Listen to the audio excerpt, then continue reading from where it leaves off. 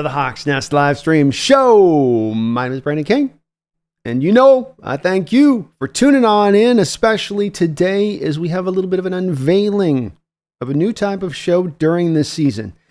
This is a show we're going to be calling here the Seahawks Weekly Roundup. I understand it's not very inventive. It's not very original. I'm bad with titles. Sometimes it's just the way it goes. But it's going to be a show we're going to be doing every Wednesday here, 5 o'clock Pacific Standard Time, all season long.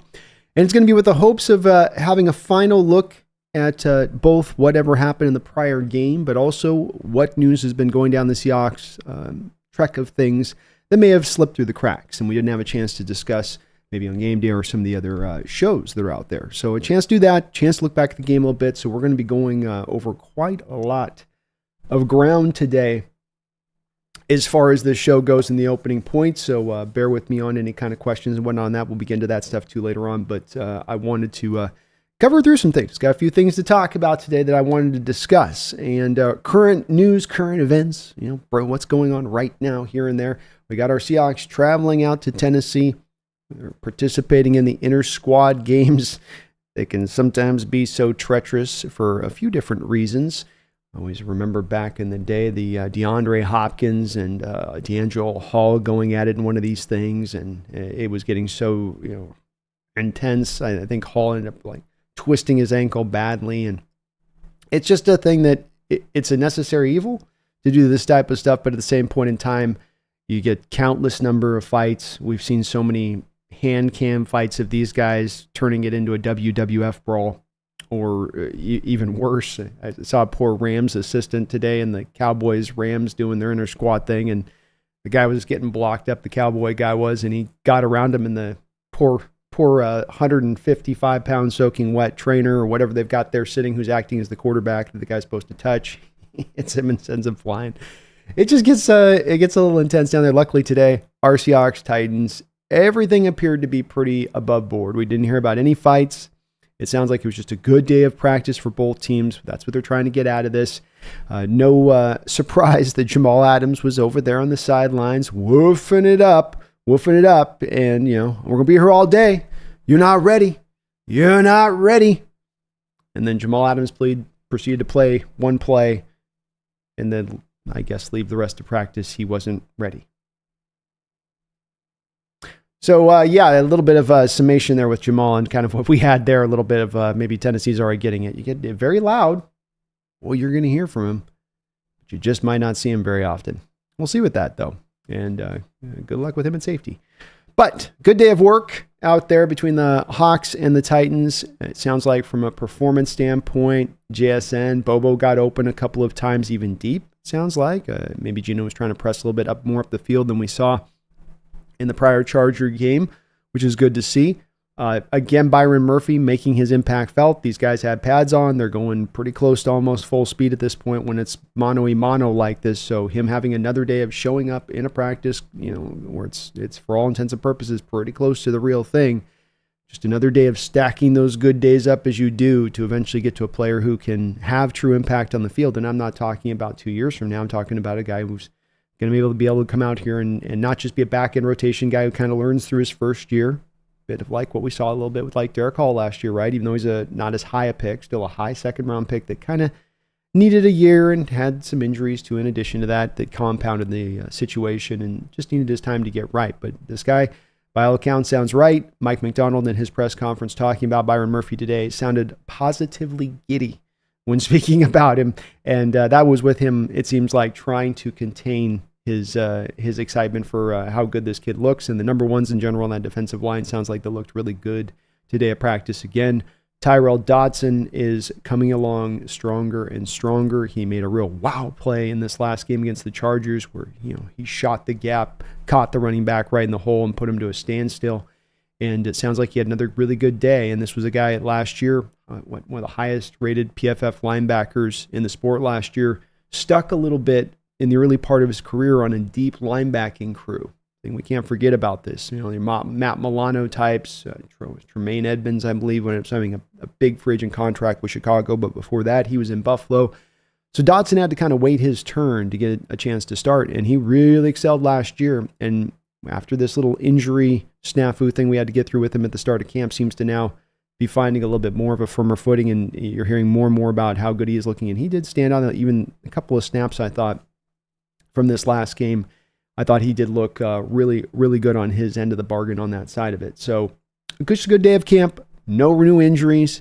This is notable. This is a big deal. This is actually a huge deal, I would offer, that we are into August 14th and we can't say, well, there's some cluster of season injuries that we've come across. Hopefully the team can continue to maintain this health, because as we see across the league, this is not always the same story. And it's an underappreciated fact from fans at times, that injury stuff, and how if it's your year to get snake bit, that snake's going to bite you twice in the butt. It's going to hit you in the ankle.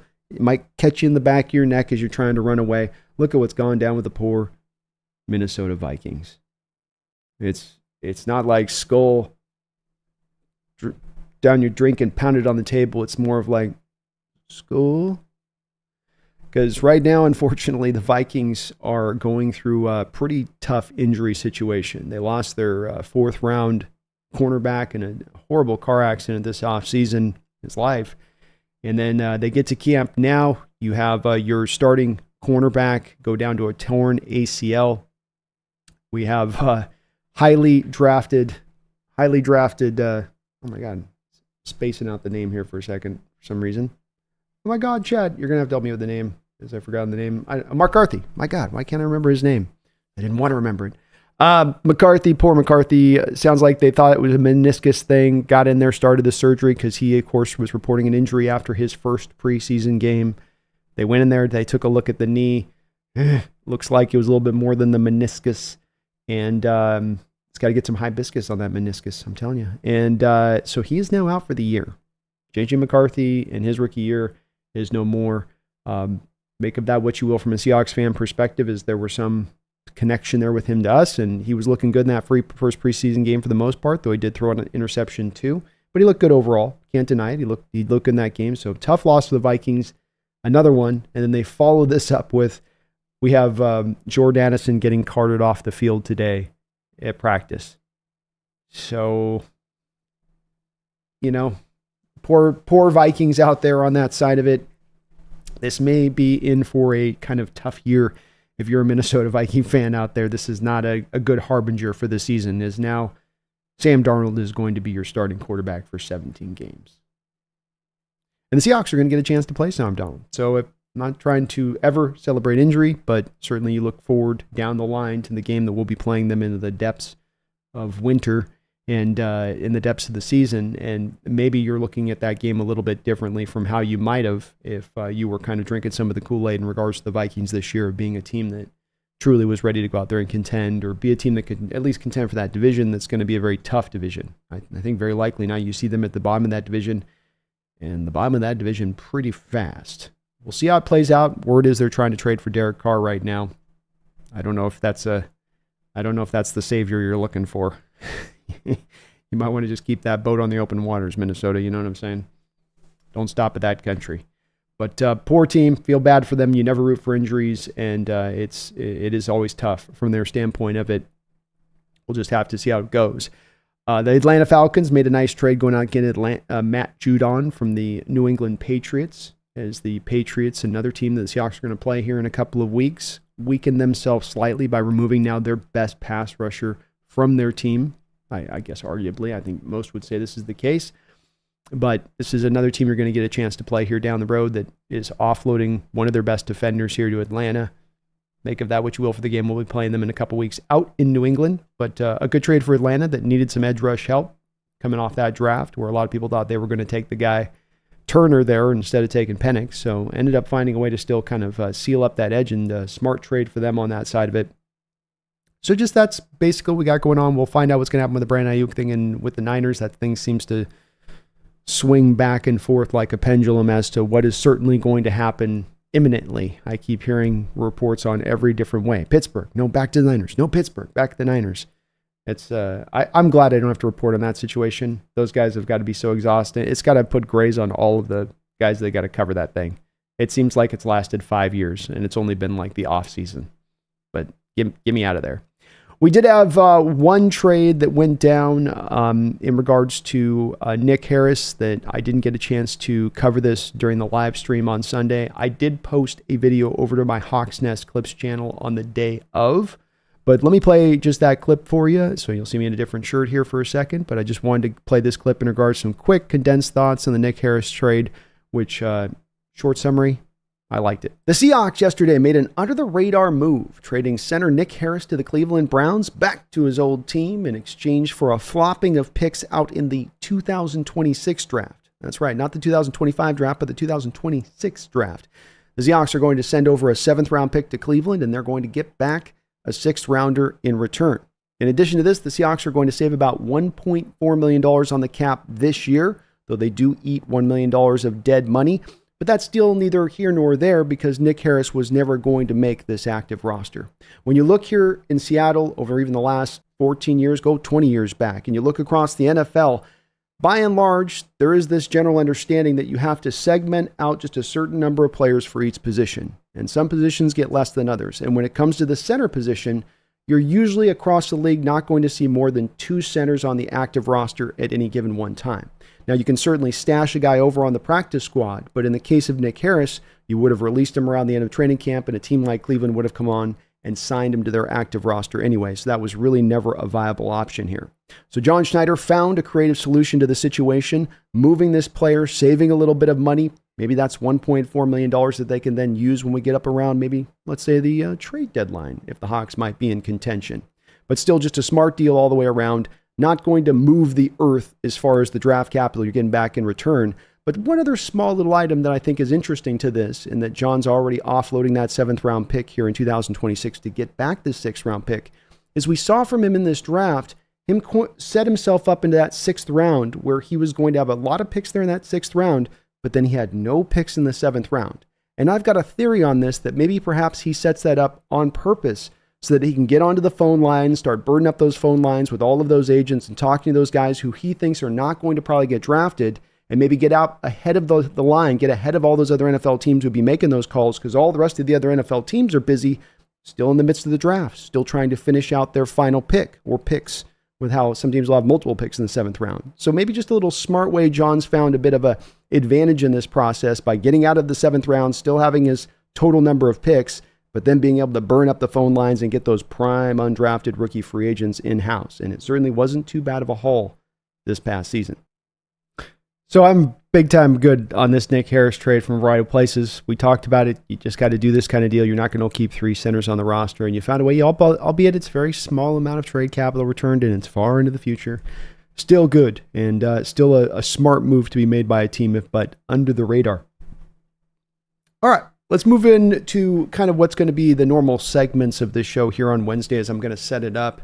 And we're going to take a look at a couple of different things, specific things from this past game. I know much of it has already been talked up. We've spoken about how good Byron Murphy is, how good the defense was in their performance in that first game under McDonald, how well they played despite a lot of seemingly vanilla looks, at least as far as the front end goes. They certainly were switching up their coverages on the back end pre to post snap, which was contributing to some of that confusion from the Chargers' perspective of things. But they also were keeping it pretty, compared to what McDonald normally runs on the front, a lot more wilder. So first up, let's take a look at what the first segment will be here, which is going to be the PFF grades of the week for your Seattle Seahawks.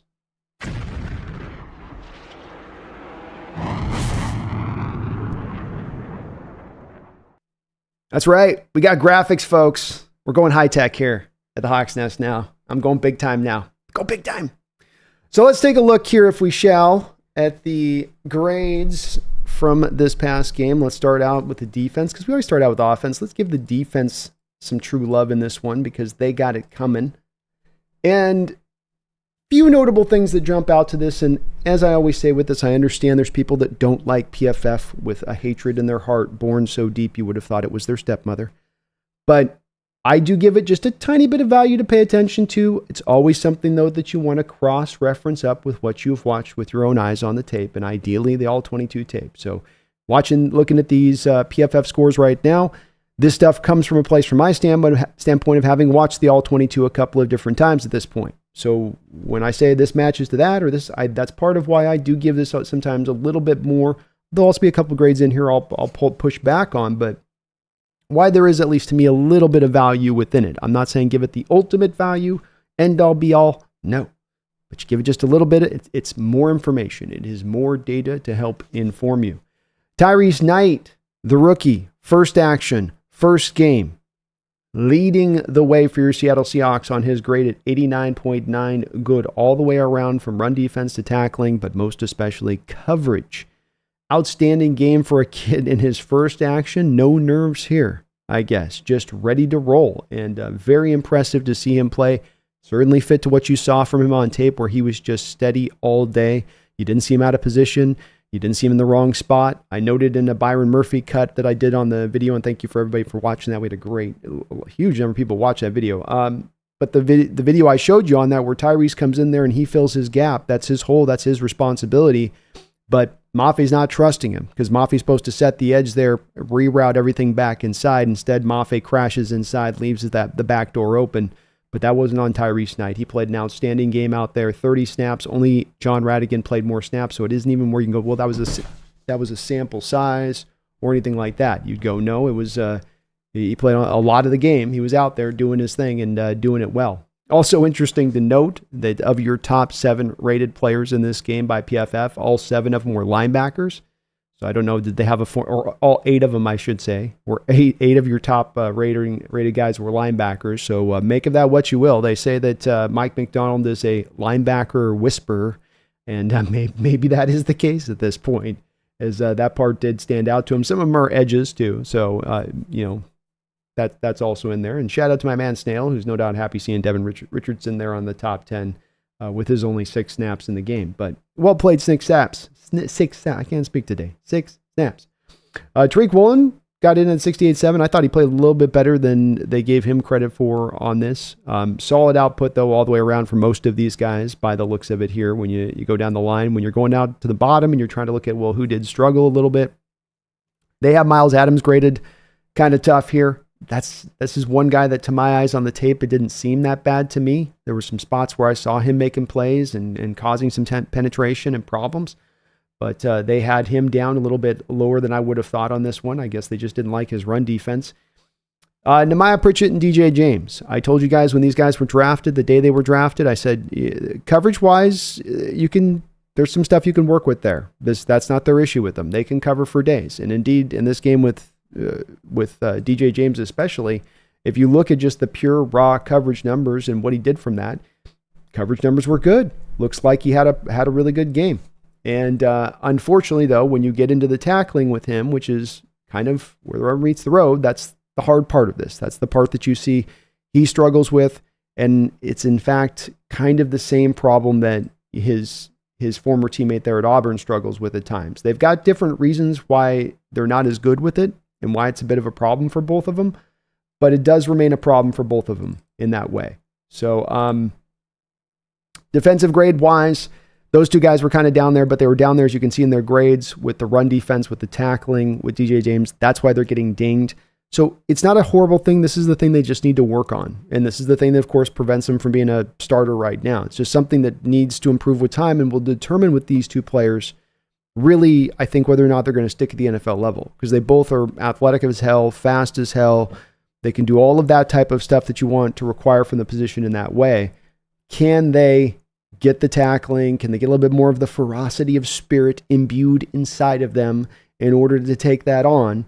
Or do you just get more of a little bit of what you saw from the college tape on that, where it's sort of, I'll tackle, but I'll tackle if it's something you're going to make me do. Like, if there's nobody else around, I'll grab on and hold on to him. I'm not guaranteeing I'm going to stay held on to him, though. Okay. Mike Morris, another guy that I thought had a really good game, or not a really good game, but at least played better than 60 ratings. 60's not horrible. 64-ish is about an average grade. So it's not that he was in a bad territory, but I thought he played a little bit better. He had a lot of snaps at 34, so they played him a bunch in that game. No doubt probably getting a little winded by the end of that, as this is a guy who hasn't played in, what has been, a year on that side of it. But Tyrese Knight leading the way. How about that? Also, shout out to Jamie Sharif, who was just a monster coming off the edge there at the end. It seemed like he was just about damn near unblockable as a pass rusher there. That's why you got that 88.3 grade, is you legitimately did see that. Kobe Bryant as well. Nice job on his part, being floated around. Some wonder about whether or not he's going to fit in this defense or not, and whether Mike McDonald will like his flexibility or consider him sort of a man without a position. Yeah, is it one of the two? And it does seem like he's going to find his footing here on this team. Had the interception, had also a near interception on another tip ball, but well graded down the line, which was good to see in addition to that. So Kobe making some waves on that side of it.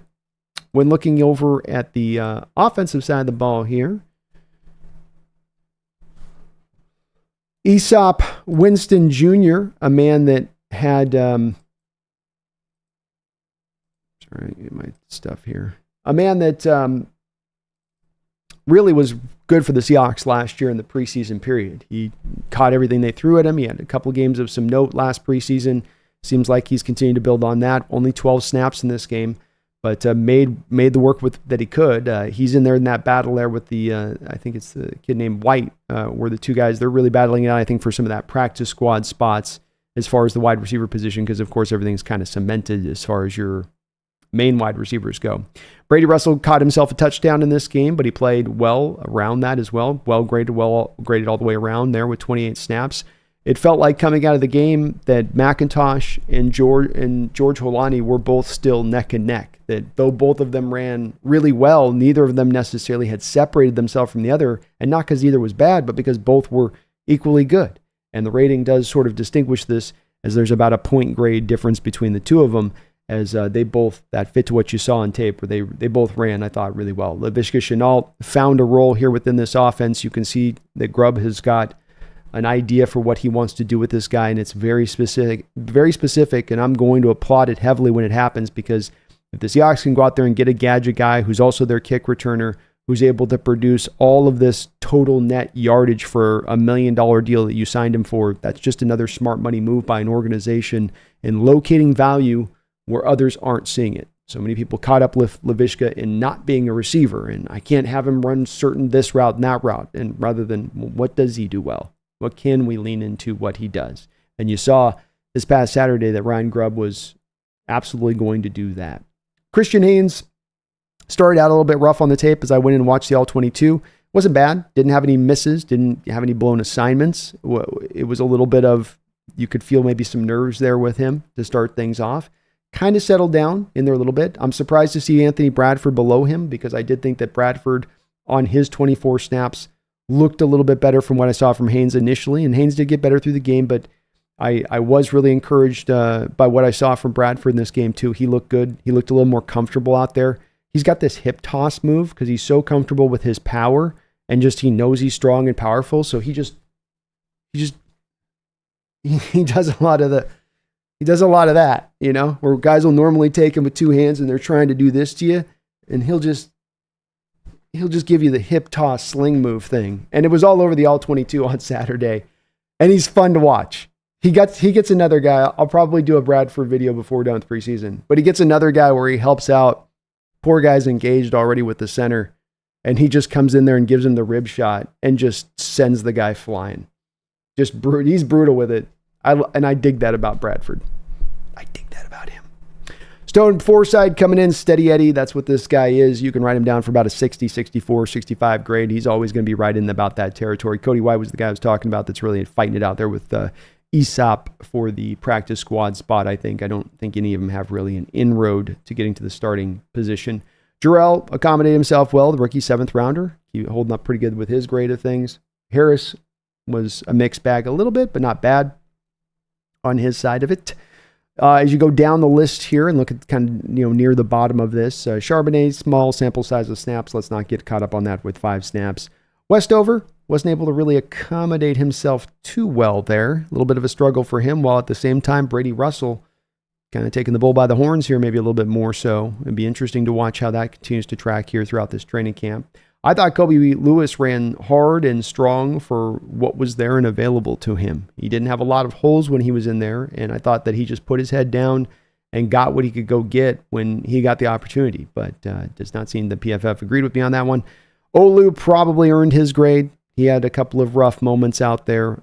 Again, why this Connor Williams deal comes down and gets, I think, solidified this last week is partially some of the play of what they're seeing in that way. Like in Tomlinson, really good in pass protection. In the run game, it was a little more mixed bag. He had one play where he was moving in the run game on the 22 where he pulled back as he's going to be asked to do in this scrub, and this is the thing I worry about him, but pulled back and crossed in space, got back across the formation and was able to land the block on the second level defender. That was impressive because he is a guy not known necessarily for being highly mobile, but he was just kind of okay out there as we're definitely looking for a steadiness at the left guard. And McClendon Curtis wasn't well graded, but McClendon Curtis was being the good soldier out there. He's a right guard. They had him playing right tackle. They're trying to keep, I think, George Fant in bubble wrap right now because they just aren't totally certain yet of exactly what's going to be going on or happening here with Abraham Lucas. Special teams wise, Jake Bobo led the day for you on his 8 special teams snaps. Definitely going to be making this team, no doubt about it, that with this guy and all he brings from run blocking to special teams to what he also does as a receiver. But that's not a big shocker to any of you guys. So it seems like Hololani, Pritchett did pretty good on holding up on their ends of it. Make of these scores as you will, as they're, again, just very small sample sizes. There's a lot of guys getting mixed through over there on special teams, especially in these games, because they want to see what they got. People want to see what they can pull through. Well, let's move on to the next segment here. And this is a segment, if many of you had ever watched ESPN and their breakdowns on Sunday, you'll be well acquainted with this segment. I'm straight stealing it, ripping it off. It's mine now, okay? They had it. They lost it. It's mine now. So PJ Walker had himself, much like Sam Howell, some ups, some downs here in this past Sunday or Saturday. Some good play. Some really nice throws on third down, money throws on in-cutting routes where he had to laser beam that ball on in there and put it right in on a perfect spot. The window's closing small, and he did. Put it on the right spot, gave the receiver a chance to catch it without getting completely drilled. But he did have a couple of rough moments. He had this moment out off of a read option play where he highly telegraphs this throw out to the right. The defender can see this, and I'm going to slow this down so you can see this, but watch how his eyes are completely on the receiver when they don't really need to be. He's already trying to read this rather than, see how his eyes right already looking at the defender? And the defender's keying that. See, the defender's driving on the route before he's even started to wind up on the ball because he's just telegraphing a little bit of what he's doing. We'll run this a little bit faster, but just watch the eyes of PJ Walker as he gets to his drop and how there's no eye discipline. He's not trying to move off the defender. He's just staring down Eskridge. And Eskridge is not a good enough route runner that you can stare down Eskridge. He's not going to get that work done on his own. As you can see with Eskridge, he just kind of rounds the route out. Dwayne doesn't do him any favors here, but I've told you guys for years, Eskridge is not a route runner. So we know that at this point. So that's neither here nor there. Came back a little bit then later in the game on this one and threw it right at the defender's chest. And you're taught as a quarterback to throw into the blitz. So you get a guy coming off the edge like that, go find the route that's going into the hole that was vacated by that defender because there's other defenders that are going to have to close to fill that hole, and they're going to take some time to get there. So throw into the blitz. But you can't just throw into the blitz when the guy's right in your face.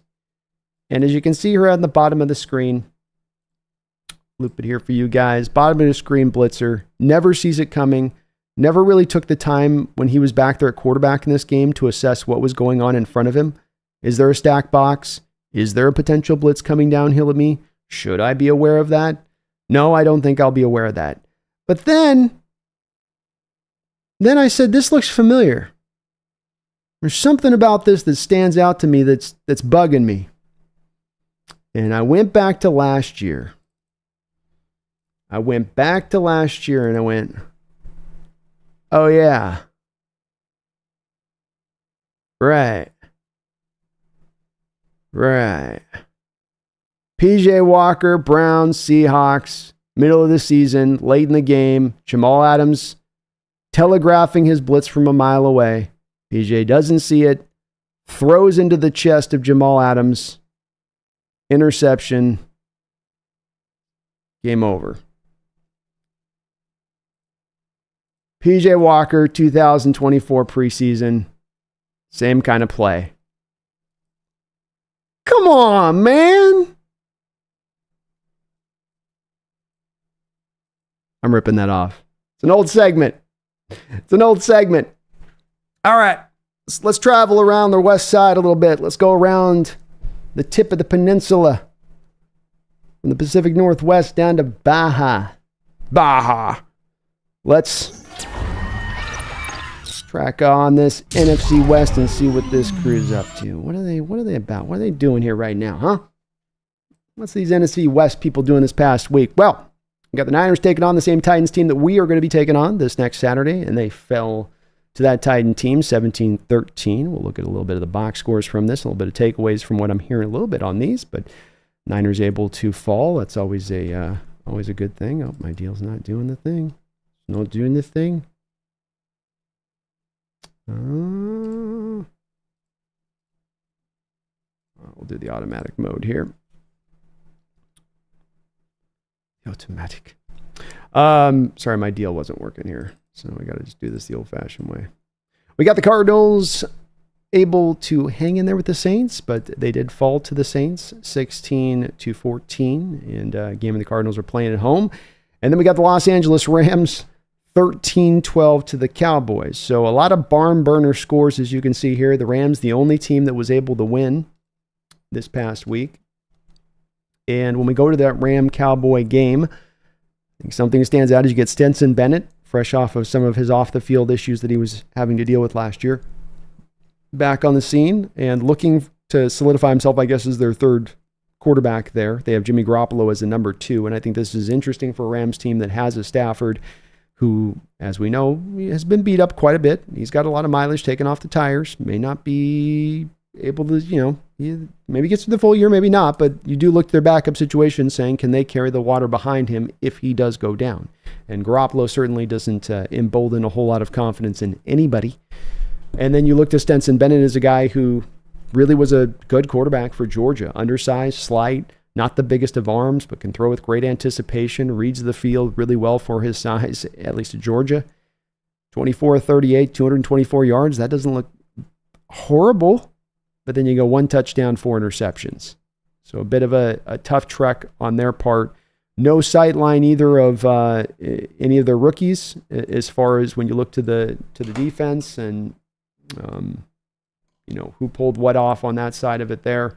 You've got no Braden Fisk, no Jared Verse in this one. It seems like they were really running with a lot of backups in this particular game. Still able to hold that Cowboys team down 13-12, and Trey Lance still wondering a little bit about what this guy's going to be or what he's got to offer.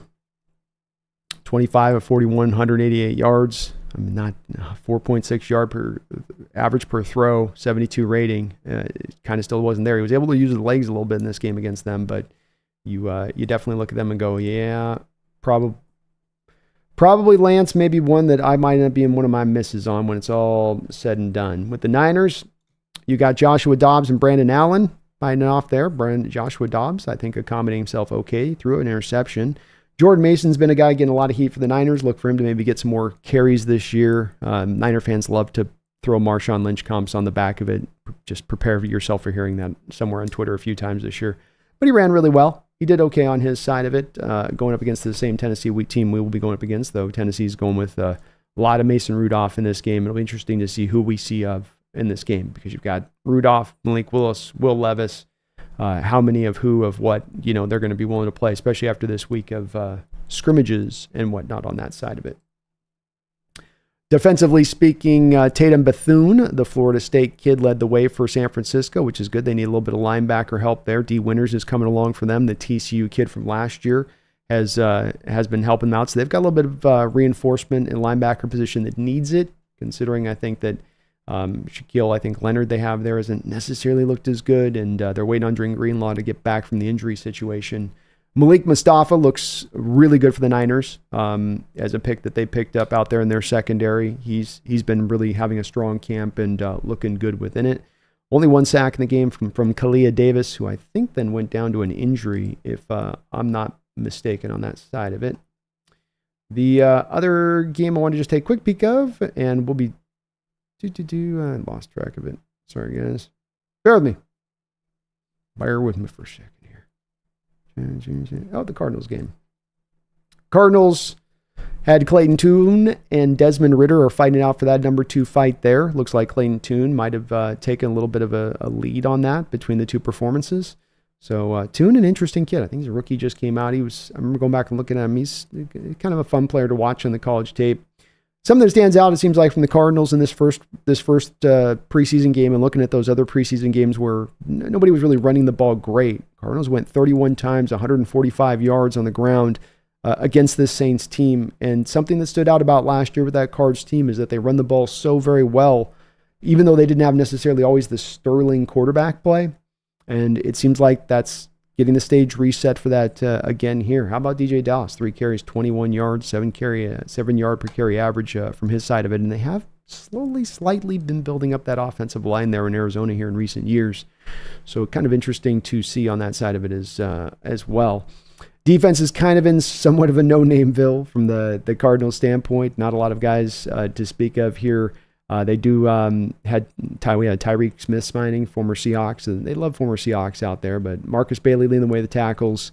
Darian Taylor Demerson, rookie there, that a lot of people were high on, showing out a little bit there with his 4 tackles. Veron McKinley, some of the youngsters maybe showing up a little bit there, but nothing super notable other than they kept the Saints down to 16 points. And so that is your run through the NFC West. The 49ers had to cancel one of their inter-squad practices this week because the injury situation has been piling up so much there. And it's not been a smooth offseason for the Niners. This has not been a smooth camp for them. Trent Williams still remains held out. We don't know what's going to happen on the Brandon Ayuk situation. He's missed a lot of camp at this point. I'll tell you, when those guys go out of camp that long and then they come into camp late, you talk about the injury potential situation raising when that occurs, and I'm not rooting for it, but it's been a bumpy ride, it feels like, for the Niners here to kind of start out this year. Next segment we're going to go to here, and this is, again, I'm refining this process. This is why it's preseason for everybody. So we're trying this stuff out. Hopefully you guys like it. I'd love to give you your feedback on this as kind of our part of our weekly roundup here. But this is a segment that I call the play call that hit different. That play call that just set itself out aside from one other in this game that I just really was grabbing onto. Now, when you have so many vanilla calls on the defensive side of the ball, it gets as hard to kind of parse through this, especially offensively. I think Grubb was also keeping his cards close to the vest, but here is. This one hit different.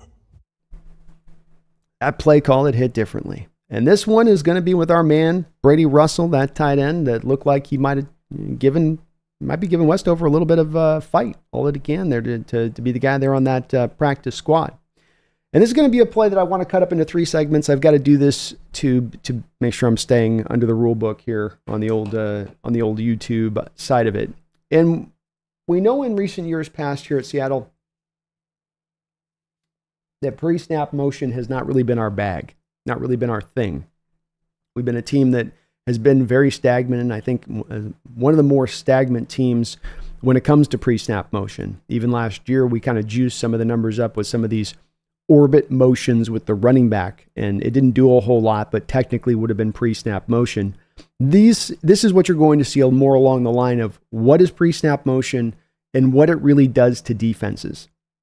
So first you start out empty, you bring the running back to the quarterback. You're already giving the defense a little bit of eye candy here. That's the key, just starting to get the defense already thinking. And look at the defense moving around with that movement, having to communicate. Take note of these little small things, okay? Then we go to the second cut. Now Brady Russell moves. Okay? So you had McIntosh getting out there we have McIntosh getting out there first to the backfield. Now Russell moves. Again, take note. What are you requiring the defense to do now at this point? Communicate. Watch their communication on the back end as he gets into movement. Okay, you move. Now, what I want you to spy on here, and let me get a little marker for you. Of course, I don't have it here. What I want you to spy on here is the middle linebacker, the guy that's going to be standing still while everybody else is moving. He's the guy standing still. And I think what happens here is that when and obviously I'm taking a guess, but this is off of watching it a couple different times, see what you guys think on this. I think after He saw McIntosh go into his motion. He locked in. See, look, he looks around. Middle linebacker goes, okay, McIntosh is locked in. We're locked in. It's locked in. It's good to go. But no, wait, we got more we're going to still do. We got extra motion we're going to bring. Middle linebacker, see how he doesn't move? Everybody else moving? And why is this notable? Okay, let's get to the third cut. This is going to be the touchdown catch, of course. Sets up, makes the catch, rumbles his way on in here.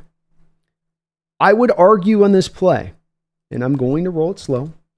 I would argue on this play that middle linebacker is just a little bit late getting over to Russell because he wasn't reacting to that second bit of motion. He was reacting like Russell was still on that outside set to things, rather than coming in and actually moving basically at the snap. Because as you can see, the linebacker that initially engages on Russell has got to be responsible for the running back going out to the flat. So the middle linebacker has the responsibility here of picking up Russell eventually. But he just doesn't end up getting all the way over there. And this is my guess on this again, but I think he goes, okay, pre-snap motion comes, McIntosh sets up, I'm going to cover this guy, I'm over there, I got time to get over there to him, I've got help over there, my guy's going to be in the flat, sitting on the flat route anyway, so I just got to take care of everything inside. But the route's not going to attack the flat. McIntosh is going to the flat, not Brady Russell. So then Russell comes in motion, middle linebacker's dead still, and then we come back here. Linebacker's just a little late. Look at how he's assessing. If you watch his head's moving back and forth pro-snap as the middle linebacker here. He's assessing still post-snap of what's going on, where to go. He's unsure of it. And he's a step slow to Brady Russell. And why am I noting all this? Because then he has to hustle recklessly to get to Brady Russell, and that causes the broken tackle. The motion helps to cause the broken tackle. And that's why, to me, this is a play call that hits differently, in my opinion. The second piece of motion, which I don't think you would have gotten as much a part of from your Seattle Seahawks in recent history. They'd give you that first piece of motion going from empty to bring in McIntosh to the backfield to instruct him on man or zone. But that second piece of window dressing here to Brady Russell, he's a step slow to get over there. He's not in position to make the tackle. Brady just a little step back move, breaks the tackle and gets upfield to score a touchdown. A lot of resetting the offensive line, moving the guy here, going out to there, coming back across here. It's not just taking a guy and then moving him into motion. It's having an offense that feels like it's in kind of constant motion prior to the snap. It doesn't end out that way. Everybody gets set, but it's that alignments are always changing, and then the defense on the backside, as you're seeing them have to constantly communicate to what that's happening. If you can catch them into a point of still trying to communicate, while you've then snapped the ball, you've caught them with their pants down. And watching a lot of Husky tape last year, you have a lot of moments where you've got defenders, you can see them trying to communicate, and their head comes back up and the guy's running behind them. Texas game, it happened at least once or twice I can remember in that game alone, where you could see it on the tape with them, where they're trying to, because of all of that resetting and motion and pre-snap here and this and that. A lot of window dressing, but it freaks the defense out. So that was my play call of the week. Now let's go to a prediction segment. This is a prediction segment that's going to be centered around my nephew, who I would consider a football savant, and a man that is maybe psychically attuned, okay? Maybe psychically attuned. So this segment is going to be Little Hawkeye Predict.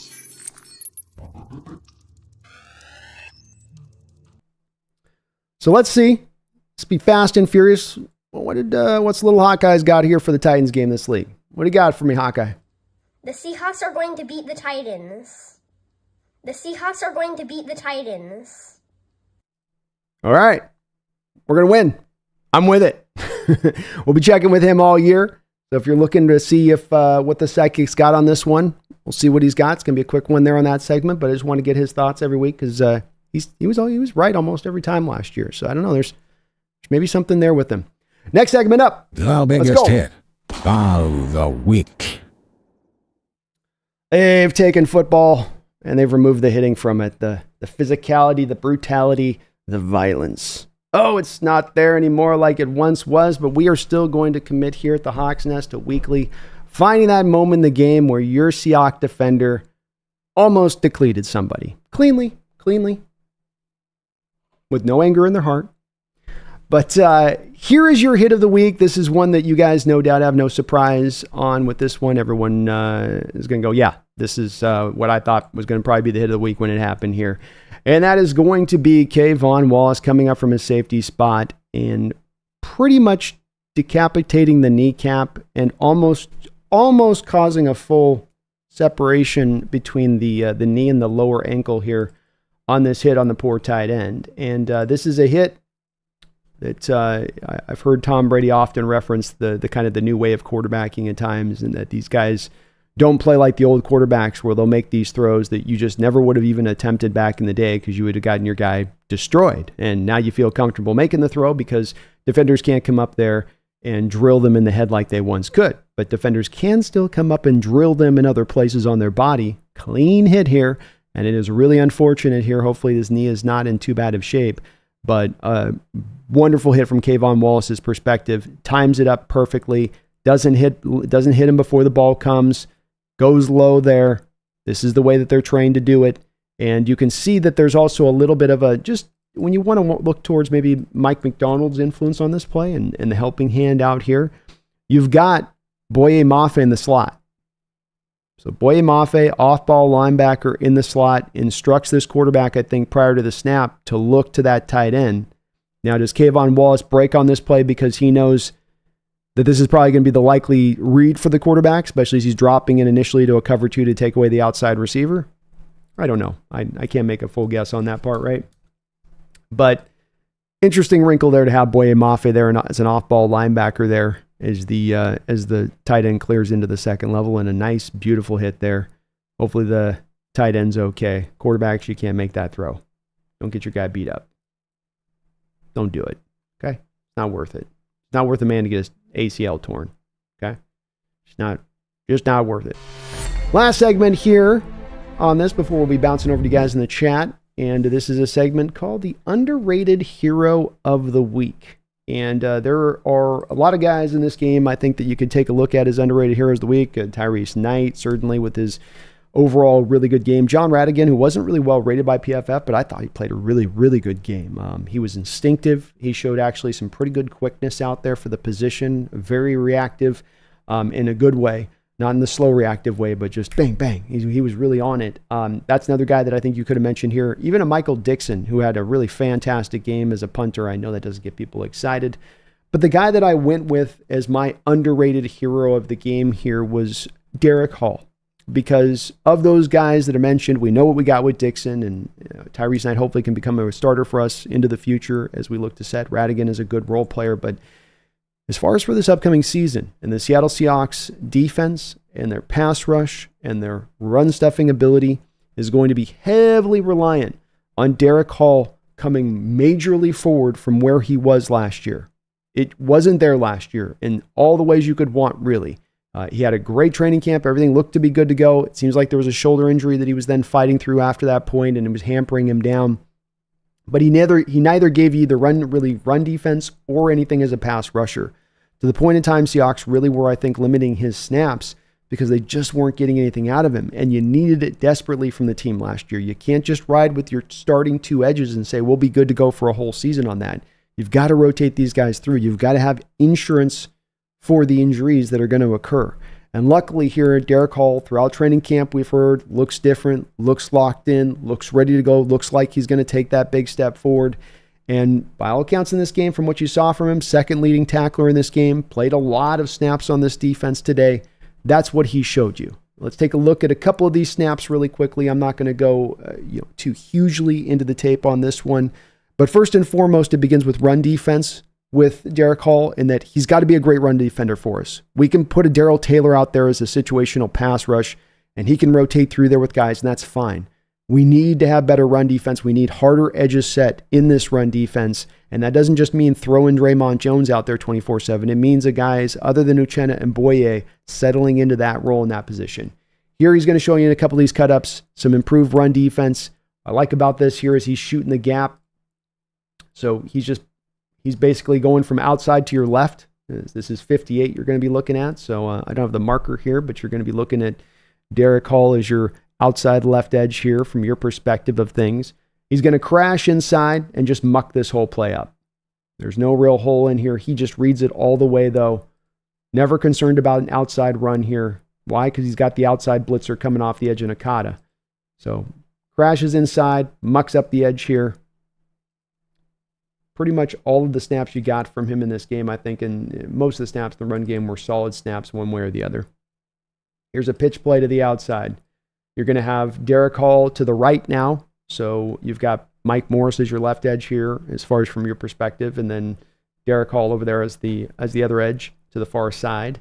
It's going to be a pitch play outside. Derek Hall tracks it all the way through, fights through Joe Alt's block, comes over there and lays a nice little hit at the end. Another nice play, tracks it, gets off the block. Last year, he might have gotten kind of stuck on that block. Shows off a little bit of that athleticism he has. He's not a pure quick guy, but he's athletic. He's got a little bit of that sort of young Frank Clark kind of athleticism too, for being but yet having kind of a bigger body to him a little bit. Just good play. Nothing groundbreaking about this, but just was solid against the run all day long. Another one here. We've got him off the left edge, back on that left side here. Reads it, scrapes down, makes the tackle.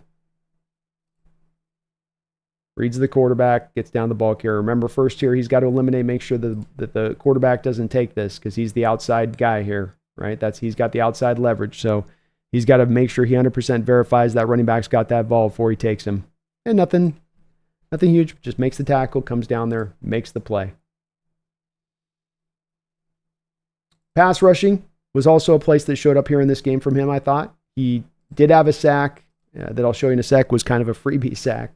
But he was also able to get some pressure at times here too. Controls the hands.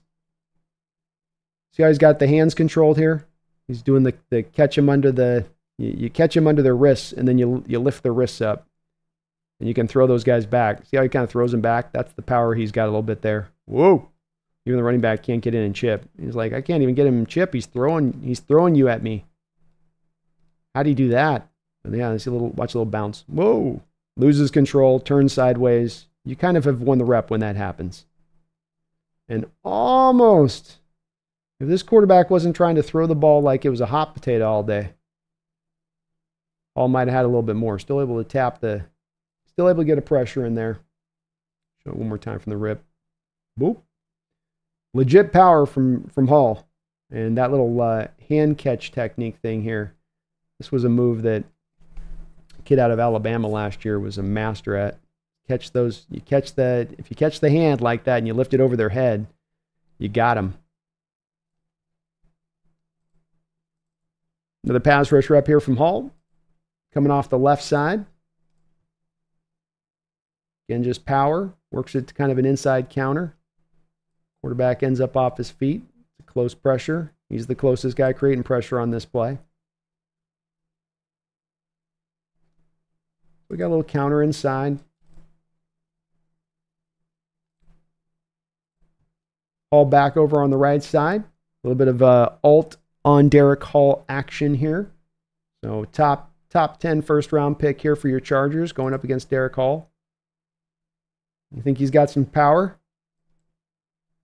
You think he's got some strength?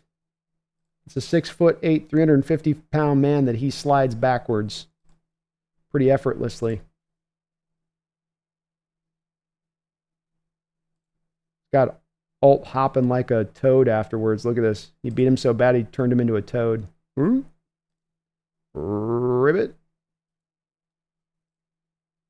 Ribbit. Good power. That's good old power right there. And he's got legit power. Last one, the one he got the sack on. Now look, did he get the sack because Byron Murphy got this done? He's coming off of the left-hand side this time. Does he get this sack because Byron Murphy is able to first get his hands on the quarterback and cause this to happen? Yes. Yeah, kind of. But does he also make this happen by creating the pressure to flush the quarterback up to Murphy? That's the part maybe we haven't noted here as much. Quarterback's dropping back. Now he notices, oh, look at this. Hall's got the edge. That doesn't look like the guy's got him, does it? Doesn't look like the lineman's going to be able to take care of that. Part of this is a McDonald's special, by the way. When you have a guy in a wide 9, he's going to be like outside the shoulder, not just outside the shoulder, but an extra length outside the tackle's shoulder. You've got Derek Hall in like a wide 11 or wide 12 here. He's so wide. So that's really going to really press that tackle. Don't look at the tight end 84. Look at 67 and how he's got to get out there to meet him on the edge when you align a guy out this wide. And you can't align a guy out this wide unless you know he's explosive enough to close that line. To close that line before that tackle can get out there in his jump set. And then the pressure pushes him up into Murphy. Murphy can't quite get it. Hall stays active, gets up, gets him down. But he does create this initial pressure here off the gate. And that wide 12 is what's allowing it to kind of happen. That's definitely, you would not see this technique before, how far he is out. That's extra wide right there. That's a double wide technique right there. But he's got some quickness to him. He's not just pure power. There's some athleticism, there's a little bit of quickness there. Enough so that he can counterbalance off the power that you can't just torque up for the power if you're a tackle and just be like, that's all I got to handle today. He can give you a little bit of something else. But for me, I thought he was your underrated hero of the week here because of the fact that he did play a lot of this game, and then he is a guy that we need to fill into that role and spot. He's got to be that guy for this team. You saw last year when Uchenna Nwosu went down, and you only had Boye Mafe there, and you tried Frank Clark, and you tried this kid, and you tried Darrell Taylor. You tried just about everybody there, and to the point that you had to flex Draymond Jones out there and have him playing out there. And I think ideally the Hawks wouldn't want to have to do that if they didn't have to, but they did so because they didn't feel like they could trust the guys out there to get it done of some of these young guys, like Hall. Hall's got in his game, though. At Auburn, he was able to do it really well, so I expect it to come forward this season, and it's good to hear that he, in addition to a variety of other young players on this roster so far in training camp, have seemingly taken some big-time steps forward in their development. And we'll see if that does show itself on the field this year, but I'm stoked to see. I thank you guys for watching today. If you could, for me, please hit that like button. Just a small little thing, but a big thing that does help out tremendously in this channel growing and all that good stuff, you know. I also want to thank the sponsor of the show, which would be Underdog Fantasy. They've got 3.25 times your money type ongoing lines out there for week 1.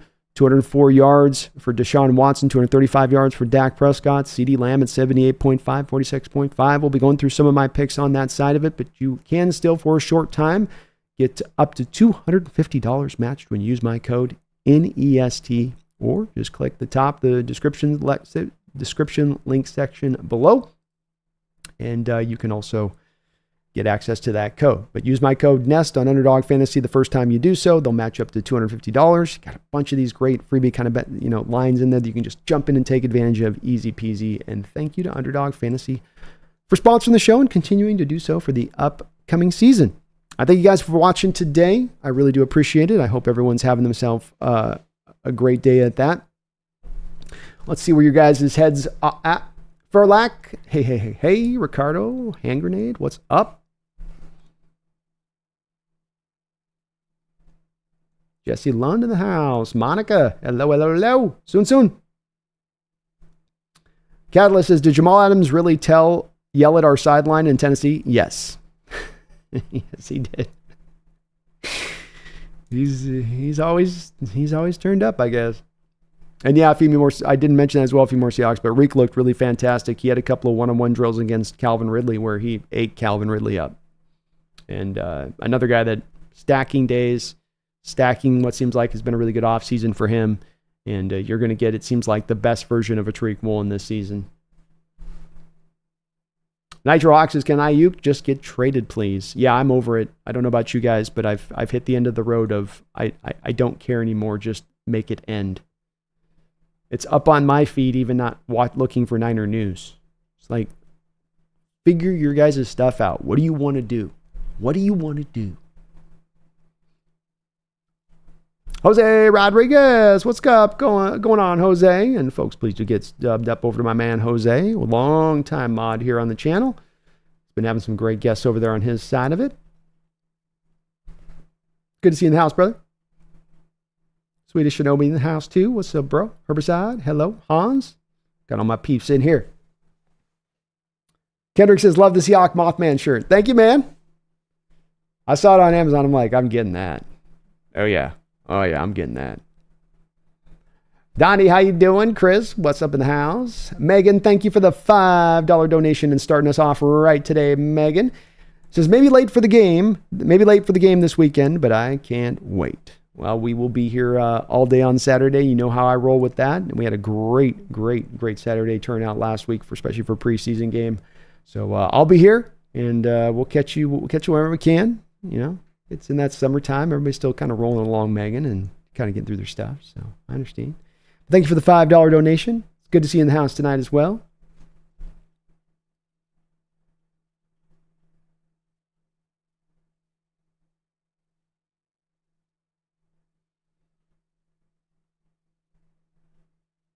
Make it with another $2 donation. Says, did we dodge a bullet with JJ?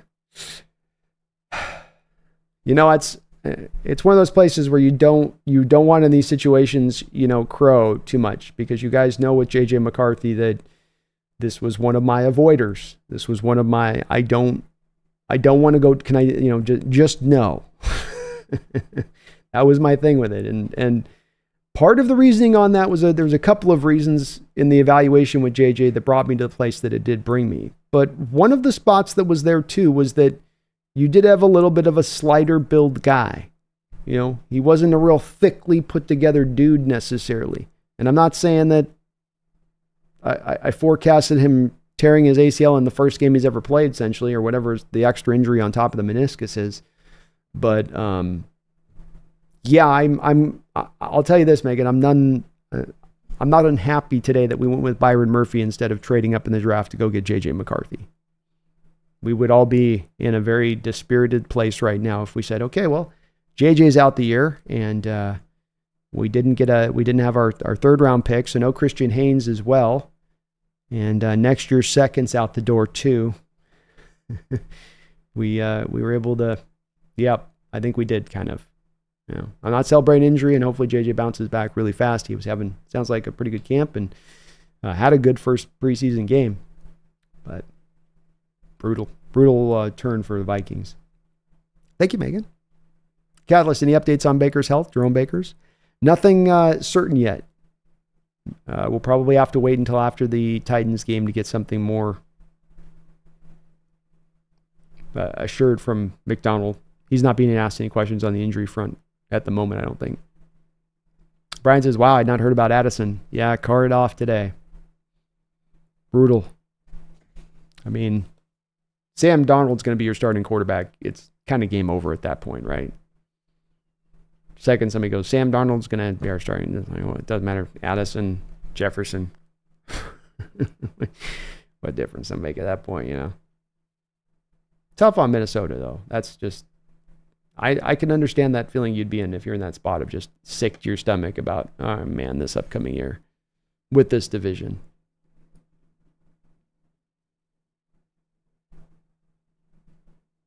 Nick Craig has been a member of the Hawks Nest for 16 months. Well over a year. Thank you for that, Nick. Byron Murphy between the Big Cat and Mafe is going to be a problem.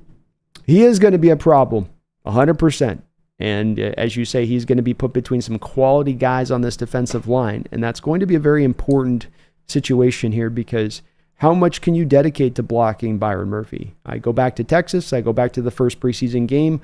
I see a lot of him being double teamed. And in this game, it made sense because he was being aligned at the nose tackle a lot, and that's going to draw your share of double teams. But there'd be times, even in college, he'd be the 3-tech and would pull the double teams.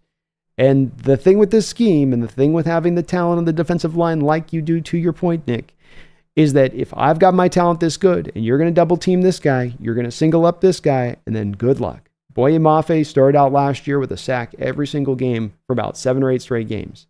Big part of that was Uchenna Nwosu was taking a lot of the double team attention. The natural double team attention you'll get was going to go to him as opposed to going to Boye. Uchenna goes down. Boye starts to get some more double team blocks. Boye's production starts to dip. Guys like Byron Murphy now, if they start to pull those double teams off these guys, you pick your poison, is the way that kind of goes. And that's not even getting into Nick, too, on top of it, the stack boxes. Because that's what also the stack boxes do. You could have a bunch of nomads around Byron Murphy, And you just bring up the stack boxes, change the protection schemes, force the one-on-one on Byron Murphy prior to the snap based on the stack boxes that change those protection schemes.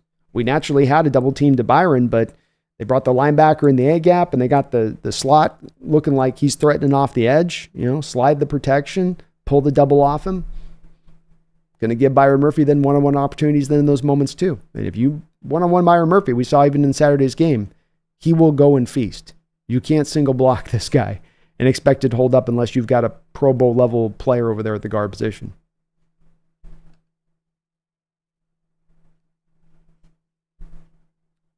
Swedish says Darnold will get the opportunity to start 17 games, but he will something cut off there. Niblack says the McCarthy injury has zero impact on them. Darnold was going to be the starter. I mean, was he going to start? Was he going to start some games for them to begin things? Sure. Was the long-term plan throughout the majority of this season to have Sam Darnold start all of the games? I don't think if you put the front office under a lie detector test that's what they wanted. That's the intention there. I just can't imagine a team truly signing up for a Sam Darnold and saying, yeah, that's the best version of our team is with him under center.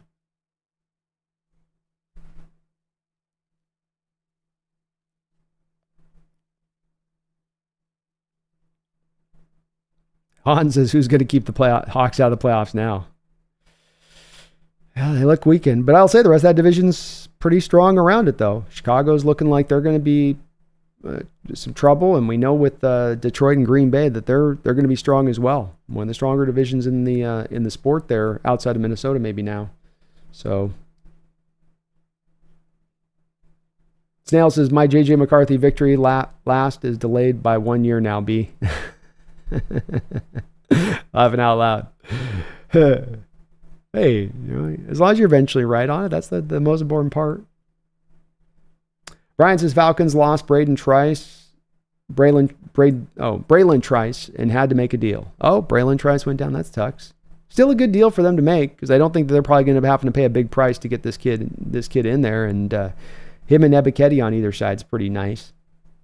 Chris says Stafford pulled a hammy. Ooh, there we go. It's a little bit of what I wonder with him getting up in age like he is he going to be able to make it through another season just unfettered? He's kind of able to avoid it last year. Had a little bit of a knee thumb thing at one point midway through the year, but can he get through all of the season with how much he's been beat up in his career, how many games he's played? Nubelak says the plan with JJ was to basically redshirt him anyway. Then he starts next year, but injury still sucks. It's been a bad 12 months. Add Kirk, Jefferson, and Hawkinson injuries during this season. True. I mean, the thing I'll say, though, too, with that new blocks is just that this is what coaches always say. Every rookie quarterback that we could just about go through over recent years that's come out of the draft, almost a majority of those coaches into the offseason will tell you that the plan is we're not going to play him, we're going to sit him, he just needs to sit and take it, and then they get into the season and it eventually gets thrown out the window. And maybe I'm just cynical on this side of it and not believing it when they say that stuff, but I've just seen it too many times be upended this whole, no, the plan is we'll patiently, how many quarterbacks have we truly seen teams take that approach on and really truly allow them to sit for a season? I mean, it's kind of rare. You're getting thrown out there, hell or high water, we're going to see what we got. Rough or not, we're going to see what we got. And if it was a guy maybe more solidified than a Sam Darnold, I'd say, maybe even then they're being true to their word. But the thinking that Sam Darnold's going to get you through a full season of playing such steady quarterback play that he's going to be so sharp with it to keep a guy like McCarthy and the potentiality of what he offers on the bench, I don't know. That's a tough one for me on that, New Blacks, to believe with it. But like I said, I might be just a bit cynical with it and seeing so many of these teams say that kind of stuff through the years. Let's get those likes up, please, folks. I would appreciate it. Monsters and rest in peace, McCarthy. Jay's Danger says, Chat Sports says we were going to get Judon. They lied. I will never believe what they're saying again, laughing out loud. That's enough. That's Chat Sports' game, man. And, people embrace their little alleyway in these online venues, and Chat Sports is way that they decided they go about it is that any engagement's good engagement. If we're telling something that we know is completely a lie to the people we're talking to, that's okay. That's if as long as I'm getting my watches and my likes and my views, then that's fine. And they lean into it at least. They're not being disingenuous with the way that they come with it from it. But I'll tell you guys, you also can't take anything they say at all with even a grain of salt is not enough to say. Like, you can't take any. It's almost like you gotta, if they say it, the opposite's true is pretty much the way it should go. But the Matt Judon, who's the other guy that's out there that's pissy as an edge? Hassan Riddick. I think Chat Sports had both of them in a thumbnail I saw come up on my feed. And my eyes started rolling. Really, guys? Neither of them are coming to Seattle. No chance. There was zero chance of either of those two guys having an opportunity. And there's a lot of reasons for that. And I'm super behind the chat today, folks. We got a lot of folks in here, so I'll definitely be going through the chat, doing what I can. Ryan Ball, we should probably give Sam time to get comfortable in this organization. I hope our fans don't get on him too hard if he doesn't start out well. Yeah, me as well, Ryan. And I'll be one of the people out there pushing caution. I mean, I'm going to hold Sam accountable for where he's at. And if he's not good enough, but at the same point in time, as I've said for Sam for a while on this, Hal needs his time to develop. He's a young kid. And this is the same argument I'm making for having quarterbacks sit for a year. They're young kids. They need their time. Give them their time to develop. And let's see what they are with a little bit down the road.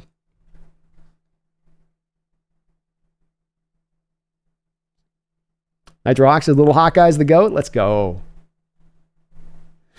The boy has the shining. He does, man. I was like, we should use this.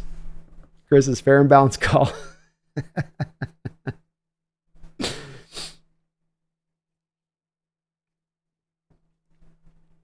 Thomas says, I saw a touchdown pass and Boba open the all-22.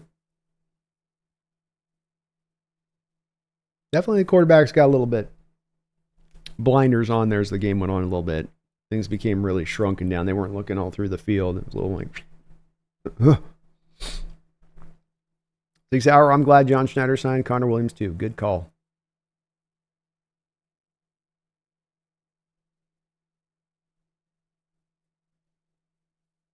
Eric Alonso, how you doing, man? Thank you for checking out the stream.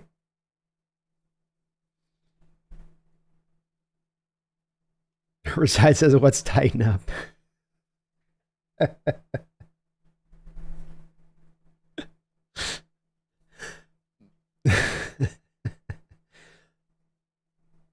Oh, Jose says, looks like the Dolphins offense. Cute kid. Thank you, Jose. He's a good nephew.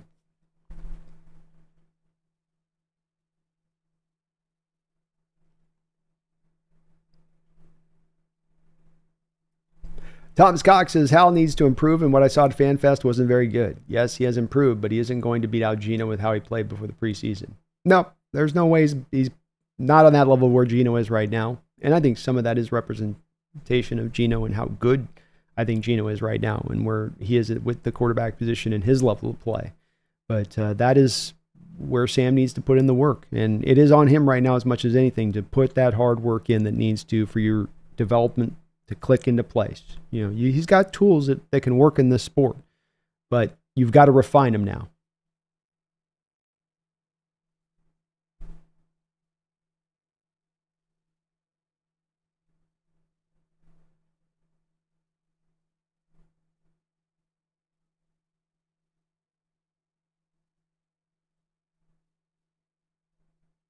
Thomas Cox says, I think Russell will go on the 53 and Barner and Westover will go to the practice squad.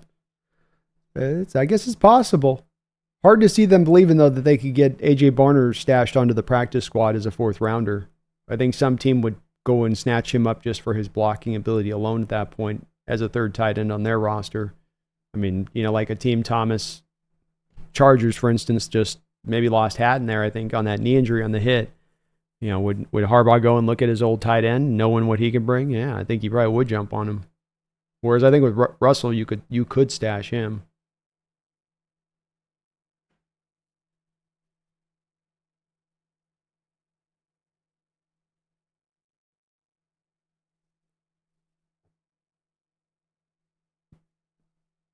Yeah, Isaac Hall's still a very good player, and it's not a guy that we should put in the same category of maybe a guy where we put like Darrell Taylor, where we go, guy's got nothing. He's got something to offer, and a tough rookie year is not the happens to players. Stuff happens. Sometimes it takes a year for these guys to come into a program to figure out what's what and how to get themselves, locked into being the best pro. And doesn't mean a lack of work ethic. Just means sometimes it takes a year. Especially when he was dealing with the injury. We know he was dealing with an injury last year. And we don't know how much that was impinging him, but he is a guy that requires power to be a big part of his game. We know it was a shoulder injury. I'm not an expert on this, but I'd reckon to guess that if you have a shoulder injury, you're probably not able to bring to play as much power as you normally could be, thus reducing you down as a player, especially when you're not refined as a rookie.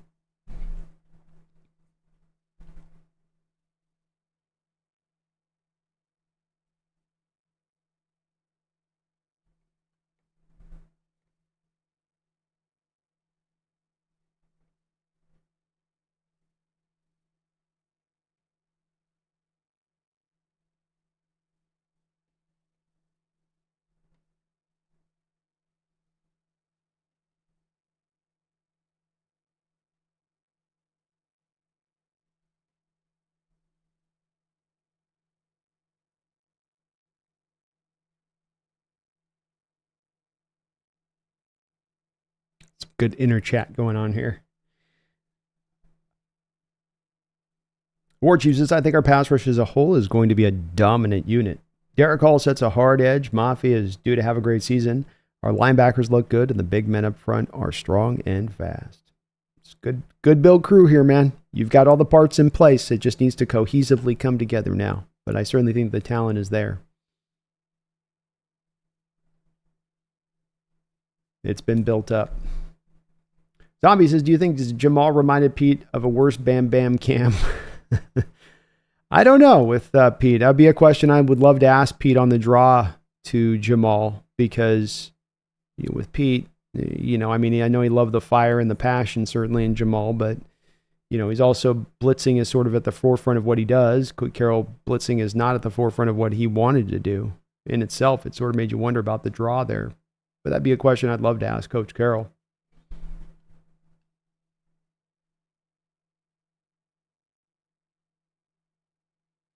Hans says Mike Morris' role is the Draymond Jones role at the 9, standing up at the 5, the 3, and even the 1. He had Morris lined up, so I think Draymond is going to be all over the line. Agreed. Both those guys will be bounced all over the place and doing it all in that line.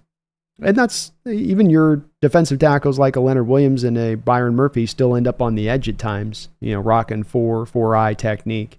So he even is on his nose tackle, he'll bump that guy to outside. McDonald isn't scared to do that, which is kind of cool. The guys also have the unique mobility to do it too, because Mike and Draymond being guys that can both work off the edge and work inside.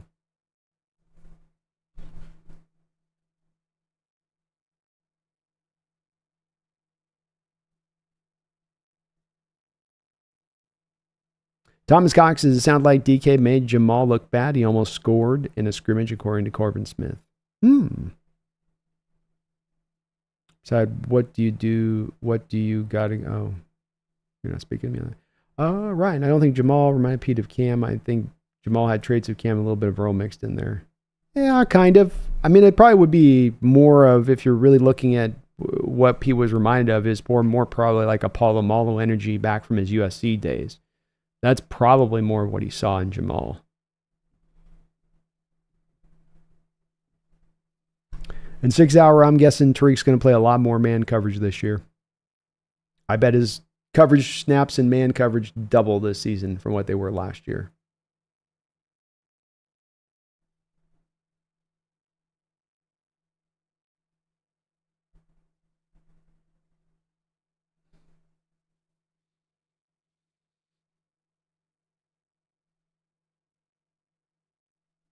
Oh, I'm behind on my donos. Sorry, guys. Let me catch up on my donations. Yeah. Beyond Balance, thank you for the $2 donation. It says, love your face. Well, thank you, Beyond Balance. I appreciate that. Very kind of you.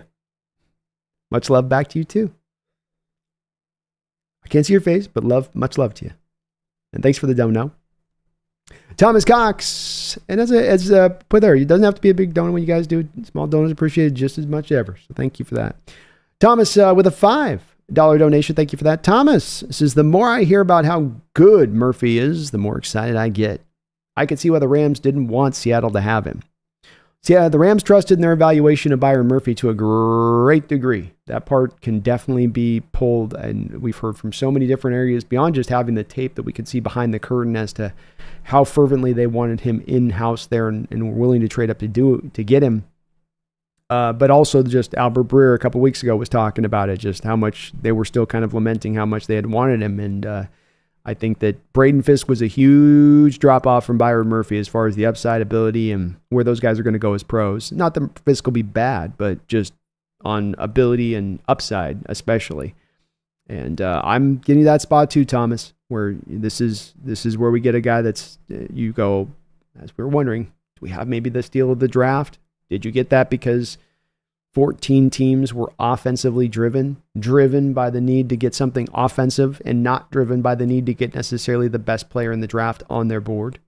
Was that pulling them in that way? And then that allowed a player to just keep like a game of Plinko, just ting, ting, ting, ting, ting, ting, getting down closer and closer to your pick where it just finally landed in your open. It kind of seems like it. Thomas. And then, like you say, on top of us getting him and what he brings to the table for us as a player, you removed him then from the Rams getting him as well, and what that would have made for them. Imagine them getting a guy like Murphy and they don't miss the beat from Donald. So it's like the Packers going from Favre to Rodgers.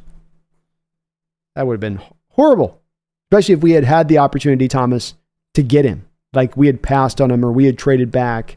And then you know how that would have been. We would have traded back. We would have taken like a Jared Verse, and then we would have had those two picks would have gotten us nothing down in the draft. We'd be looking this going, we could have had Murphy and we took Verse and the other picks weren't worth anything, and that sucks. So it seems like we played it right so far on this one, Thomas, and I don't know. He might be getting just about that point. We don't even need to really see a whole lot extra in preseason at this point. You know, he might be a bubble wrap guy too here. Might be we can just let him chill to the regular season. He's good. Randall McDaniel in house as well. Thank you, Randall, for the $5. Says, saw some stuff on practice today, but haven't dug into it fully, but seem positive. Anything specific you've heard? Reek seemed to be locking up Ridley. I think that's something you could see on a couple of the clips, Randall, was going down. Byron Murphy sounds like he was being a problem out there in a good way. DK sounds like he's been solid as he's been through camp. And when it comes to just kind of DK, JSN, and Bobo, I would just kind of say it's been business as usual for those guys, being that it seems like every day I'm hearing a report from camp, it's one of those three or all three of those guys being mentioned as doing something. There was one play with Bobo where he ran an out route. He got held on the out route, Randall, and he still broke free of the out route, caught the ball, and then you saw the official throw the flag in the background, so still drew the flag on top of it. But they seem to be playing really well. Dotson seemed like he stood out today based on what I was hearing and how he played. You mentioned Tariq, and Tariq looked good on his side of it. Walker out there looking pretty good, I think, as well, on a couple of reps from that. But it sounds like, all in all, a great day of practice and no major injuries, which is a big part that you want to pay attention to there, Randall, with these kind of things. No fights as well. And that's really encouraging from all sides of things that we were able to come out of it that way. So hopefully a little bit better as a team, a little bit more calloused up for the regular season on the back of this kind of practice. But that's about all. The front four, the starters on the front four were a problem for the Tennessee Titans blockers. They had some issues trying to keep in front of those guys, it sounds like. But I didn't hear a whole lot outside of that so far, necessarily. Bobo got deep a couple times. Sean Haley, thank you for becoming a member of the channel here at the Hawks Nest. I appreciate that, Sean. We've got some great ongoing membership benefits here for members of the channel, including we do a once a month call-in show stream for members of the channel. I'll be posting weekly PFF scores for you folks, and we'll be having more streams even beyond that here as we get into the season. So thank you, Sean. I really appreciate that. Welcome aboard as a Hawks Nest member.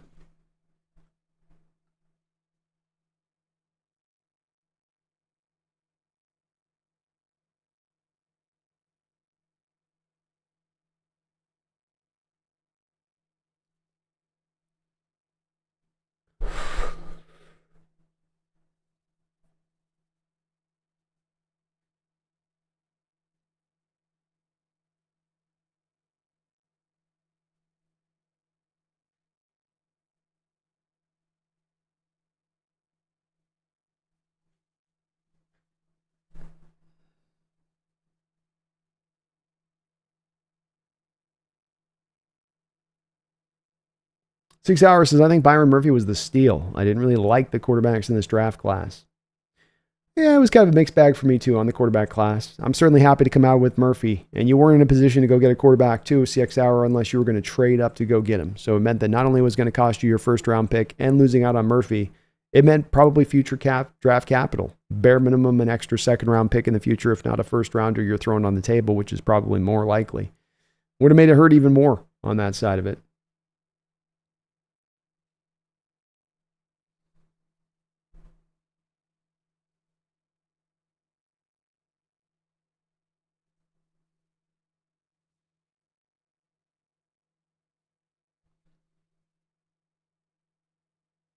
Thomas Cox, yeah, also didn't Addison injure himself with a knee injury? He was carted off today, Thomas. Early reports are maybe it's not a full tear, but the timing's horrible coming on the heels of the news about JJ McCarthy losing the season. And Nazir says, I've seen that San Francisco had 27 injuries. It's correct. They had to shut down. They had their own inter-squad game set up. I forget against who it was against. Maybe it was the Cowboys here. And I heard that at least on one of the days they had to shut down one of the days at the very least because there was just too many injuries.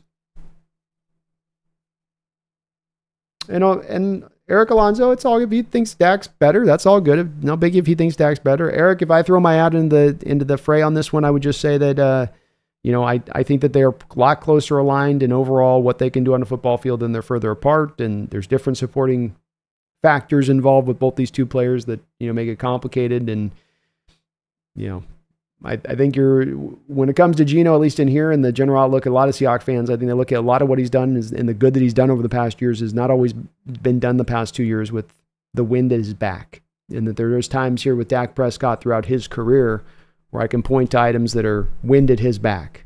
Having a great offensive line, having a great running back, having skill position players on the outside to throw to, that type of thing. I don't think Dak's a bad quarterback by any measure, but I don't think it's clear that he's better than Geno either.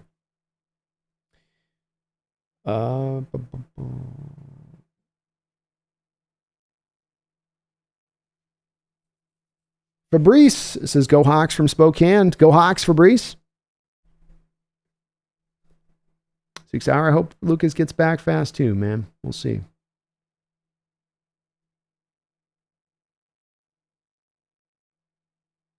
Catalast asks, what is the salary cap situation like in 2025? It's a good question. Very good question. The salary cap situation in 225 sits currently as so, where your Seahawks are very, very low. Your Seahawks, technically, according to Over the Cap in 2025, are negative right now. Negative $25 million, $26 million in the hole as it stands, which may concern people a little bit. But when you go into the finer tuned details of it, it's really not about how much dead money you necessarily are in on the deal. It's more about how much you can save or how much dead money you carry on any kind of deal to make something happen. And when it comes to, for instance, let me show you the far side of this. Sorry, let me move this over a little bit so you can see this. The category you really want to pay attention to is not the... So you can see with the post June 1st on all of your top 1, 2, 3, 4, 5, 6, 7, 8, 9, 10. Of your top 10 salaries, you've got post June 1st that you could save money on. You've got a guy like DK Metcalf that's got no bonus money really remaining past the $7.5 million and the $4 million option. So $11 million in bonus. You could restructure that deal. Lockett, I'm guessing, is going to retire after this year. You'll save your money on that. So you're only really going to be on the hook for the restructure of that deal. Draymond Jones, same way. Probably get a restructure done of some kind. So while they are in money, they're not going to be able to spend free agency wise next offseason. They have cap flexibility here to make moves where they're not stuck on these contracts. So what I mean by that is that If I go look at the Niners situation here for where they're at, they don't see how that instead of being red on that far right column, you see it's black, meaning it's going to, even if you go to post June 1st, because that's, or whatever, you're not going to save the money. So they don't have as much of that flexibility that we do with the contract setup, even though we might look like we're in a similar state as far as the negative, like they're negative 39 million, we're negative 25. So they're double, almost double where we're at negative wise, and they don't have the cap flexibility. This is why the Niners have had to really scrimp and try to figure out a way here to make the Ayuk situation play out. Because you're talking about adding Ayuk, you're talking about Trent Williams, you got Brock Purdy's deal coming in on top of that. We're not dealing with the same kind of deal. And if you look to the free agents after this year as well, though we are in that spot of the negative 25 million per se, you don't have also any real major free agents next offseason that you have to deal with on top of it. So we're okay. It'd be great to have a lot of money to spend as you're going into that year too, but at the same point in time, the roster is built up enough to where you don't have as much of a desperate need to make those crazy signings to make that happen. And if you do look on the other side of this, to my point, if we go back beyond 25 and you look to 26, your Seahawks are top 4 in the NFL as far as cap space in that period of time. So that just gives you that much more flexibility to then move things off into 26, off 25 if you have to do so to create the space, which we may not have to do that. We can maybe just rework the contracts and never have to push any of that. But the future cap situation for the Hawks is in a healthy spot overall. Rockman Drum says Trent will get his new contract, then blow out his Achilles. I would be worried about the fact that you have him now not practicing through all of training camp. He's going to walk out there, and this is the same thing with Ayuk. We've seen it before. When players go out there and didn't it kind of happen with Jamal Adams, right? Didn't Jamal kind of slow hold in for a while and then finally decides to sign, miss a little bit of camp? And those players have got to go out there and get that work in to prepare their bodies. They can't just walk off the couch, get out there in the field, and everything's good to go. And maybe he can. Maybe he's played a long enough time that he's got that ability. That's not a issue for him in the slightest. But both of those two situations, Ayuk and Trent Williams, have lasted a very long period here into training camp. And we've got 2 preseason games left. The real season's coming up fast. And I would be worried about that if I was a Niner fan. Remember, this was a worry even a guy like a youngster like Devin Witherspoon last year, where we were worried about him a little bit on the contract situation, was taking an extra week there or something, and he came into camp, and then there's a little bit of a hamstring thing popped up. Kind of what can sometimes happen when you do that. Chris says, was talking with a Bears fan, and he thinks they win the division easily. I said, that's a possibility, but not this season, laughing out loud. Packers and Detroit are just so strong and deep overall, both of those two teams. It seems a year premature to believe that the Bears are ready to overtake them this year. Could the Bears get into second place as the high-end upside to this season for them? Yeah, they could maybe slide into there. But would I say that they've got any chance to really get to the division top? No, not with the rookie quarterback and Caleb Williams, and not with still some other things they're still needing to kind of tighten down on that team and legitimize on that team.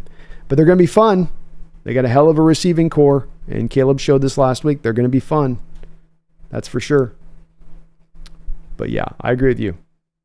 Not quite time on that one. Dennis Warba, what do you feel is the Seahawks' best strength on defense?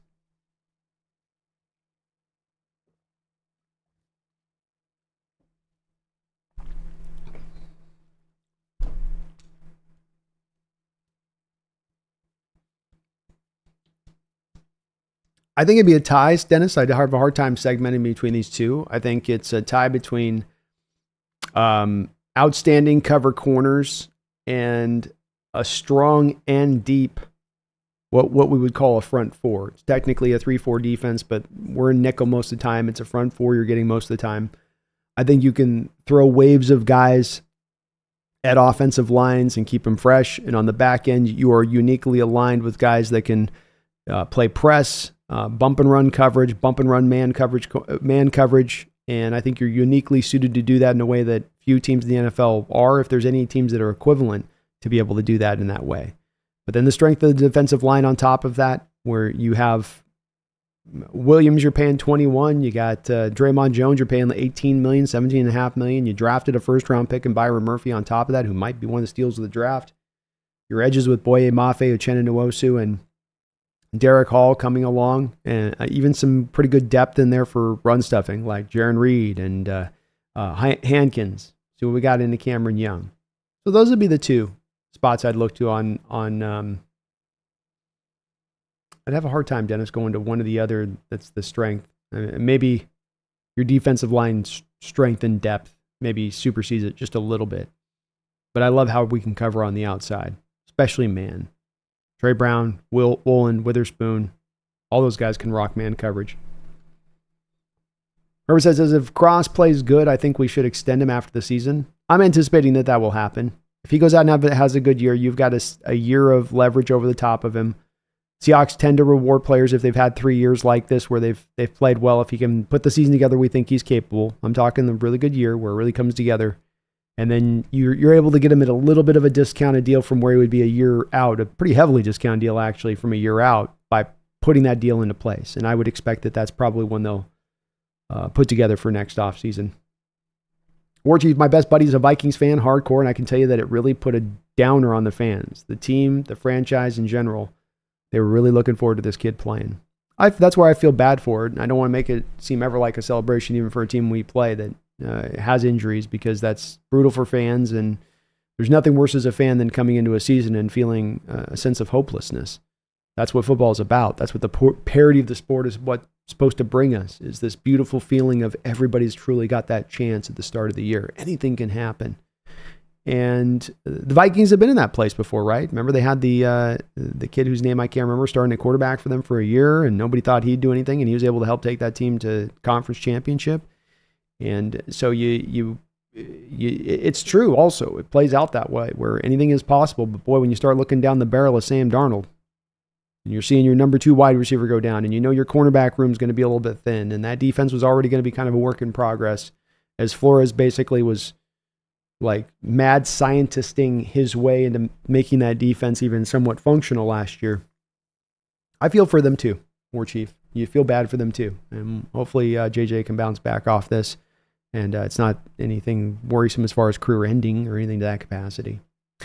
Zorn76 coming in with a $50 donation. Zorn76, you are amazing, brother. I salute you and thank you so very much for that huge $50 dono drop. You guys are amazing here on your guys' support. And Zorn says, put your money where your mouth is. Everyone for B.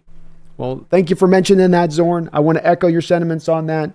It is your guys' donation and support here. So whether it's 50 cents to PayPal or 25 cents to Venmo or $1 here on the Super Chat, or whether it's $50 from a man like Zorn76, who's been a long-time supporter and contributor here to this channel in that way, and I really appreciate you, and thank you for that, Zorn76, as you are amazing.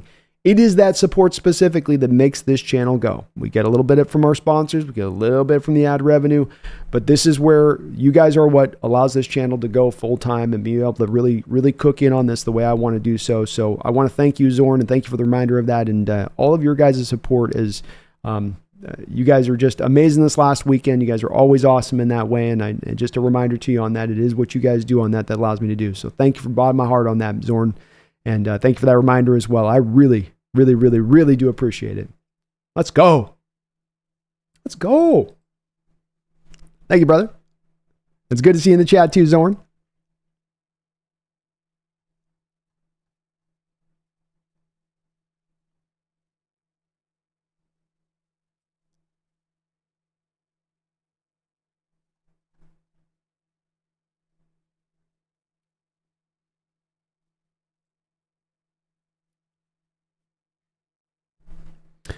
Fabrice says, I think our offensive line will struggle until Abraham Lucas comes back. The addition of Connor Williams will help a little bit.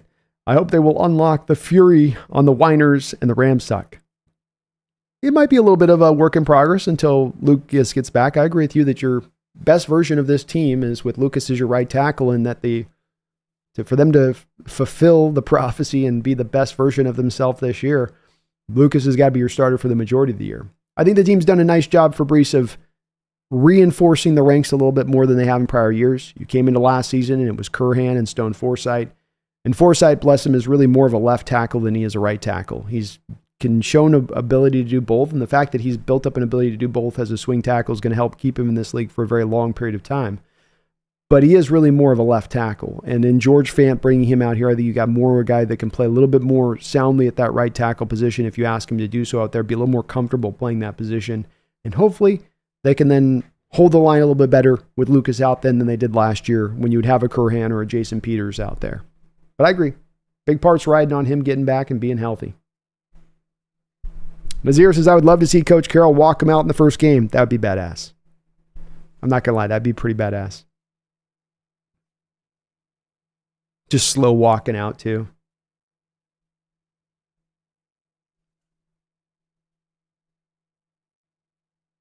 Thomas Cox, I really want to see how good Geno plays in Grubb's offense, how good K9 is used, and how DK and JSN is used in the passing game. That's going to be a big key to how this fits to Grubb's offense, I think, is how does that all... He's got the parts and pieces and the weapons, and you think, okay, but how do you make it all go now? How do you make all these individual sauces cook together into your soup and make it delicious? And that's going to be the fun part of this year, to see it unfurl, Thomas. It's a new offense. It's the air raid. How does he transition into the pro style? What does he able to leave on the table? What does he have to take off? Because he doesn't have those wide hash marks anymore. Be a fun part. I do think that those guys are going to be featured heavily, though. You mentioned them. I mean, those are the guys at the forefront of this offense when we look back on this year. I think those are your the 1, 2 in receiving, and that's your number 1 running back, and by a wide amount. Not to mention, where I'm at with Geno. Sean Haley, don't you think the quality of our D line will make our linebackers better? With that said, I think some are making a bigger deal out of our linebackers. Yes, Sean, I mean, there's no doubt about it that there's an interconnection between inside linebacker play and your defensive line. And to your point on that, Sean, the interconnection really goes to, does your defensive lineman pull double teams? Do they force double teams? Or does an offense look at your defensive line and they go, they're trash. Our center can single up that guard. Our guard will get down to the second level. The left tackle will come down and hit the reach block on the 3 tech. We'll take the left guard and take him down on the other inside linebacker. Bingo, bango, boom, we got a 50-yard run. And teams get that kind of confidence in watching your tape by judging what those defensive linemen are doing up front. And we saw a taste of this, especially 2 years ago with the defensive line the Seahawks had that was so porous. When poor Cody Barton and Jordan Brooks, snap after snap, were both getting second-level blockers over and over and over again.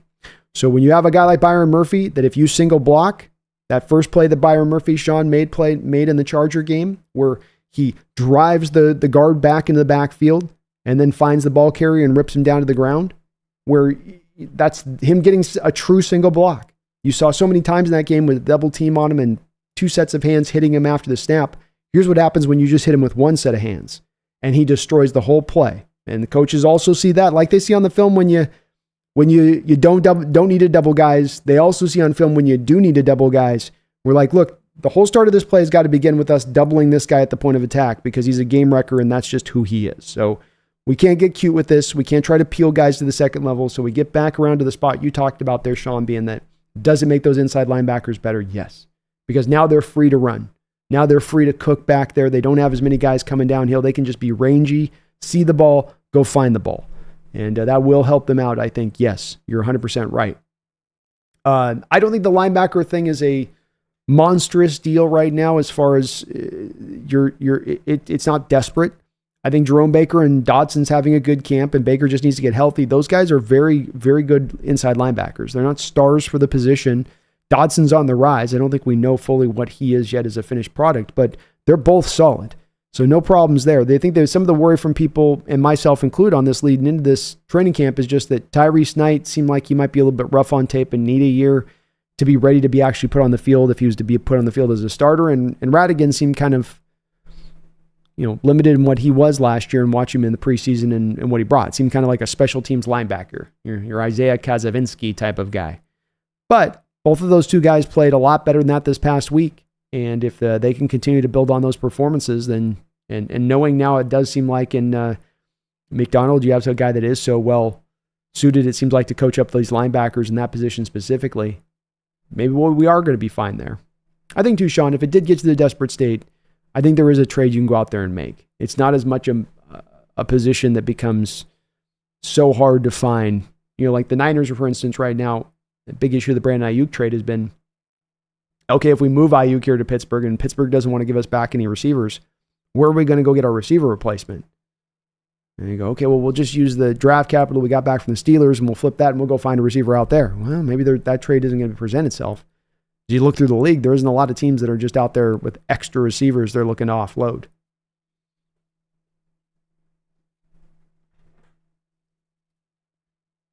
Inside linebacker tends to be different though, Sean. You do tend to have a bit of a ability to find those guys.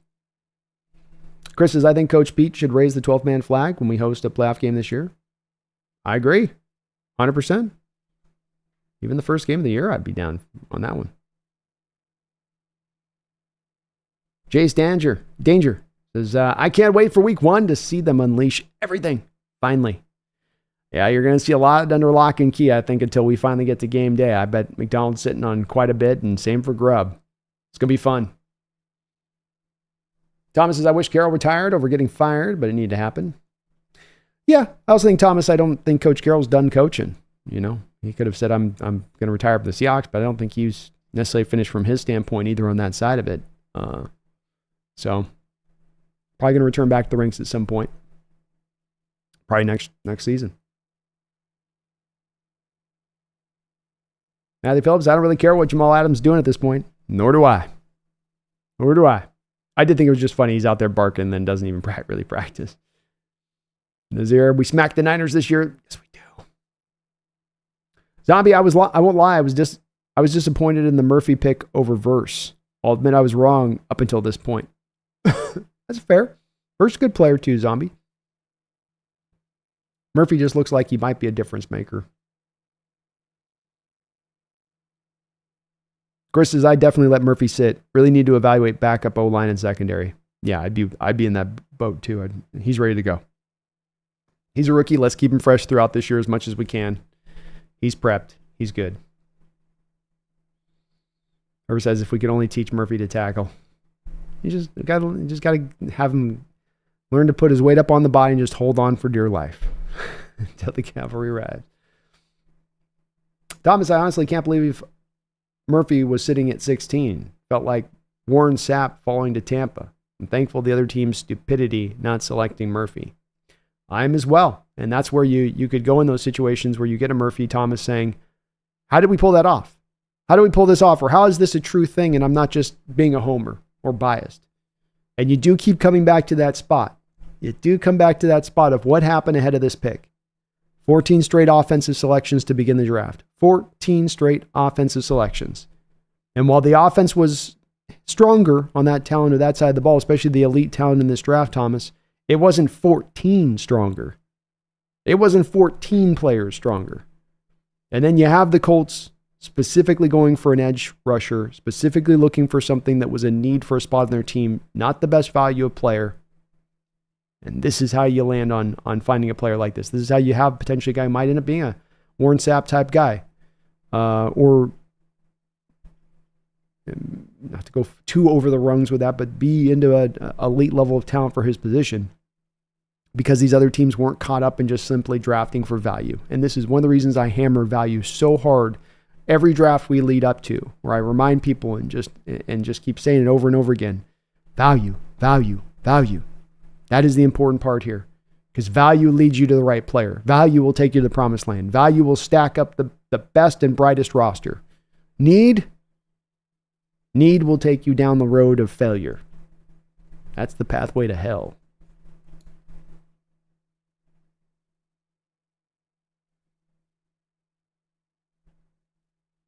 Zorn76 says, I doubt Gino lasts longer than 5 games. I hope he does, Zorn. I do hope he does. Because when I'll tell you, Zorn, watching him in practice, there's a big difference in how they play the position. And then one good part with this is that Grubb's scheme will do a good job, I think, of getting that ball out of Gino's hand and quickly. But to your point, Gino is an older quarterback here, and he's already had an injury here in training camp. And hopefully he's able to get through that. I'm a little worried about that thing, though, too.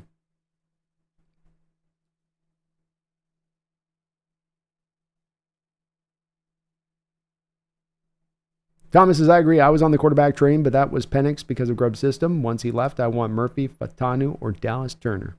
I would have been okay with it, too, if Penix just fell to us and we didn't have to trade up to get him.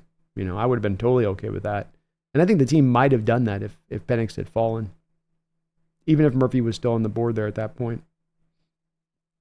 6 hour, we have the best defensive tackle depth with Hankins, Leonard Williams, Jalen Reed, Byron Murphy, Mike Morris. I probably would tend to agree with you on that. At least just from a pure depth standpoint, absolutely. Isaac, another one of my very big contributors here to this channel. Thank you for the $12 donation. I really appreciate you for that. He says, how many cornerbacks are we keeping? 6. Spoon and Woolen, obviously. And I really freaking like Jackson, Brown, and Burns. Do we trade one of those 3 to try to keep both rookie cornerbacks, or can we sneak one of them onto the practice squad? Well, Isaac first, thank you for the big $12 donation. I really, really, really appreciate that. It's my belief on this is that you tend to keep 5 cornerbacks. So I would estimate that obviously got to have Reek and Witherspoon and Trey Brown, I think, set at this point. No doubt about it. I do probably think you're right about Jackson being your 4th. Who is the 5th? Probably I would say the 5th is, I would estimate it's going to be Pritchett. But hard to say on that, Isaac, because there is a potential they keep the 6 to keep the 2 Auburn corners. I think Burns is going to have a hard time making the team in that scenario just because they're cheaper, the 2 youngsters are. They're younger. You look at them as their potential upside there supersedes Burns. That's maybe a finished product. Yeah, you're right in that you're going to ideally then look to see if there's a team that you can flip, I think, a draft pick for on this. Specifically, I think Jackson or Burns would be guys that may have some value in the league somewhere else. And you can do kind of the equivalency, Isaac, to the Nick Harris trade that we just did, where maybe even if you're not getting a pure pick, you're able to flip a 7th to a 6th or a 6th to a 5 and give him the player on that side of it to find a creative way to get the deal done. But I think first and foremost, rather than keeping 6, John would probably ideally like to do that trade. Because 5 feels like the most we usually keep. If I go back in recent seasons, I can't remember us really rolling with 6. Like the receivers. 5 receivers, 5 cornerbacks. I think 4 safeties. There might be the flex there, Isaac, between you can keep the 5 safeties or you can keep the 6 corners. In that case, they'll definitely go more corner heavy here, Isaac, I think, than they would safety heavy this year. Good problem to have, though, man, right? It is a good issue to have. I think Burns you could sneak on the practice squad, and I think he's the only one of those 4 guys we're talking about, Isaac. No way Trey Brown would make it on. And I think with Pritchett and DJ James, I think that they would get scooped up onto active rosters. They are 6 rounders, so it's in that spot of the draft where it is quite hard to pinpoint that exactly, Isaac, but kind of feels like that to me. Somebody would jump on those guys. But I'd say 5. That'd be my guess. And thank you, man. I appreciate you, Isaac. Very kind of you, brother. Always awesome in that respect of things. Megan with a 5-er. Thank you, Megan. Not sure if I'll be on here on the weekend. Would have been my dad's 79th birthday on game day, and I'm having mass said, so don't know how I'll feel. I understand about a day around that. No worries, Megan. It's all good, especially a day like that. So my condolences with you on that. Thank you for the 5-er. 79th. It's always tough that time of year comes when those kind of dates do. I know that for sure. It's never easy on that side of it. Hope you're doing okay.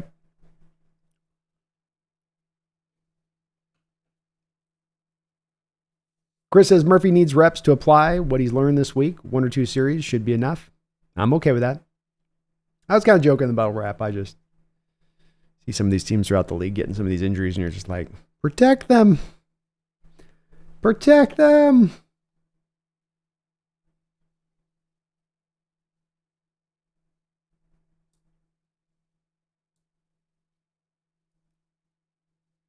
Hans says, I had Murphy around 20, but after the draft, I saw more tape, and he was for sure a top 12 pick in other drafts. I really like the pick.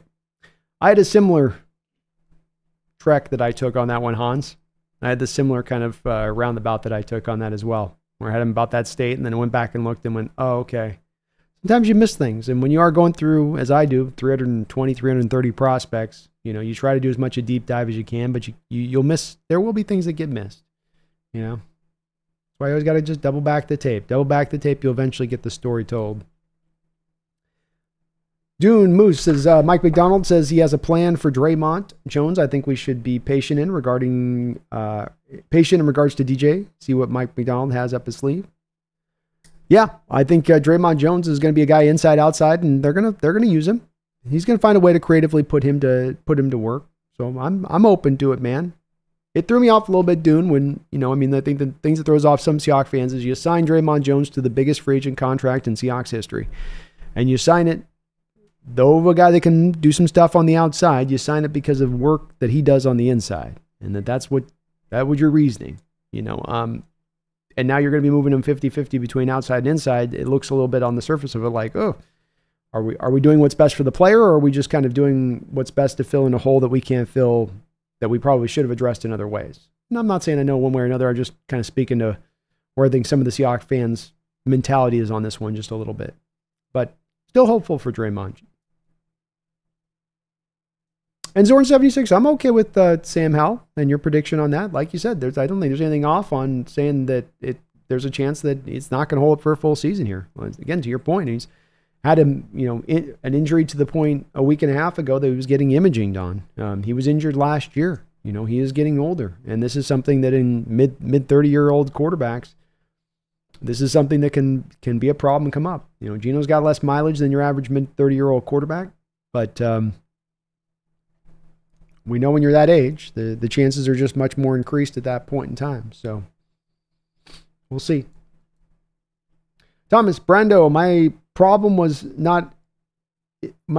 if not on now on quarterback win. I understand how could be great, but that's an if. It could be possible there could be 4 good quarterbacks that were drafted before Seattle. In my opinion, I would say it's this way, and I mean this comes down to inherently, Thomas, a little bit of I think the difference of outlooks at times that exist out there, in the quarterback and what you're looking for and what we're trying to accomplish at the quarterback position and what needs to be done at the quarterback position. I think that if you operate from the if not now, when. If we don't do this now, what's going to happen? Just think about that from that energy standpoint, Thomas. Right? Let's go to this. If we don't do this now, if I was to ask you if that tone, Thomas, is that tone that I just speak to you from if I'm a team coming in the draft and I'm looking at my team and going, we got to get the quarterback now, and if we don't get the quarterback, but win. If that's the case on that, does that sound like a mentality that's driven from value-based model or need-based model? So I guess, and I'm not pushing back to say that that's not the mentality teams take on this, Thomas, or anything. I'm not, throwing shade at this. I'm just saying that this is why I don't go down that lane as much, because I think when you drive yourself down that lane of now we got to get the QB, go get this, you're driving for a need at that point, especially as you go into drafts. And so now that starts to color evaluations. Now that starts to color potential future draft capital you're going to give up to go get that quarterback. And that the answer then isn't coming down to whether or not the quarterback is truly good enough. If that is the pure right fit for your team, if that's the right fit for your team right now, it becomes about all these other factors that don't have anything necessarily to do with that thing necessarily. At least those other factors end up carrying more of the day. And more of it is as an overarching theme of the top of those other items, Thomas, to me is need. Is that they're carrying need. You're driven by need. We need to go do that.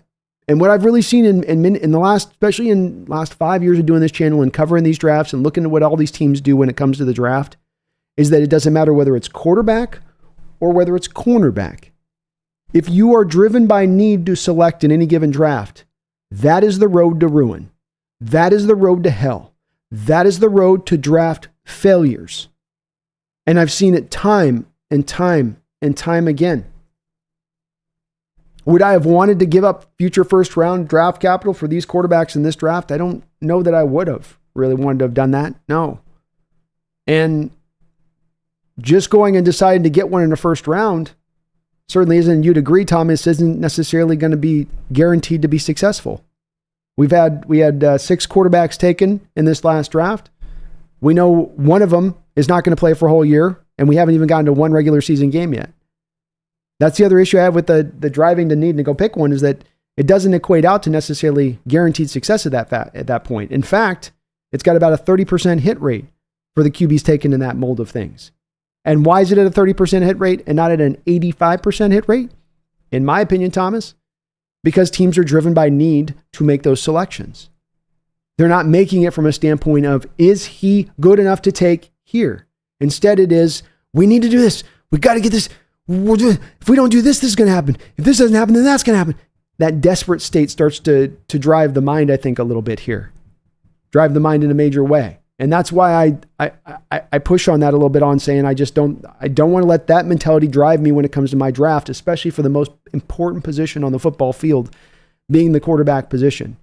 If the team is truly in a spot, Thomas, where next year you find yourself in a spot where this team is so stacked, but it just needs that quarterback to take it over the top, I think you can go find a deal out there. I think you can find a guy to do it. And I think that the team will be so good, and you've built up such a good team for whatever quarterback you bring in at that point, that they're going to be able to be successful in this, that you're not going to necessarily need as much the quarterback guy to be the guy carrying the water 24/7 for the team in the way some other quarterbacks like an Allen or Mahomes, or like you'd ideally hope you would get if you were to take a quarterback high in the first round. And that's just, again, a little bit my different thinking from it. I acknowledge this, that I have a much different outlook on this than a lot of other folks do in this side of it. But that's why it's informed in that way from my standpoint of it.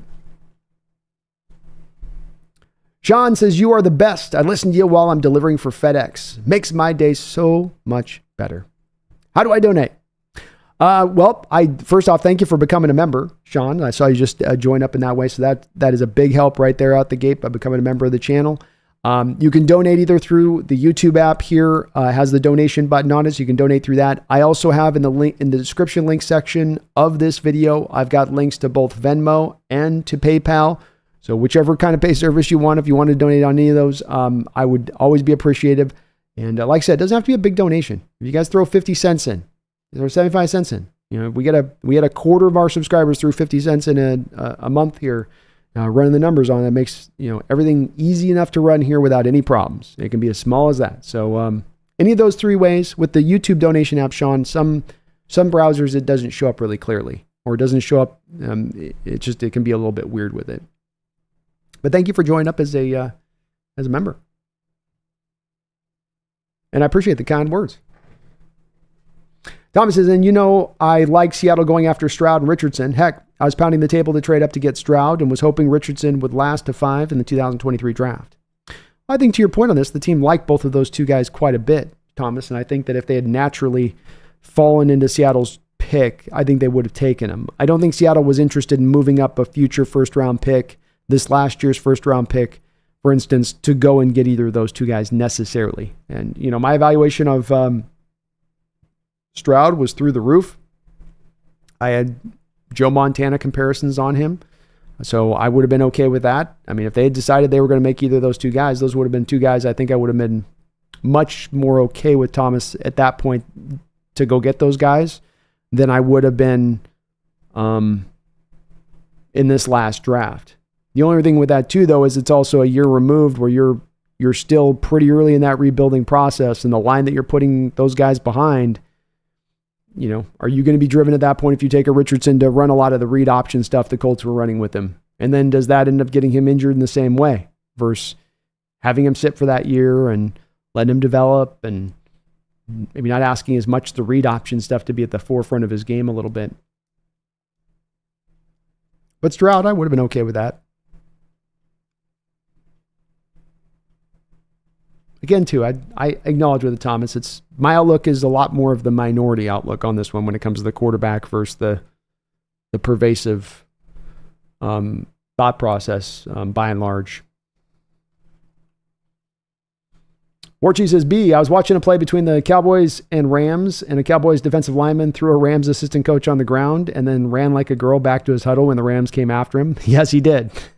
Yeah, it was cold-blooded, man. He sent that poor kid flying. It was, and then he acted like he hadn't done nothing.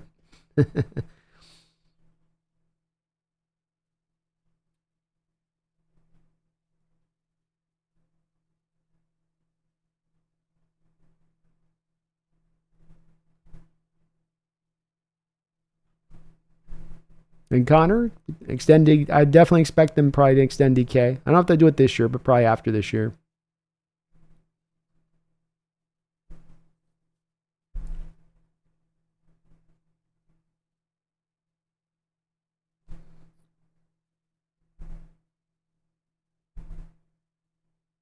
Otten says you shouldn't overextend yourself to get Bo Nix at 6, for example.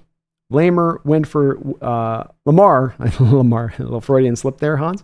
Lamar went 32nd overall. Allen 2nd. Mahomes 15th. Purdy last pick.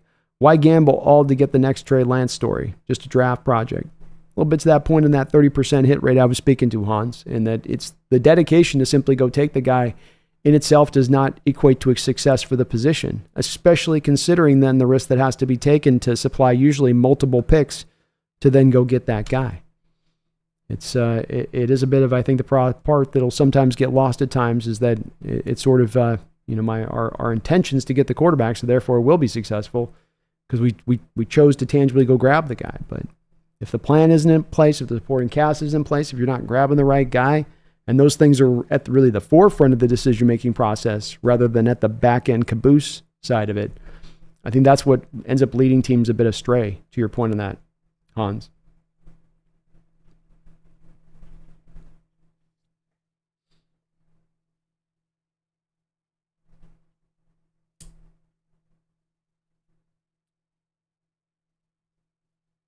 Catalyst says, thanks a ton, Brandon. Appreciate your breakdown. Thank you, Catalyst. Appreciate you.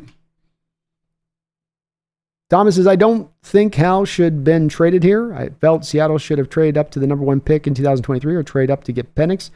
I wasn't happy that Seattle traded for a quarterback. I was happy Seattle traded for a quarterback. It's just okay. But when I was pounding the table, Hal wasn't on the team. It wasn't 2023. I thought Stroud would have been what he was.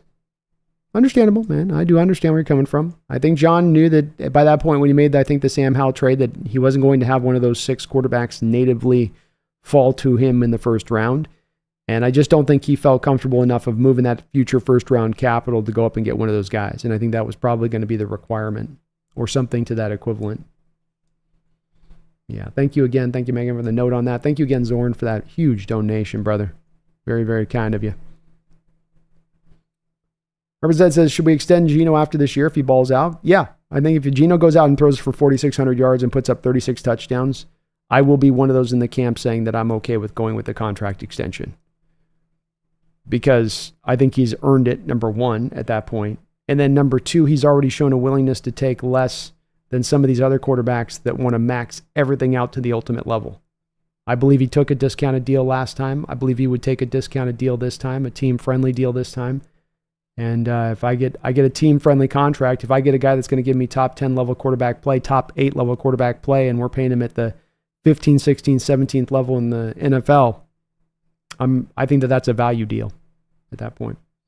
Doesn't mean we can't look at the backup and try to keep somebody strong behind him. Like if Sam's not the guy to do it, that you reinforce it then beyond that. But I would roll with him.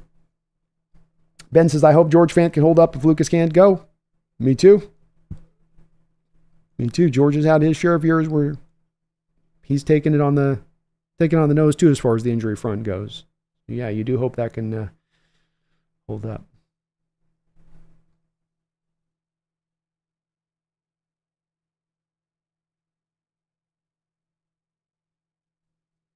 Riverside says, I'm still waiting to be impressed by our offensive line and offense.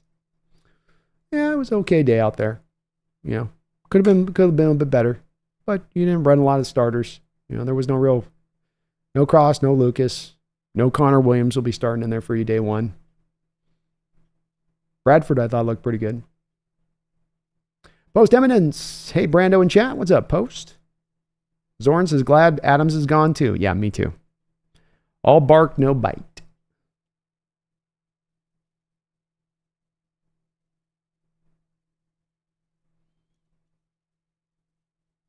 Hand Grenades was able to get another jersey for my birthday. Yeah, let's go, Hand Grenade.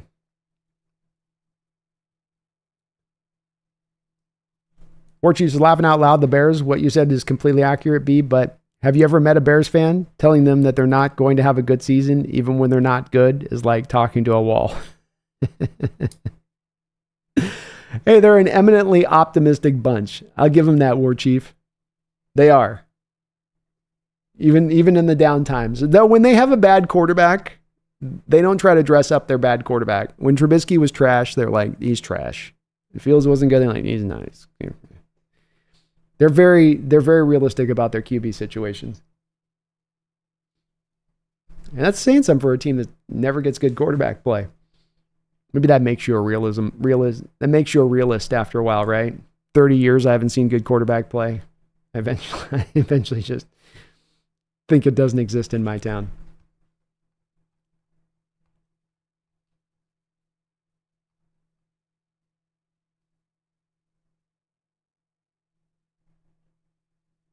Zorn says, with 20,000 in debt, I may as well max out for the B show. Well, you're awesome for doing so, Zorn. I hope you're not that maxed out on the debt front. I really do appreciate it, and it is not an empty words when I say it. It's what's allowed me. I think a lot of people at my level would never be able to do this full time because there would not be the kind of support I get in here that allows me to do it, and that they'd have to lean on other ways to make it happen. And so it truly is what lets me roll here, and I appreciate that.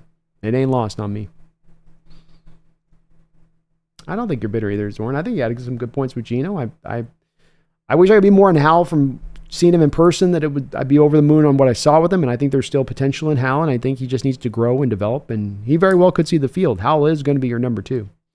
And I think that the points about Gino's health, I might not agree with you on him being a little bit more higher on the upside than we might stand on, but the health thing is a valid thing to point to. We've seen guys like last year, Aaron Rodgers and Kirk Cousins, snap their Achilles just stepping backwards. It gets weird when you get old. I go shoot hoops and 4 different places on my back start to hurt.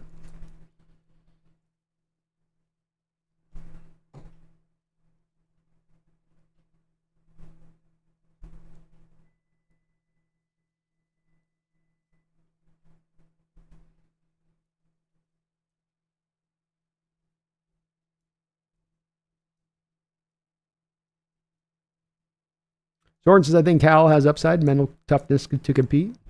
I agree with that. Kid's gritty, man. And he's got some talent. He can, as we saw Saturday, he can move around and get away from danger. He's got a pretty good arm. I like where you come from, bro.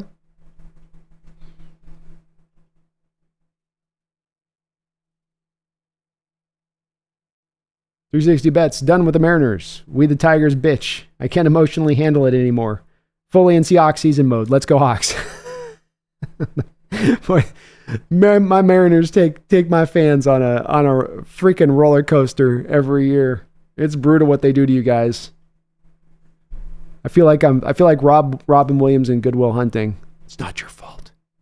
No, it's not your fault. It's not your fault.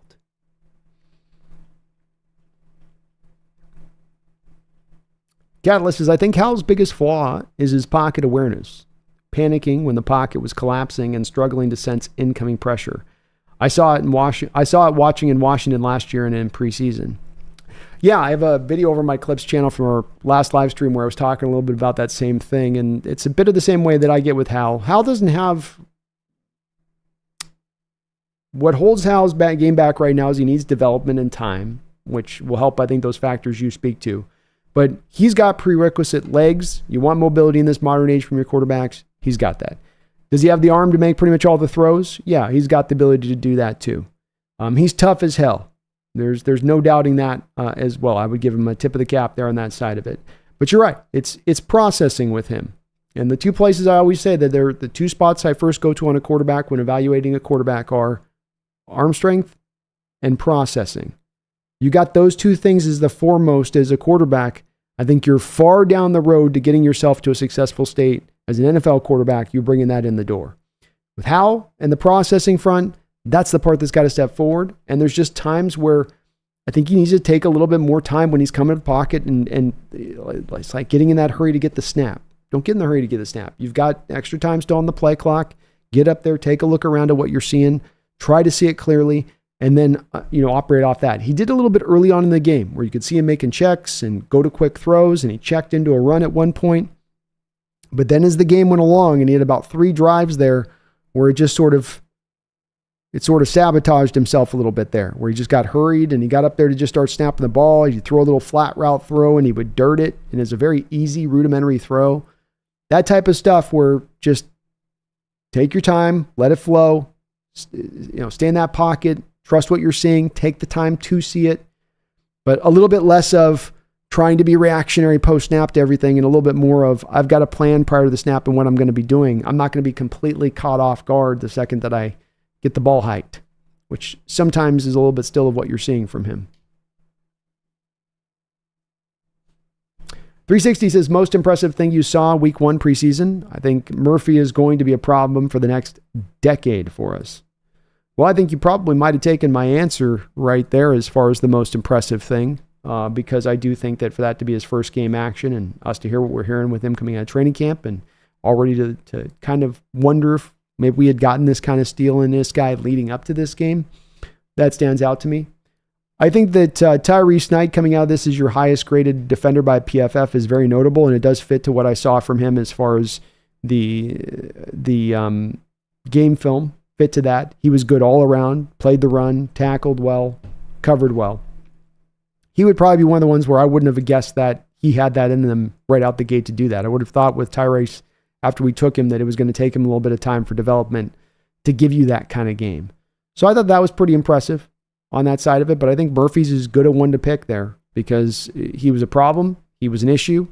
You were aligning him at nose tackle a lot of the time. You weren't even putting him in his typical 3-tech role, which I think he'll be at his best at. And he was still showing out.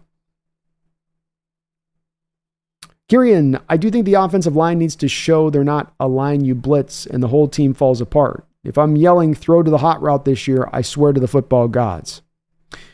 Yeah, I think that's certainly another place you'll see improve this year, Kieran, than from what you saw. Let's remember with Brian Grubb, he's got an offensive line background as a coach. That's where he comes from. So pass protection and keeping clean pockets is a big part of built into what he is as an offensive coordinator. We saw how clean he was able to keep Michael Penix at the University of Washington. That was purposeful. That wasn't by accident. It wasn't just because Penix was so good at getting the ball out of his hands so quickly. It was because Grubb really put an offensive attack together that could be both explosive and protect his quarterback as much as humanly possible, specifically by getting the ball out of his hand so fast. And a big part of getting the ball out of your hands fast at times, Kieran, is going to be, especially when you're getting blitzed, finding that hot route. And as you say, so many different times through last year, we wouldn't go out there and find the hot route. Our quarterbacks wouldn't even be looking to hit it. A lot of times we wouldn't even be running the hot route. Because rather than having the hot out there running, we would try to bring him in and have him help out on max protections. There was the cut up that I showed over on my clips channel of the Ravens game. We talked about it here on the live stream too. I just showed a random clip where I go, let's take a random clip from the game. I bring up this random clip. It's Geno dropping back in shotgun. He's got max protect. He only has 3 guys running routes. Ravens got 5 defenders on the back end to cover those 3 routes. He still ends up getting sacked. You don't throw any outlet out there for him. You don't give him any option to just get the ball out of his hands at that point. He has quite literally nowhere to go. He has no other option but to take the sack because there is no back end way to get out of the pocket at that point. That type of stuff I think will be removed this year, Kieran. I don't think you're running down that same kind of road. We'll see. Zorn says, I love Geno, but I think last season is more indication of what we have. Hal is an unknown, but this team is a few years away, likely from a Super Bowl. We shall see. We shall see. I'm very big on what I think Geno will bring this year, Zorn, because I think you're going to give him that supporting cast. And I think when I look at last year's performance and what's going on with when the offense is at its best the last 2 years to when it's not been good, I can look to that supporting cast and find a lot of holes within that supporting cast. But we'll see.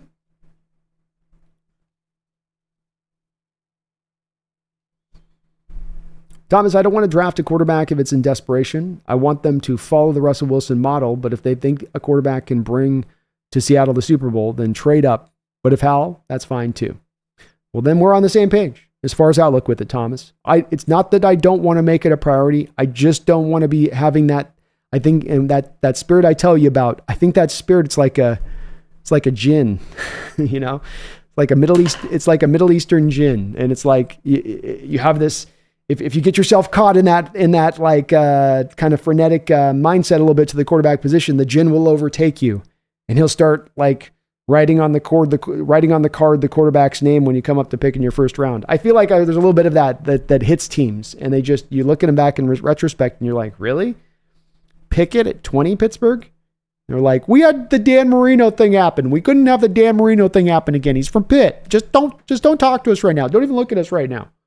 And sometimes that draw just pulls you so hard. And I laud John for being able to avoid it the past couple of years. And those two guys you do mention, Thomas, I wouldn't have been out on if they'd made the move. I would have supported if they'd taken a Lincoln. But I do like that they've taken that patient approach, because you mentioned Russell Wilson, and I think this has been purposeful. The fact you haven't gotten a quarterback, partly because John wants to make sure he's got the supporting cast in place, the offensive line in place, the right offensive scheme in place before he got that quarterback.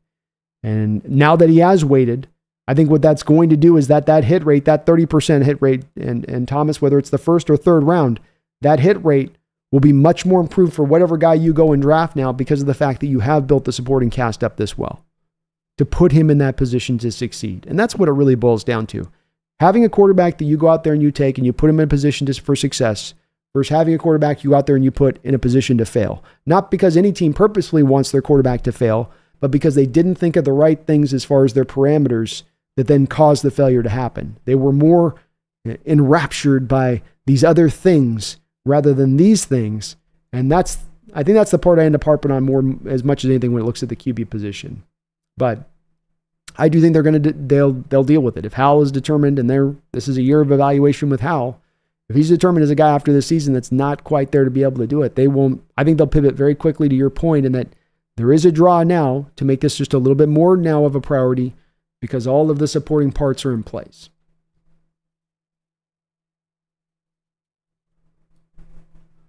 Ricardo says, yeah, the whole draft a quarterback every year camp is silly. You draft players you believe can help make your team better. That is the only way to go in the draft. Agreed. Zorn's got Byron Murphy as the defensive rookie of the year. Let's go.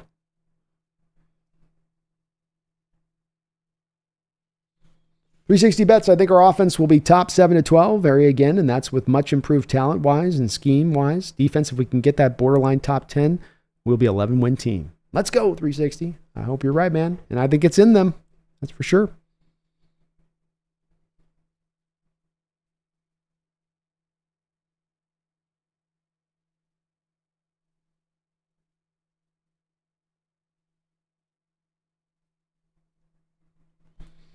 Travis Reed says, this reminds me of Mark Jackson and Steve Kerr. Oh, I like the comparison there. Yeah, Mark Jackson, kind of similar talent to what Kerr was able to come in and inherit, but Kerr brought it all together, Travis. Yeah, I like it, man. I like that comp.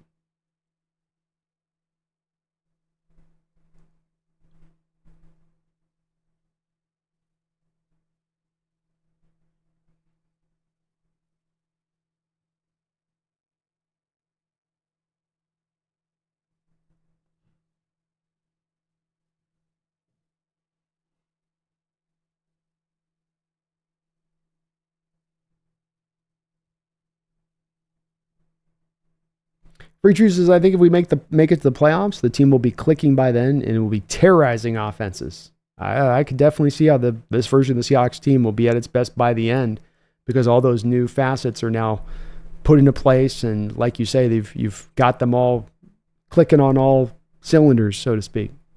I could see it going that way for sure. And I think that's the natural way you would think it would kind of go if you can get in the playoffs in that way.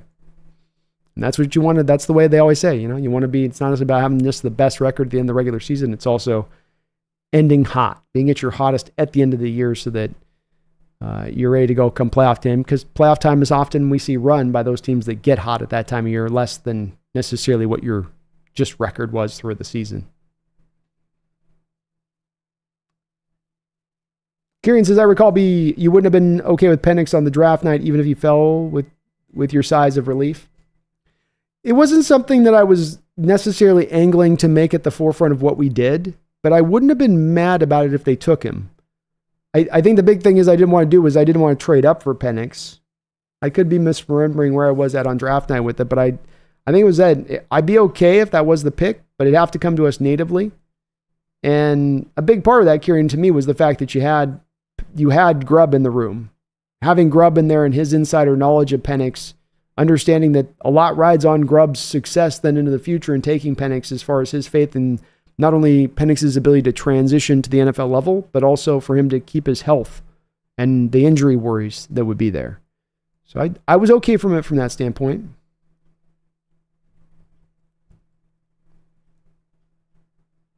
Preacher says the first few games will be rough until the team gets on the same page in a new system. There will be mistakes. Yeah, or not to say that there's not going to be a good share of mistakes in there as you're trying to onboard this thing.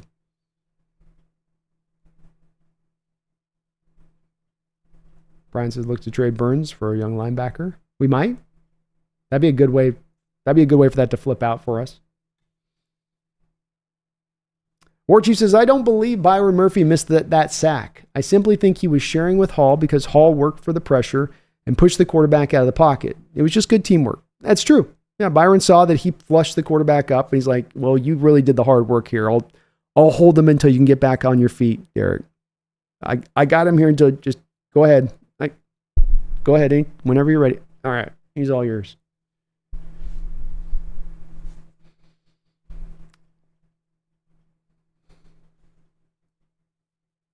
Zorn says, Geno was a Carroll guy as much as anything, so unfairly or not, how long of a leash will Geno Smith have? I don't think that there'll be a very long leash, and Zorn, I got to say this, and it's not just my standpoint on it with this. When you and I understand this too. I like Hal. I like the future of Hal. I want to make sure I always preload these things when I go into a direction of this. This isn't to say that Hal doesn't have potential or can eventually settle into being a quarterback of the future for a Hawk. So I don't want to have this get lost on that part, Zorn. I went to 2 days of camp with our guy Sam Howell out there and Geno Smith out there. There is a monstrous difference in performance of level of play between Geno Smith and Sam Howell. The worries you have or what you brought up about the concerns about the injury, completely valid. Let's take the injury side out of it. Let's just take on pure performance basis. Right now, Sam Howell is not in the same league as Geno Smith in his ability to play the quarterback position. And I'm not the only one saying this on this, Zorn. It's been said all throughout camp. Sam's gotten a little bit better as camp has gone along, but to a man, reporters, in-person people watching, there's nobody that I think on a single day has ever said Sam Howell carried the day today. Sam Howell was the best quarterback on the field today. It's a wide difference in these two on where they're at right now. And so I just don't see how Sam, he's got to go across an Atlantic Ocean to bridge that gap. I don't see how that occurs in just a 2 or 3 month period here as we go through this season. I think he could be functional for you as a starting quarterback. I think that he's got upside, but Geno's at a different level. And watching it in person, Zorn, it was very distinct. I wouldn't be this effusive in this way to Geno on it if it was wide difference. Wide difference.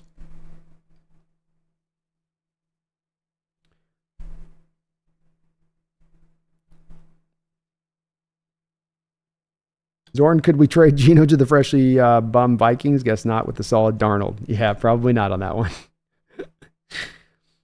Warchief B, I was watching Hawk Blogger and he had Ray Roberts on talking offensive line work. He said Murphy is hard to block because he doesn't give any time to reset. He's always working. The nice part you like about Murphy is that he's not a guy working off one kind of skill and then everything kind of pivots off that. I like Derek Hall. Derek Hall's got a little athleticism and a little bit of quickness, but he's really mainly working off power. With Murphy, he has power, he has quickness. He's got the natural leverage win that he can get. He's laterally also very quick. And all of that stuff works together to make him that handful that he is. And then he brings on that last extra part that Ray talked about there, being he's also got the high motor. So he's got all that stuff, and then he puts a V8 engine into that, into that truck, and that just kind of superpowers everything else around it. The quickness, the power, the leverage, it all gets souped up from there. And he's a nightmare to block on the inside, especially the modern day linemen that lose that leverage naturally. You're 6'5", you're 6'6", you can only bend down so low, and you got a guy that's getting up under your pads, and he's stronger than you, and he's quicker than you. It's a long day at the office.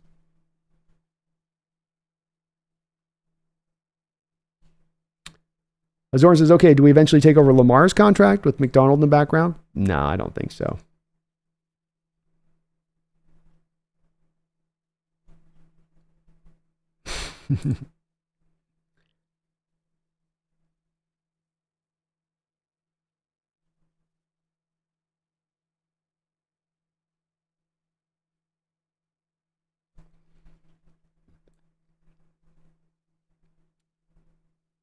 Chris says, I think they'll draft a quarterback before going after a high-paid vet, not worth blowing a big amount of your cap on one guy. I think that would be the ideal from their standpoint, Chris. But I do think they have an opening, too, on it to where it could be a first-round quarterback. It could be, as Thomas was talking about above, it could be looking kind of back down the Russell Wilson road. Maybe it's a third-round guy, second-round guy. I think that they're going to be open to that process where they're not limited to think it's got to be just this guy and just this way, and we'll pick him just at this spot. I think there's a kind of variety of ways to make it happen there. Isaac says, hey, y'all, 225 folks watching and only 18 likes. I think we got more. It's probably just not updating there. But to Isaac's point on this, could you guys do me a favor and hit that like button? I would really, really appreciate it. Helps this channel out, helps me grow, gets me out on that algorithm, all that good stuff.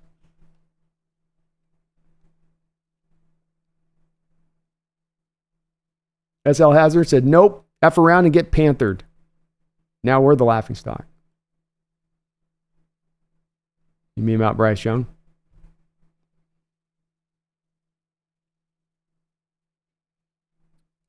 Zorn, you're not the hack in the room, man. You just got a different opinion. It's all good. Different opinions are always welcome in the Hawks Nest. This ain't ever looking to be an echo chamber. There'll be people that'll push back. It'll get challenged in here, but respectfully challenged, of course. Bridie, I'll agree at the Hawks Nest, team sounds that desperate. They're going to overpay for a vet quarterback, and if they're that good, you've just exploded the next two drafts. Bingo. It's a state. I've watched as closely as any draft approached because our Seahawks have kind of been in this a little bit of since I've started this channel of, are we nearing the end of Russell? Do we have to start looking at quarterbacks? How are other teams approaching the quarterback position? How are teams landing on the quarterback position? There's a lot of case studies to be had on this one. It's no small sample size of data, specifically because of the fact once you took out about, 10 years ago, those quarterbacks becoming the highest paid players in the NFL, if they were the number one overall selection or if they were the fourth overall selection, they were going to make $150 million. And the NFL brought those salaries down to make it more economical for teams to take these quarterbacks in the first round. And that's drove more teams to take quarterbacks at a higher place. But it also has done sort of the inverse of what happens to running backs, where first-round talented running backs will fall to the second round. Well, now you're not always having first-round quarterbacks actually going in the first round. You're having teams take a guy past where they should. And to me, you don't want to be on that train. You don't want to be on that side of it. You don't want to be stretching for the guy who's really not that talented, but you're just so driven to get your guy, to go make it happen. And that's when in studying this, that's what's led those teams to that failure point, is you can always backtrack to where there was that drive of desperation. I can go back to Chicago a couple of years ago on that Justin Fields pick. I can remember being in that draft, and I can remember going, they didn't walk into this draft thinking they were getting a quarterback. They didn't walk into this draft thinking Justin Fields was going to last past 10. And now when they suddenly realized he had lasted past 10, go get him. Go get him. Get him. And then they jumped up and they went up and they grabbed him. No plan in place. No understanding of how the development was going to work with him. Details. And it failed. And you could see how it was going to fail. And that's unfortunately just all too common of a story. That's obviously an extreme one on this one, but it is kind of all too common of a story the way that this kind of plays out for teams, I think. And it's a lack of planning and preparation and more about reacting. You don't want to be in that reactionary state.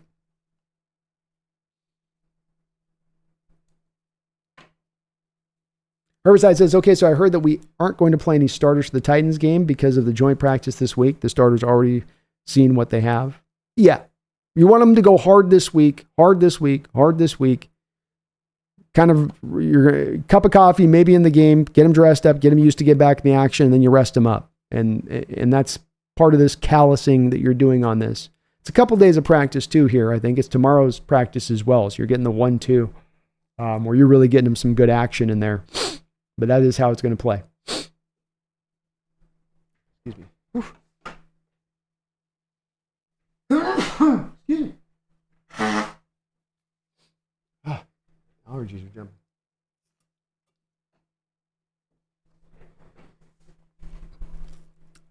Makaya Kaya says, save the Niners, but haven't given them a Super Bowl. He may this year, but he's going to get paid, and that might be it for their cap. Purdy's going to definitely hinder things. You're paying Purdy $55 million, part of the way you've been able to afford all of these Niner contracts that you paid, from Kittle to Warner to McCaffrey to Deebo Samuel and everyone in between, is that you're not paying your quarterback. And the second that does happen, the inevitability of that is that you're then going to get restricted in what you can do with the rest of your roster. Day's coming. Not this year, but it is coming by next year.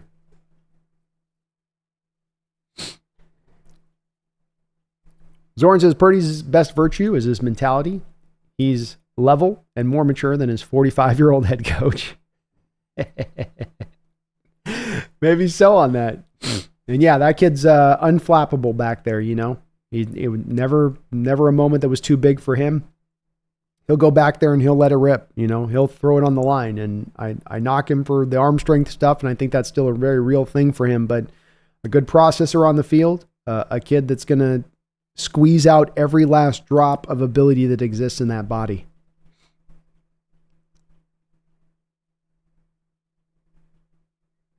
S.L. Hazard says, if Purdy didn't exist, there is no Super Bowl talk. They would still be trotting out Trey Lance. True. Very true. Kieran says, oh, please pay Purdy all-time contract money. That'd be hilarious. It's coming. They know it's coming. And maybe Purdy will be that odd quarterback that takes the discount. But if he's going to do what most of these quarterbacks do, and just look at recent Trevor Lawrence deals or Tua deal, you know, you're going to pay him less than Tua got paid? How? He's gotten way more done than Tua has.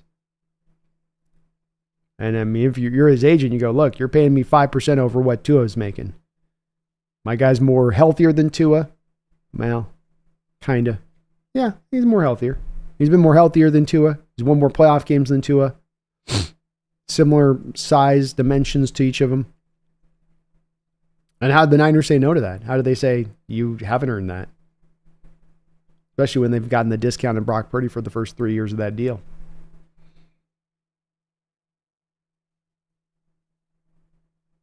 Kaya says, what is the stat line for JSN this year? 900 total yards? I think that's about right.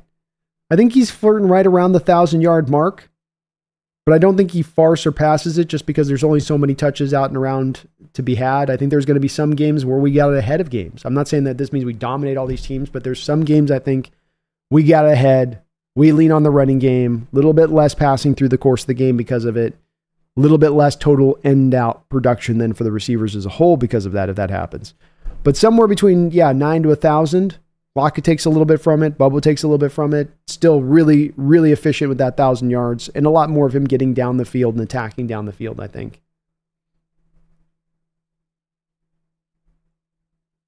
And Chris, I agree. I don't think Purdy would be worth that payday. I wouldn't walk anywhere near. I was giving him some props here, but I still wouldn't walk anywhere near paying Brock Purdy $55-60 million a year.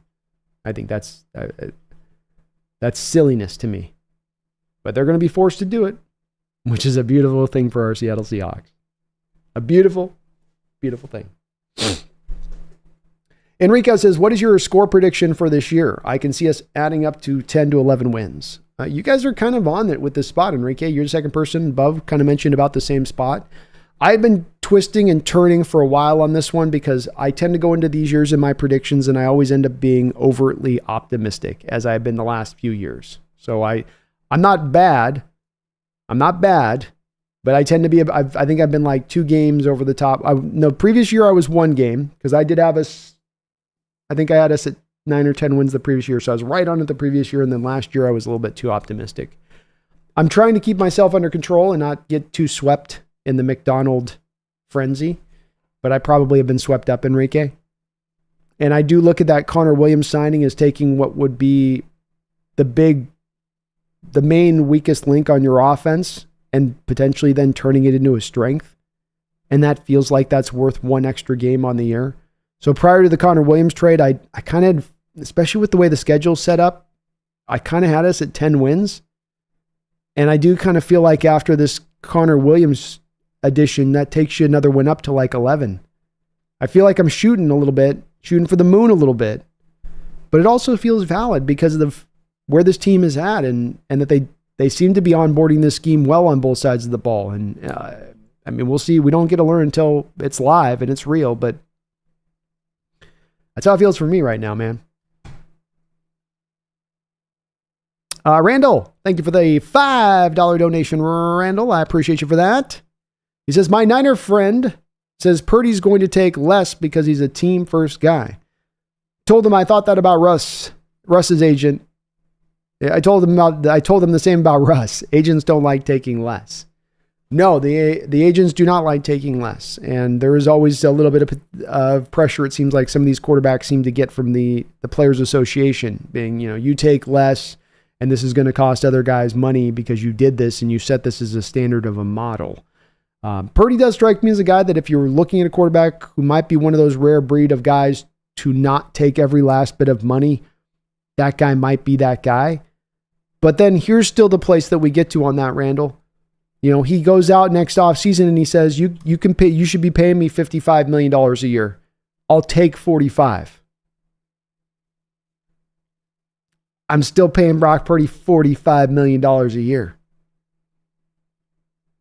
I mean, that's still insanely high over the amount of what they had been paying him prior. I mean, to put that in perspective, if it's a $45 million deal he takes, let's say it's a 4-year, let's just go 4-year, $200 million. Should be $50 million about, but let's 190 or whatever, 185. So 90 million, $100 million of that's guaranteed. He's going to get like $60 million bonus. So even in that first year of that contract, then at that point, Randall, on a $60 million bonus, that means $15 million of bonus hits on a base of $1.5 million. So he costs $16.5 million minimum next year on the cap. Minimum. If they're at that low end deal, that $45 million low end deal. And that's with a team that's right now $39 million over the cap that might have the Brandon Ayuk contract click on top of that and still has the Trent Williams contract to click on top of that. That's with 45 free agents hitting the free agent market as well on top of it. This is where we say, Randall, that's where it comes down to next year. It ain't just about the Purdy contract. It ain't just about the Trent Williams contract. It ain't just about the Brandon Ayuk deal. It ain't about being at the back end of a Super Bowl run. It's all of that stuff. And it's all of that stuff coming to a head at once to a pretty big degree. So even if he takes that discount, he ain't going 30 million. He ain't going 20 million. A discount is, I'll take 10 million off. And now you all praise me. I will only take 45 million per year. Now all of you worship me. Worship me for being so frugal, for helping my team so. Still hurts. Still painful. Ask the Giants how hard it is once you're paying Daniel Jones $45 million per. It stings. It does sting.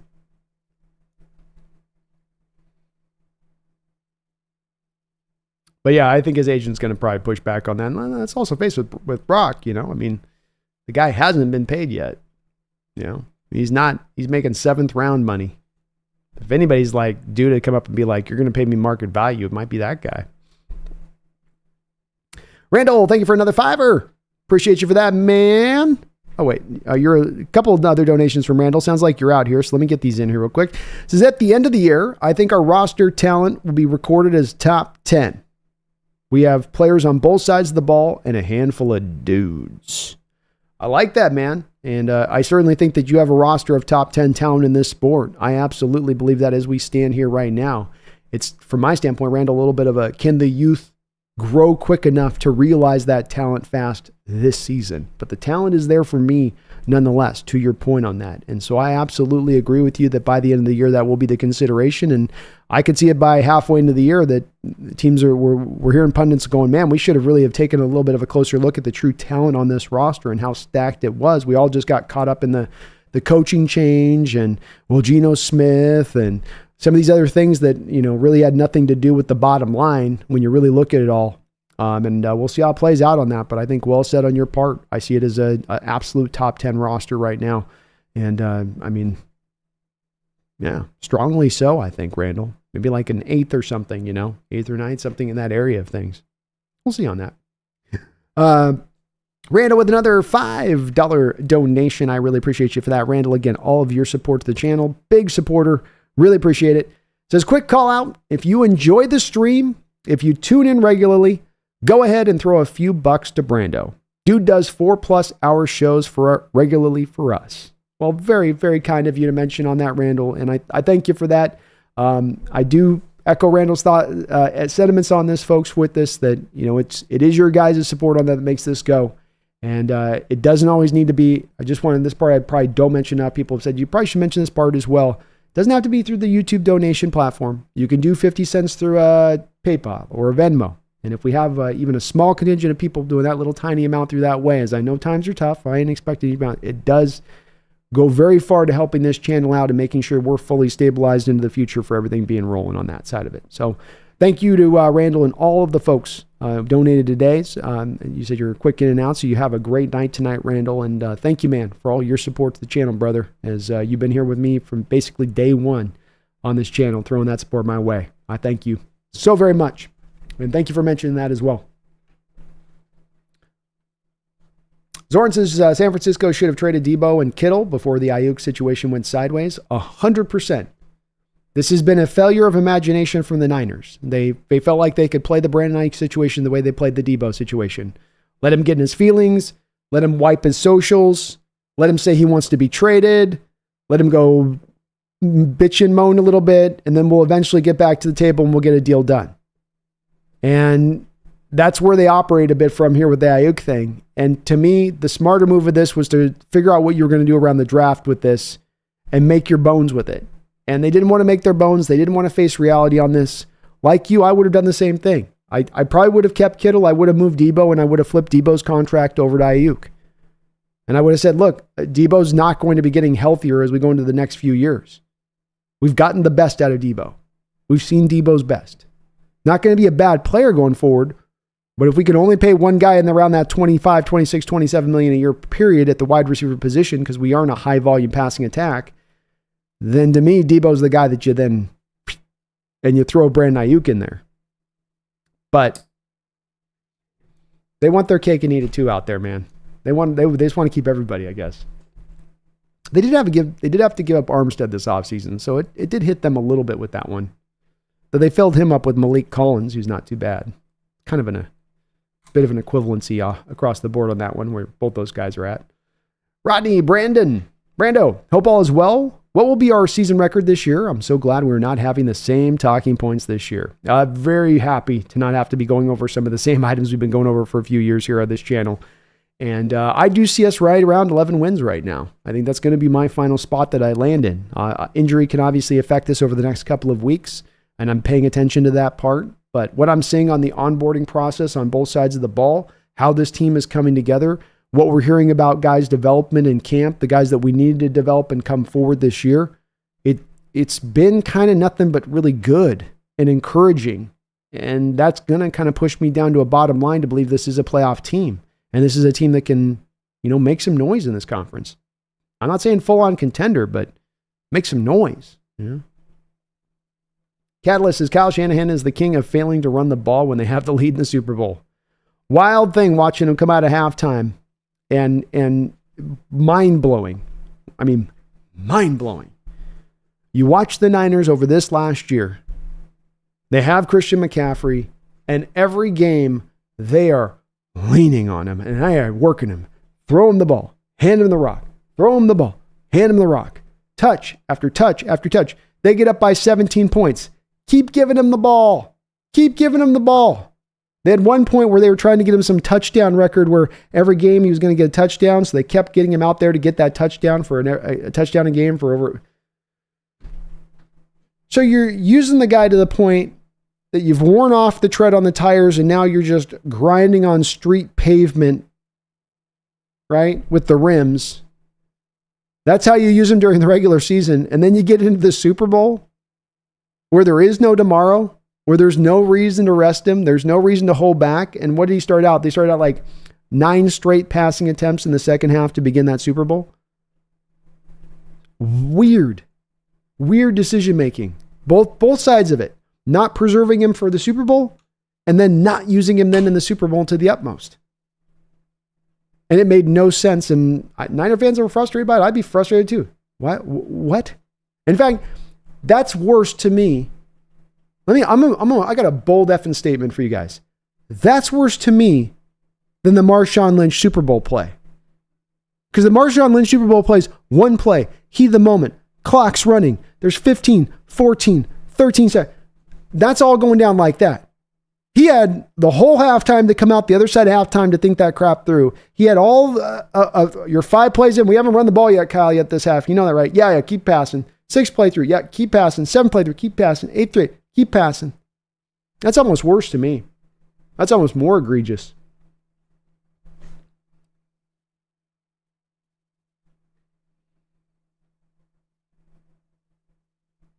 Aaron says interior offensive line got smacked around today. Williams will help.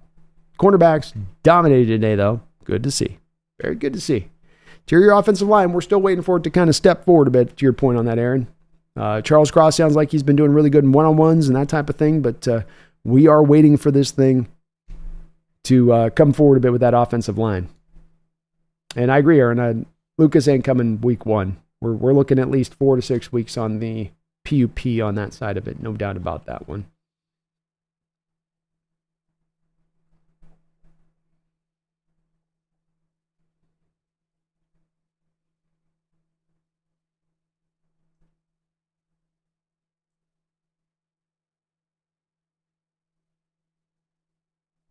Soren says, I'm glad it's NFL. I'm tired of losing money on the Major League Baseball.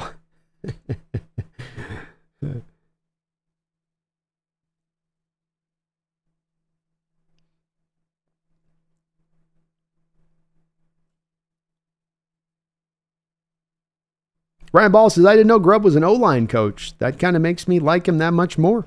That's his original background spot. He's coached, I think, like 3 or 4 positional groups, if I'm not mistaken, but on the offensive side of the ball. But he did start with offensive line. And it's kind of where a lot of his offense begins. That's part of the keeping Penix clean is there's almost a beginning point, especially in the passing attack, where I think where some offensive coordinators in their passing attack would begin with all of the beautiful route concepts they can run. With Grubb, sometimes it seems like it begins with him on the pass protections he's going to set and how he's going to put things together on that side, and then that informs down to the receivers and the routes he's going to call.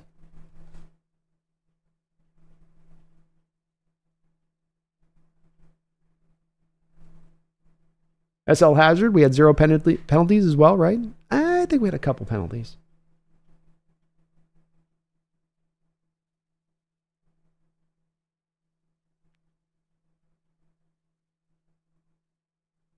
Mike Zapata, if we make a strong run towards the end of the season, what free agent do you pick up to help carry through the playoffs, like how we went to for Leonard before it all fell apart?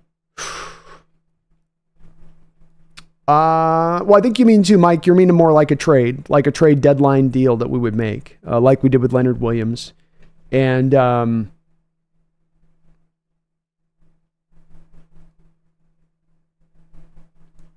it would be hard for me to pinpoint exactly in the same kind of way a guy for you on this, or even a position. And my reasoning would be, Mike, on this is that what you've done over the past couple of years is rebuild the squad, and you've rebuilt the squad in a way to where Now you have the talent and the depth of the positions that you didn't have those prior couple of years when you've looked to make those kind of trades. So, could there be an injury here? Could you lose a corner? Could you lose an inside linebacker? Could you lose an edge? And then that becomes the precursor to draw you to then go get a replacement for that guy at the trade deadline. Something like that could happen. But if you remain in relatively good health, this might actually be a season that I would offer would be one where John Schneider would say, I don't feel like I need to make a trade deadline deal. If it's coming together, if the talent's cinching up here, there's not as much of that major hole. You made the move with Williams last year because you were having to kick Draymond out to the outside. You then had nothing on the inside. Cam Young wasn't ready. It was a big major hole. I just don't think you have that same kind of equivalent hole here on this team anywhere across the board, both at starter or from a depth standpoint. So it would probably take an injury for there to be a guy like that rises up. I'd say inside linebacker would be the main one that you'd maybe be a little bit worried about to that respective things where it's maybe the thinnest of these potential positions. But hard to pinpoint exactly because they've just gotten the team in such a good state as far as how they built it up. Catalyst says Hal got absolutely pummeled last year, and that could potentially derail his career and development. I fully blame Washington for thrusting him into that horrible situation. Hal did play really well against us, though. He did. Yeah, no, he was good last year. Absolutely, he was a problem for us. I mean, he took us right up to the brink there in that game. And this is a big, point of this channel and something that I harp on quite a bit, which is the supporting cast and why I think you got to avoid it with these quarterbacks, why you don't get driven to just take a quarterback just to take one, but first look in-house. How are you set up to allow this guy to thrive and develop? That's got to be a part of the process because when it's not, you see what happened to Hal last year, happened to a lot of quarterbacks. They throw them into the deep end. They say, let's see if they can swim. And if they don't swim, if they fall beneath the water and they drown, they go, let's go get another one. That sucked. And that's why I say it's such a stupid approach to the process on their part. It's so empty-headed. But it also does create what you talk about is you throw them in there and not only do they drown beneath it, but it stunts their growth. It creates bad habits. It gets them seeing ghosts. I mentioned about how the big issue you have with him at times of processing in the pocket and thinking things through and taking his time to let himself read and feel what's happening in front of him. Because there's a little bit of a, there's this clock in his head, like, there's this freneticness in his mind a little bit that you got to settle down now. You got to undo this in him a little bit now. Yeah, I think that's a good point. Daniel Bailey, thank you for the $2 donation. I appreciate you for that. Daniel, he says, love being underestimated. Helps with the betting odds. Well, certainly if it's still saying 7.5 for your Seahawks this year is the over-under, I'm certainly taking the over on that one. If I got us at 11, I think that's a hell of a juicy bet right there on that side of it, Daniel. That's for sure. So I like it too, man. I like some of the underdog ones they've got. There's some tasty ones on that as well with some of the over-under yards with that. So yeah, there's some tasty little picks out there, including that 7.5 wins for your Seahawks. Not too shabby on that one. Catalyst, thank you for the $5 donation. I appreciate you for that, Catalyst. And great discussion tonight as well, folks. He says, I greatly appreciate you continuing to create content surrounding my favorite team and providing excellent breakdowns. Thanks a lot. Go Hawks. Well, thank you so much for the support, Catalyst. I really do appreciate the donation. And it is my pleasure, man. I love doing this. It's so much fun being able to, for these shows. I want to do these Wednesday shows, these weekly wrap-up shows, and put a lot into it before we do these shows. Hopefully give you guys some really good content that's not just me just talking off the rip, but it's also got some good added quality to it.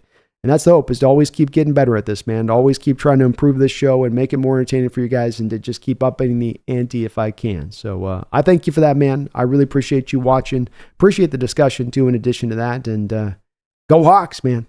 Go Hawks. God's Gang, thank you for a $2 donation. Appreciate you for that, God's Gang. He says, Byron Murphy, what is his ceiling floor with Mike McDonald? Great question.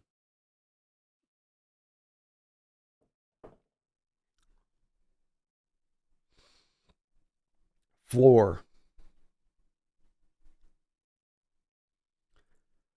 Well, I think I would register to guess that Grady Jarrett at this point was a guy thought about as being an upside got point of Byron Murphy. I'm gonna be as belligerent as to say that I think that the floor for Byron Murphy here is a Grady Jarrett. That's his bare minimum of what he's going to bring to the table, I think, as a pro. From an upside standpoint, the guy that I went to that I thought that he had the guy that jumped out to me that I said, this is the guy that he reminds me a lot of in his game. But even this guy doesn't quite capture the full ceiling, God's gang. And that's Randall. That's what's the Randy McDaniel? That's John Randall. It's looking at your name, Randall, and trying to say John Randall at the same time. Tongue twisted myself. John Randall was the guy that he reminded me of. Vikings former defensive tackle, played here in Seattle, I think, for a couple of years. Played well in Seattle for the couple of years he was here. A guy that was really more of a pass rusher, though, and that's why I say that doesn't even quite capture his ceiling, because in John Randall, that was a guy that you could go after in the run game. You know, he's 280 pounds. He was very small, where you have the opposite end of the scale with Byron Murphy here, God's gang, where he can play nose tackle for you. He can play one tack. You were never going to put John Randall at one tack or nose tackle. So it gets hard to find exactly the upside here. I don't like going to the Donald because the Donald is all time. The Donald is once, not even just once a generation. It's like once every 3 generations you get a player that good at the defensive tackle position. But a John Randall with run stuffing ability, that would be his ceiling. And I think Grady Jarrett, Ed Oliver, those guys are at his floor right now. That's what he brings to me, bare minimum, to the table at this point. I'm getting very hyped at this point, God's gang, on Byron Murphy. Very, very hyped on him. Great question. Randall with another 5-er. Thanks, Randall. Appreciate you, brother. Says, my guess is John Schneider sees how the team gels. Which guys take the next step? When it goes as planned, we make the big move next offseason to start the run. Could definitely see it, Randall. Remember the Packers? He comes from the Packers. That always does help inform some of what they do. And remember, the Packers had everything kind of in place before they finally went and made that last run to go get Reggie White, a team that didn't do much in free agency, targeted that guy and said, this will be our final piece to bring in. This will be our major final move. Take us up over the top. Could very well be the way it goes there, Randall. They're going to be inhibited next offseason, in that you are negative $25 million in the cap as it stands right now, and you're gonna have to get creative to kind of fit a big move in there at that point if that's what you're gonna do. But the team has a lot of versatility on the cap for next offseason. They've got a lot of moves they can make if they wanted to go make a different separate move over here. But I agree with you. I think that this is a bit of a wait and see thing this season to see how it goes. That's part of why I think too the trade deadline deal this year is a little bit unlikely, even if the Seahawks are in a position of starting out 6-2, 7-3.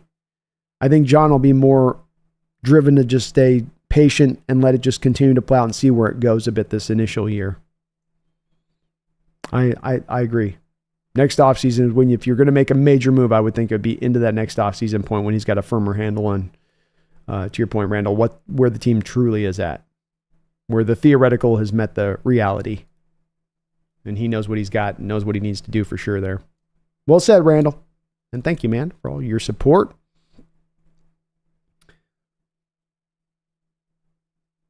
Zorn says, Kenneth Walker healthy is absolutely necessary for any kind of playoff run. Agreed.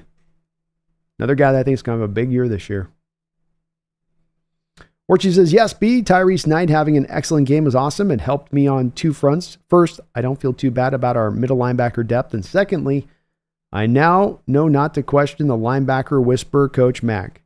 So the part that it made me laugh my butt off is when you look at these PFF scores too, to your point on that, when you look at the defensive PFF scores here, War Chief, and you look at the top 8 rated players, 7 of your top 8 rated players on your defensive side of the ball by Pro Football Focus were linebackers. So is Mike McDonald the linebacker whisperer? I don't know. Is it just coincidence the first game all the linebackers were well graded and well rated? I don't know. I did find it interesting though that that popped up on the PFF board that way, War Chief. Herbert says, how has Mike Jack looked this year? Injured. He's been beat up this camp, it sounds like, for the most part, Herbicide. Little bit of time on the field, but lately more beat up. Adam says, Brandon, at first glance, it looked like you were wearing a crucifix angel wings shirt.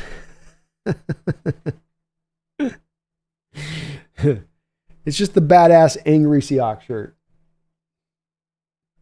When I'm putting my game face on, I put this shirt on.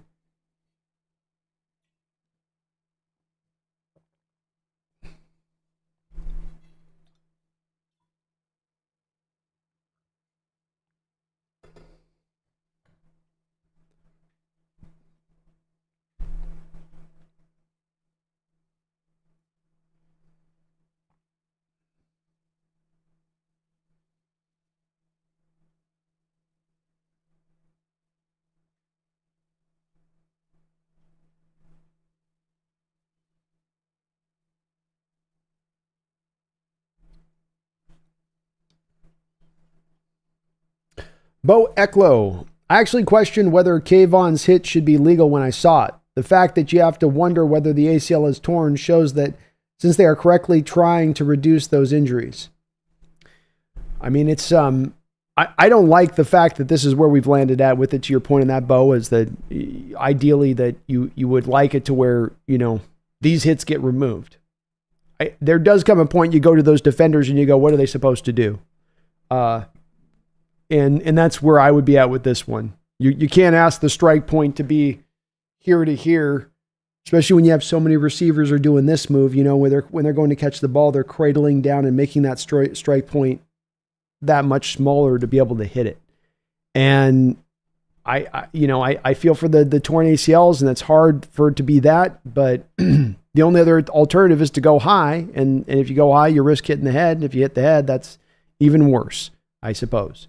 And so don't like it either on it, but man, we can't remove the defense's complete ability to go out there and be able to play and have a chance. And every offseason there's something defensively we were already removed. I mean, we just had the hip tackling now removed. You know, it's going to come to that point where you almost make it impossible to tackle these guys if you're saying, okay, you can't hit the head, you can't hit low, the guy's strike point will be here. So the guy just has to essentially come up and grab and hold him, and then hopefully he can kind of softly roll him to the ground. You know, you eventually go, well, it's a violent sport. It's contact sport. Stuff's going to happen. And it's unfortunate, but it was a clean hit.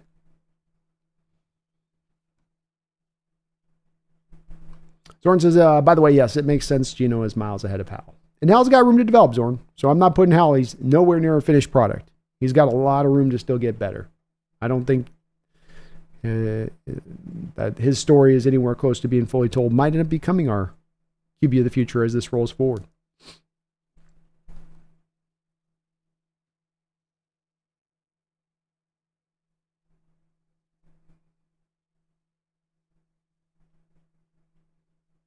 Ortiz says, I coach football and played up until the college level. I'm a firm believer in coaching. I think you can get a decent quarterback and coach him up to be a star. That's just how I feel. Any player. I agree with you. I think coaching is a big part, especially quarterback position. That's one that's got so many gears and mechanisms in place as to what's affecting the position, where if you have a coach that can make all of those gears and mechanisms move more smoother along for that QB, he's going to be better for it.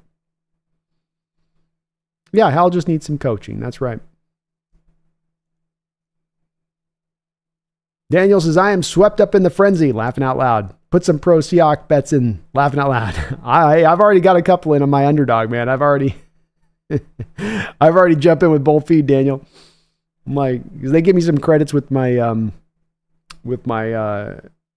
sponsorship with them, so they'll throw credits on the account where I don't even have to come out of pocket. So it's like, yeah, I'll take some Seahawks stuff on this. You better believe it. Brian says, maybe I'm too pessimistic, but I see 7-10 in our future this season. Well, to your point on that, Brian, I am prognosticating a 10-11 win season, but I've also said this is the year of the great variance, where I do believe that there is anywhere from a 7 to a 12 win team here in how this could play out. And it's hard to know exactly which end of the scale that they're going to end up on that. You know, I'll totally acknowledge that side of it. So I don't even think it's being pessimistic on your side, Brian. I think if anything, it's kind of more playing to what is historically the norms for this kind of situation and a new coach coming in this way. And that's that variance. I could see it being on either end of the scale with this team this year. I wanted another Danny White who can punt, says Zorn. Quarterbacks that can punt are underrated. That's only going for on fourth down, and then you just do the punt instead with the QB. That was always a badass move back in the day. Spice says Pumpkin said 12-5. She feels 12-5-ish. Yeah. Little Dallas Cowboy, great show, Brandon. Thank you. We should bring Purdy to Dallas for Dak. Boy, wouldn't that be a hilarious trade? Niners trade Purdy to Dallas. Oh my gosh. SL says we were a top 5 defense until Nwosu went down. Anything less than 9-8 is a failure. I don't know if it's a failure, but it's definitely certainly the potential over that. You did get to play some reasonable to play offenses to kind of kick things out a little bit with Nwosu. Though, yeah, Detroit on there, I guess, to your point. Played them early on in the year. Ricardo says, Hal impressed me in his preseason game. If Grubb can shape him into a quick release decision guy, he'll be good in the system. Agreed. And he does come from spread background. He's done it before. I agree 100%. George says, I did take a 65-1 on the Seahawks Super Bowl win. Oh, so if you put $100 down, that's 65,000? Is that what that is? 6,500? I like that bet. Trade him today. We just got to force a wave clause. Rudy's got 7 and 10 as well. All right. We got some realistic Seahawks fans in the chat. I like that. I like that. What? Was it being too loud? Oh, well, it was a random. Random. Trevor, good to be back. Oh my goodness, I missed you in the stream. Congrats on your success. Keep pushing, Brandon. Thank you, Trevor. I appreciate it. It's good to have you back in the mix here, man. And thank you so much, man. We've been rolling. Had a couple videos drop this last week. And whoa, we're definitely back. A couple hundred subscribers in a few days. Like, woo. Zorn says, I'll take the over on 7.5. I will too, man. I'm taking that over. Yeah, Vegas not big on Seattle. To Vegas' point, they do tend to be righter than they are wrong. SL Hazard is, we can get revenge on the Rams, then we'll 100% be making the playoffs. There we go, SL. There we go. You where my ATS record's about 43%.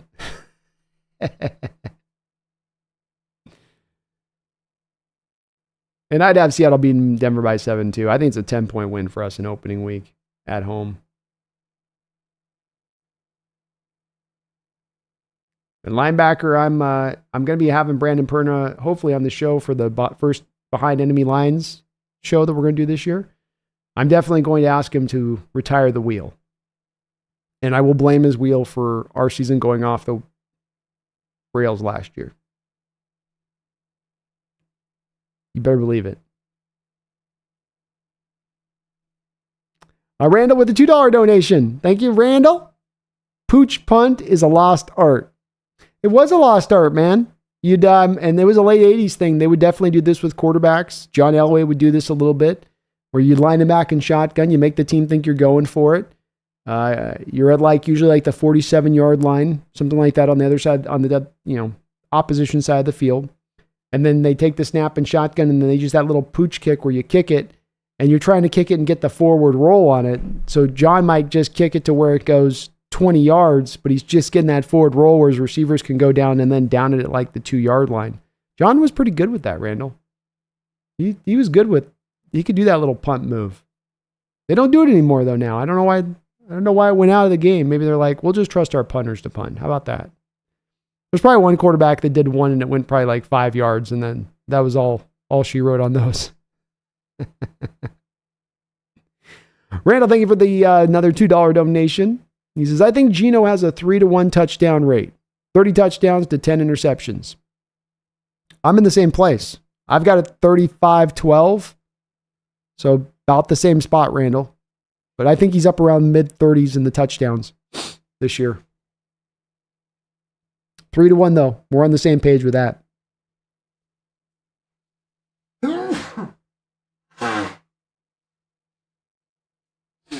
Excuse me. Whew. I know. Thanks for the donations, though, Randall. Appreciate you, brother. Rick Darcy, we can split versus the Rams and Niners. Last year was 0-4. I already grabbed Hawks over on the 7.5 wins and to make the playoffs at plus 215. I love it, Rick. I love it. It seems like a pretty easy bet to put down. 7.5 wins. Like, we're going to be 2 games worse than we were last year with an easier schedule at that. And yeah, it seems just to me like I think Vegas is just sort of playing that traditional odds of new coach comes in, new coach tends to need a year to institute his system. Hoist Hand Grenade says I should do a donation saying I can't afford to donate. It's a tough time right now. I get it.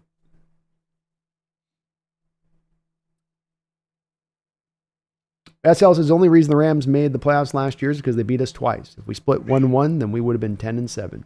True. Very true. Very true.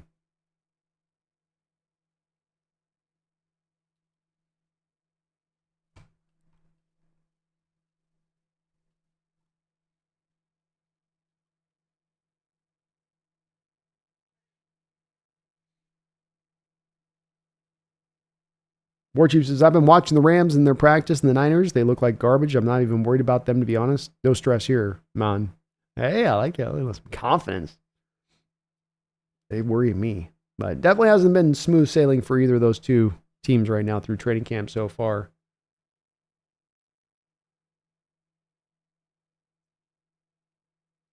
Jim Campbell, the defense will definitely be held accountable by McDonald. Tackling, disciplined play. Guys out there obviously buying into what they're being asked of. That's what we saw on Saturday. It's an initial performance. It's certainly with a lot of guys in the field fighting for their football live, which can explain some of that hunger and tenacity that we saw from those players. But maybe it's also a bit of what we're going to see as a start of a bit of a change here in McDonald and what we will see from these players than what we've seen prior, especially nearing the end of last season, especially when it concerns the defense. And I think you did see a sense of accountability there in this last game from my standpoint on that, Jim, to your point. And part of what will help this team this year to getting to be the best version of itself is those things being corrected, those specific things being corrected. Or Chief says, I can't wait for Purdy to get paid. Once all that money goes to him, that's the downfall of the Niners window right there. No longer a threat to us. I certainly think they're in an uphill climb there. They're going to have to reinvent themselves. That's also going to be right around the time where how much longer does Trent Williams have? You know, guy's 36, 37 years old. Is he going to play to 40 years old? All the money that guy's made in his career? I mean, sure, there's a chance I think he's been watching this Brandon Ayuk situation, kind of even just deciding if he wants to still play or not. You know, oh, Ayuk's gone? We're a little less Super Bowl likely. Yeah, I'm good. Redeem Patriots, I still want to see if Geno can progress or digress from last year. I think you're going to see progress, Redeem Patriot. My argument on this has been that Geno Smith has not been put into a great offense the last couple of years. He's been hindered by the offensive scheme and some of its limitations in how it attacks the opposition.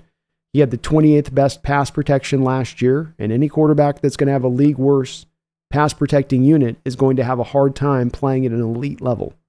If these things can be corrected, and I do expect these two things specifically to be highly corrected from where they've been, I think you're going to get the best version of Geno of the last 3 years. This will be your best version of Geno's entire career. This will be the best version of Geno Smith that you've ever seen, provided that he can stay healthy. And I have a lot of confidence in this take on it, Redeemed. I really do. Especially on the back of seeing it in person there at training camp.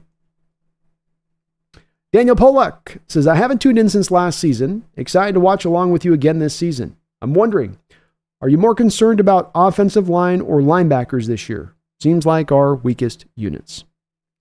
I think the offensive line is going to come together and that you've spent the last 3 years really building it up and reinforcing it, taking it from this scratch place that it was and slowly but surely getting it up further and further. Culminating even, Daniel, with bringing in Connor Williams last week, who is a top 5 center in this sport.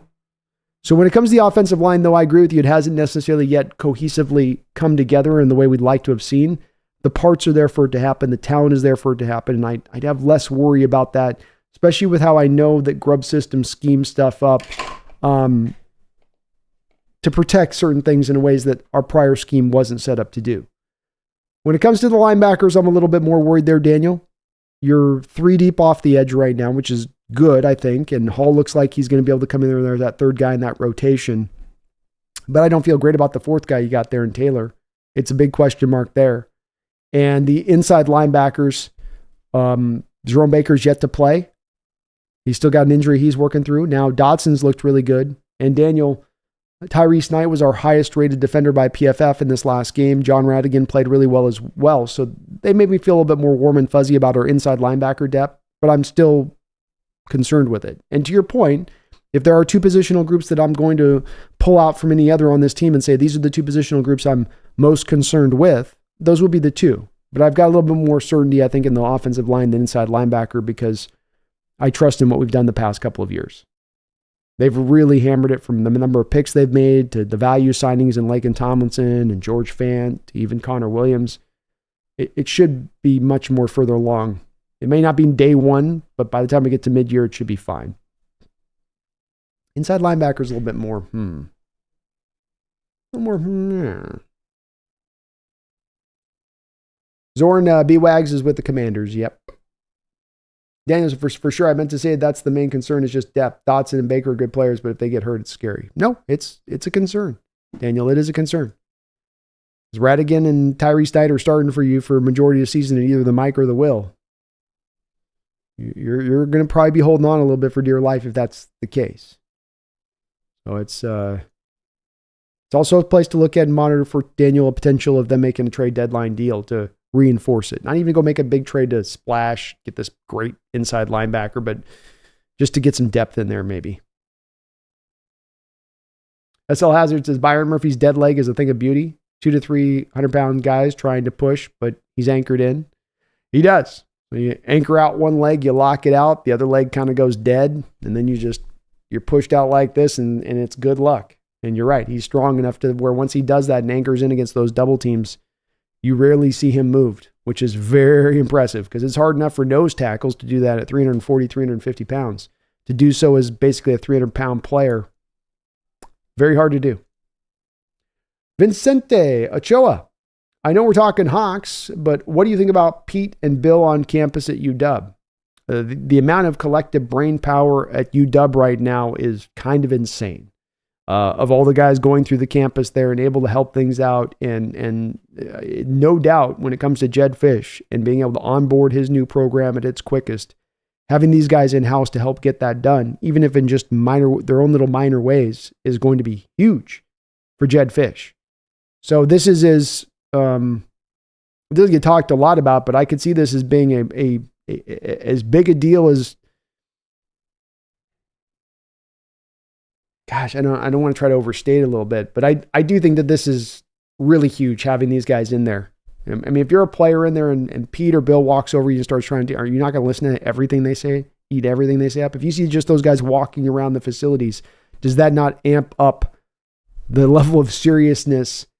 Does that not ratchet it up an extra level of step at that point if you're a Husky there on campus, working out there on the practice field? It's, I think it has a big impact, Vicente, on the UW program. And it's great for the UW program, too, because you just lost a Boer. You'd had this greatest hiring you'd had since Peterson. And you're like, man, it's hard how are we going to find the next guy? And it seems like you found the next guy in Fish, and then he's bringing these guys with him. And it's really exciting. Yeah, it's pretty cool.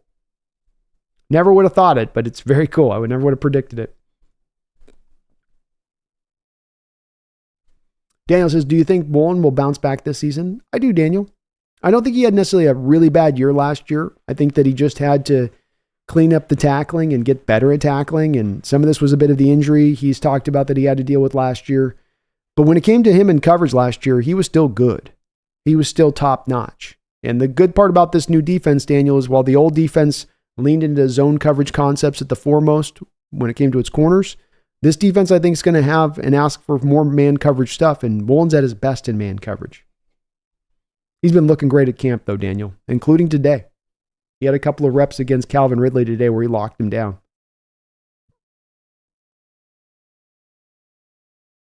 Spencer Brandon, not to put you on the spot, so feel free to answer me in the DMs later, needed, but have you given another fantasy season with the homies any thought?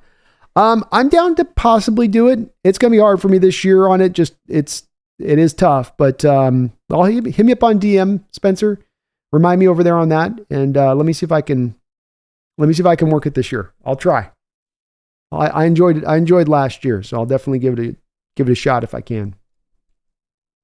I think it reminded me on that.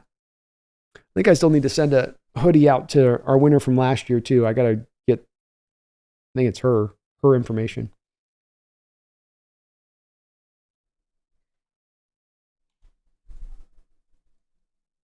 I owe her a hoodie.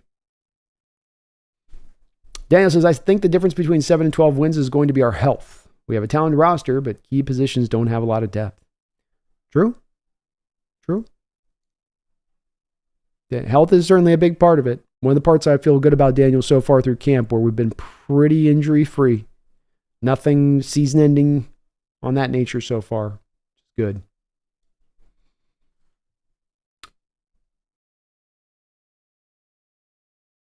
Six-hour Gino's better than Tua? He is. I agree.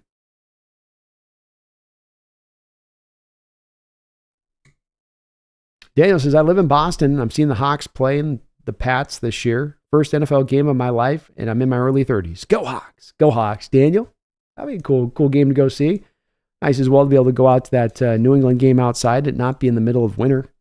So the weather will at least be decent for you too. Zorn, it depends on division record. If you think Seahawks win 10 games, that means 4-2 or so versus rivals. That's a tall order for the season. IMO. It might be. Yeah, it very well might be on that side. And, can you sweep the Cardinals and can you split against the Niners and Rams? I think there's an argument made you can. They're very good teams, though, Zorn, and I don't want to undersell the fact that the Niners and Rams are both going to be still problems this year, as long as their health can maintain.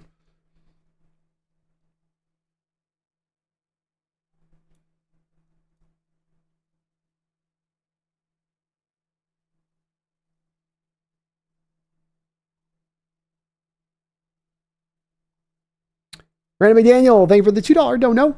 Says, fun fact check me, but Cunningham has a 90-yard punt. No, I think he does have a 90-yard punt. How did that work with that, Randall? Was it that they like punted on third down or something? Is that how they caught them off guard with that? Because if it was 4th and goal, they wouldn't have been going for it. Maybe they went for it on 4th and like short or something. And they were in their own end. They were in their own 10-yard line. It was like late in the game. But yeah, he got the roll, man. He got that. That's that forward roll where if you kick the ball at the back half, even if you don't get it like far distance, you can keep that roll thing going. And I think he did on the Bills' AstroTurf, if I remember right, Randall. Or he did on the Eagles' AstroTurf. And that thing was concrete. It's like those old bouncy balls, Randall. Ding, ding, ding.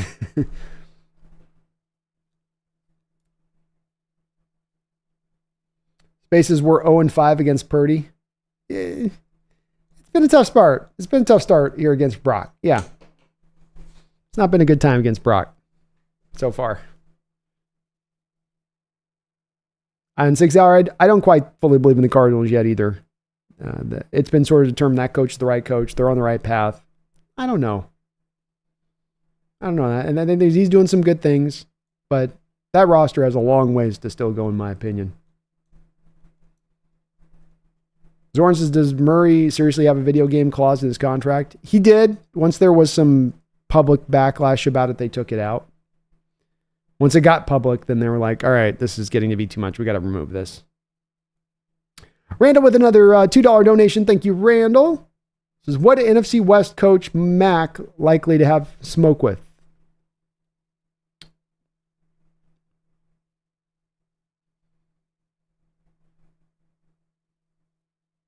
I think McVay, just because McVay can be a little bit, I can see McVay getting a little bit in his feelings about something or another, or there being some tit for tat between those two guys.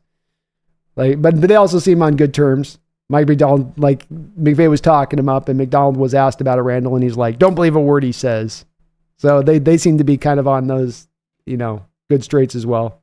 Maybe Shanahan, if he ends up being a solver of Shanahan's scheme and the way that Shanahan likes to run and what he runs, and he's able to kind of shut that down with his approach.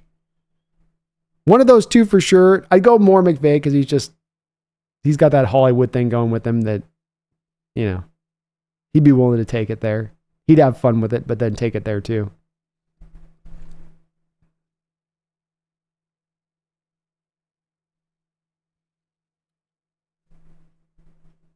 There's a whole thing too, Zorn, where he loves Call of Duty, does Kyler Murray, and there was a thing for a couple of years there where they would track Call of Duty double XP weekends back to Kyler having poor performance on the field on those double XP weekends, as though he was up at night working on his double XP, tired the next day for game day and not able to play at his best.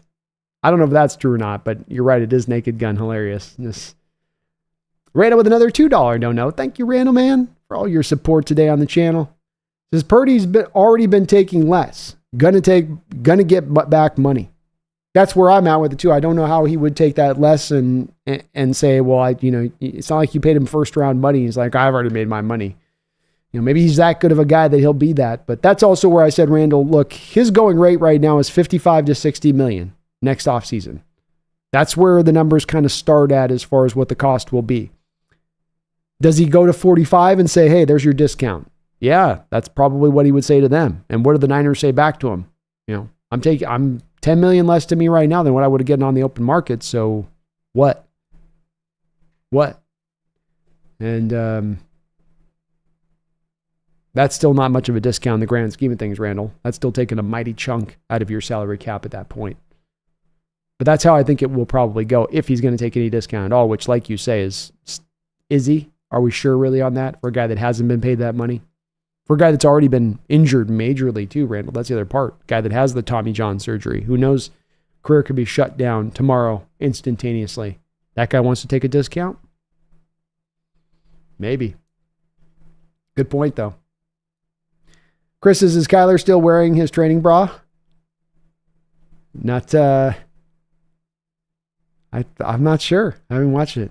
One of the all-time funniest training ones with him was the height jokes on Kyler are brutal, but they're funny as hell too. And there was the one where they were showing like Kyler Murray doing the ropes. They got that workout rope thing where it's working on your shoulders and you're doing this move. And so he's got like Kyler doing this. And then it cuts to a guy looking down into his shoes like it's Kyler doing it with his shoelaces because he's so small. He's got some brutal ones out there, but he's a small dude. 6 hour, I worry about building the offensive line to the linebackers. George Fant, not good. Lucas is definitely a better guy than Fant, 6 hour for sure. But I think you're going to be okay over there. I think Fant, while I would agree with you, I wouldn't necessarily say he's good. I don't know if he's bad. I think he's there to be able to carry the water for you and not have the position turn into a nightmare for you or just a complete weak link for you this year if Lucas can't go. But a big part of the upside of this team goes back to Lucas getting on that field and being able to play at his fullest. You want to get to 10, 11, 12 wins. We need Abraham Lucas out there playing a majority of the season for that to happen. Maybe not all the season, but a majority of the season.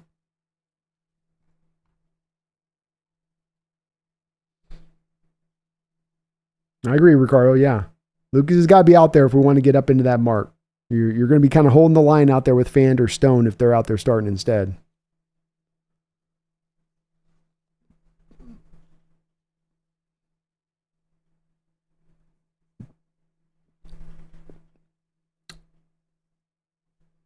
IR Hungry. I'm low-key liking this Brady Russell guy.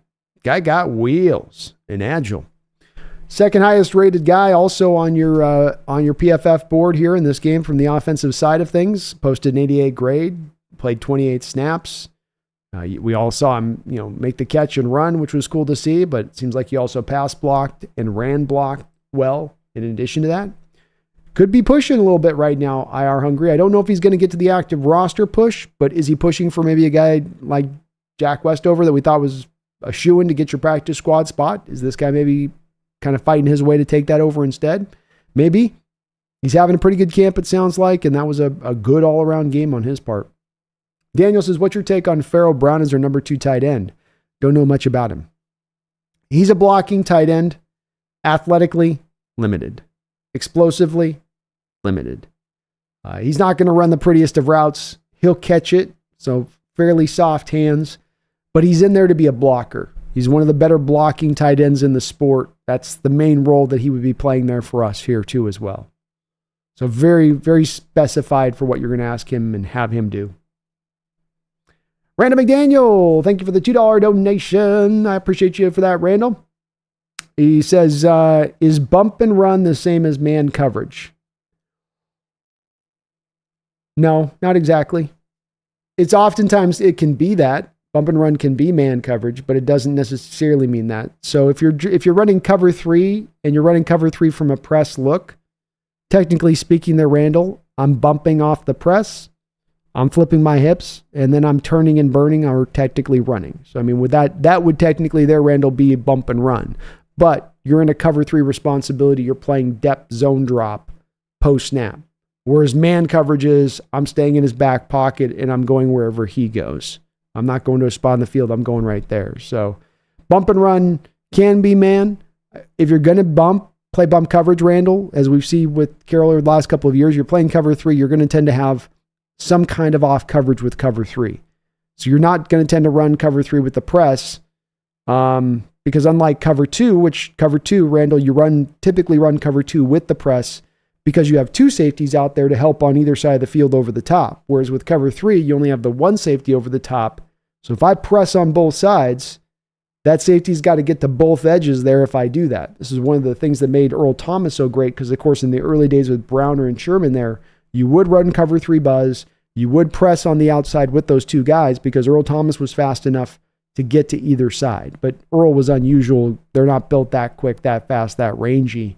Most guys can't do that. So you're just not, if you're going to run zone, run much of the bump and run, you'll be, even if it's 2 or 3 yards in off coverage, not in that like 7 or 8 yards off coverage, Randall, but just even a 2 or 3 yards off coverage, you're still going to be typically a little bit in off coverage if you're going to run that. You want to give the corner a little bit of makeup room there to react what's in front of him.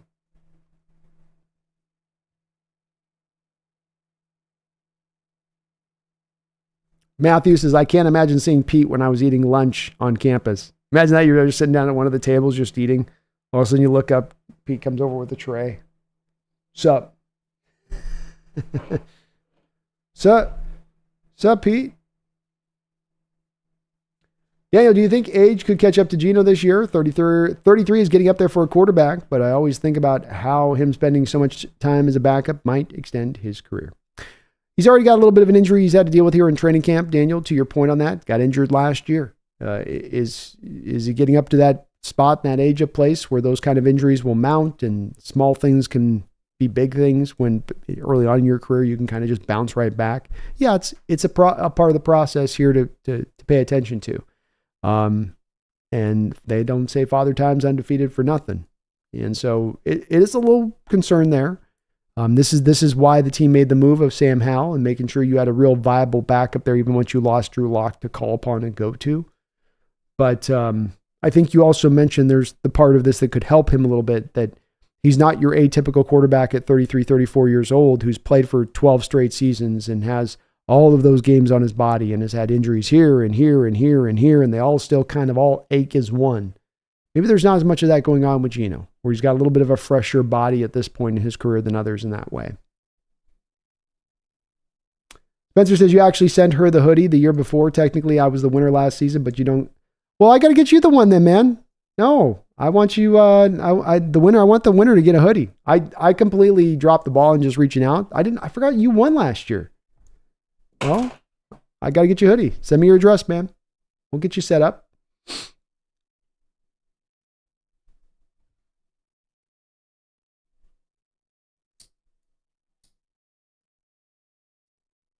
Name original Titans fan here. GL in the NFC. Thank you, man. Good luck to you guys out in the AFC. It seems like you're kind of turning over a little bit this year with the new coach and new defense and moving on from Vrabel and all that. So best of luck to you guys out there as well. Well, both of us are kind of in that transitional place of things. Hopefully you're liking the new coach. Everything's settling in good for you guys out there. Thanks for checking out the channel too, man. Be a good game this week. Hopefully we can just keep having these practices. Everybody stays healthy, no injuries. Y2K, thank you for the $2 donation. Appreciate you that. And it's good to see you in the house, Y2K. Let Dixon do weird onside kicks. Dixon for Hall of Fame. Dixon for Hall of Fame indeed. If a punter can be on a Hall of Fame track, Y2K, he's on one. I don't know if it's possible in this day and age. It may be impossible for those guys to get in, but he's doing the work to make it happen if it can happen. Fun note is with the new kickoff rules now, Y2K, with the new rules that have been instituted, you can't onside until the fourth quarter. Kind of interesting. No onside kicks until the fourth quarter. But I bet Dixon could do it well if you asked him to. He does everything else great. Why not that as well?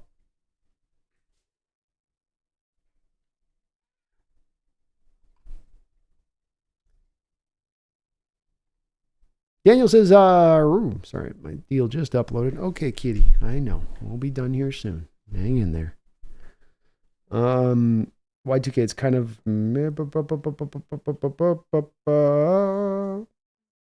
Daniel says, do you like the new kickoff?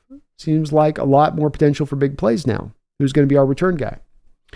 Your return guy is going to be Dwayne Eskridge, who on the first, not Dwayne Eskridge, but Laviska Shenault. Both those guys got kind of like $10 handle names, don't they? It's like 18 syllables in both those guys' names. But Laviska Shenault's going to be your returner. First return this last week, Daniel, he returned it 45 yards. He was your second, third highest rated kick returner last year in a little bit of a sample size role of that. I like the new kick return rule, Daniel. It's taking what's become kind of an automatic play. An automatic, you'll just take it at the 25-yard line, and it's bringing the play back into the sport. It's making it action-based again, not automatic-based. And I think that's where that was going after all of those rule changes through the years to take the fangs out of the kick return, and that you're kind of returning this back into play a bit. So it's going to be wild. It's going to be a little bit of ebbs and flows on this one, I think. Different teams are going to take different tracks, but it's going to make the game funner to watch. So completely I'm in favor of it and like the fact the NFL looked for a creative solution on this one. And yeah, you got to declare before you do onside kicks now too. No more surprise onside kicks. Daniel says, I'm hoping Jason Myers' career trend continues. He's on track for a Pro Bowl year this year after second last year. You can time it, can't you, Daniel? It's like one of those world watches where it's always 100% accurate within like 0.009%. And that's the same thing that you can track Jason Myers' career of when he's great and when he's bad. And he's supposed to be in a great year. So you're right. We're supposed to get the benefits of that now. Y2K, thank you for another $2 donation. I appreciate you for that, Y2K. It says, how do 6 offensive line plays work on outside runs and screens?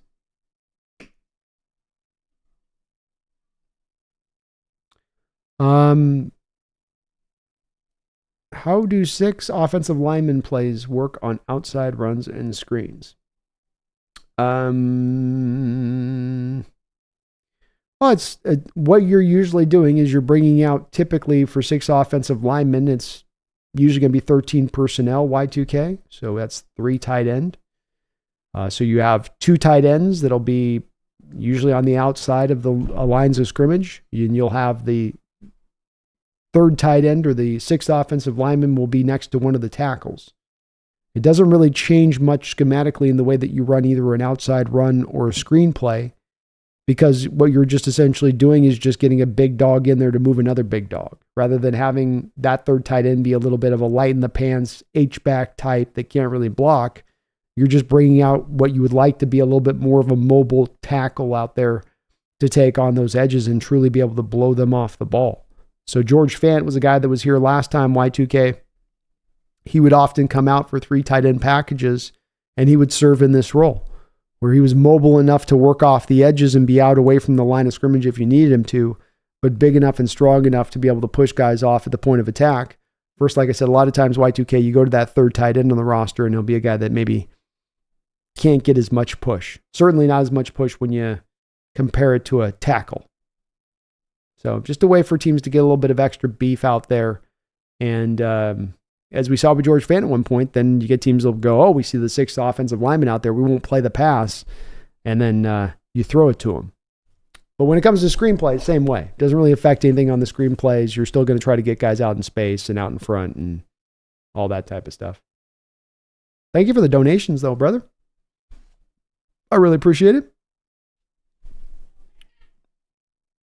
6 Hour, I wonder when Connor Williams is playing. He's currently at 95% according to where he's at. Sounds like the Hawks have a plan in place for him to get him to that other 5% over the top of that. Much like we've seen with Lucas, I think they're going to take a pretty slow trek with this one. And right now the plan is to try to get him out there by game 1. So that is the intended goal. And 6 Hour, right, Brady Russell really doesn't have a chance to make the active roster as a tight end. No. It's really more about the competition that would come down to the probable one tight end that you're going to carry on the practice squad. And so is it Westover or is it Brady Russell? That's really where the fight's at on that one. And definitely Jamal Adams was not a good deep safety. You're right about that, 6 Hour. Zorn says on a side note, sorry, but those soft caps on top of the helmet is stupid as well. It's a tough look, man. Somebody said it online a couple times. I agree that it removes all of the aura from the player. He just, if you look like a badass in the helmet and the jersey and the uniform, like it removes all that. It's like wearing a diaper. It's like you can't look like a badass wearing a diaper, but it makes their stuff super safe, I guess. I just go, why can't you just build a better helmet that doesn't have to look like you put a blimp on your head? Daniel, who are our backup safeties this year? Jenkins and Love will be good, but it seems like a position without much depth. Kayvon Wallace has been playing really well. You brought him in this offseason on a low-end deal, Daniel, but a guy that has been really doing a good job throughout training camp, flashed in the game, laid a nice big hit in the game. Kobe Bryant had an interception this last game. He's been playing out through camp, well graded in this past game. He's also in the mix. The team signed back Marquise Blair a couple of weeks ago, so he's in on this as well, and you do still have Jarek Reed that was your 6th-round pick from last year. So I'd give you that you don't have a lot of sizzling parts to it, but they've built up some competition here for the Final Four to kind of met out. And which Final Four it is, I'm not quite sure at this point. That's a battle that's really ongoing right now in the moment and is in the thick of it, I would say.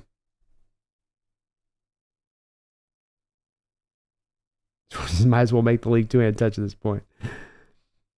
LTU DO6, who will be more important to the Seahawks, Spoon or Murph?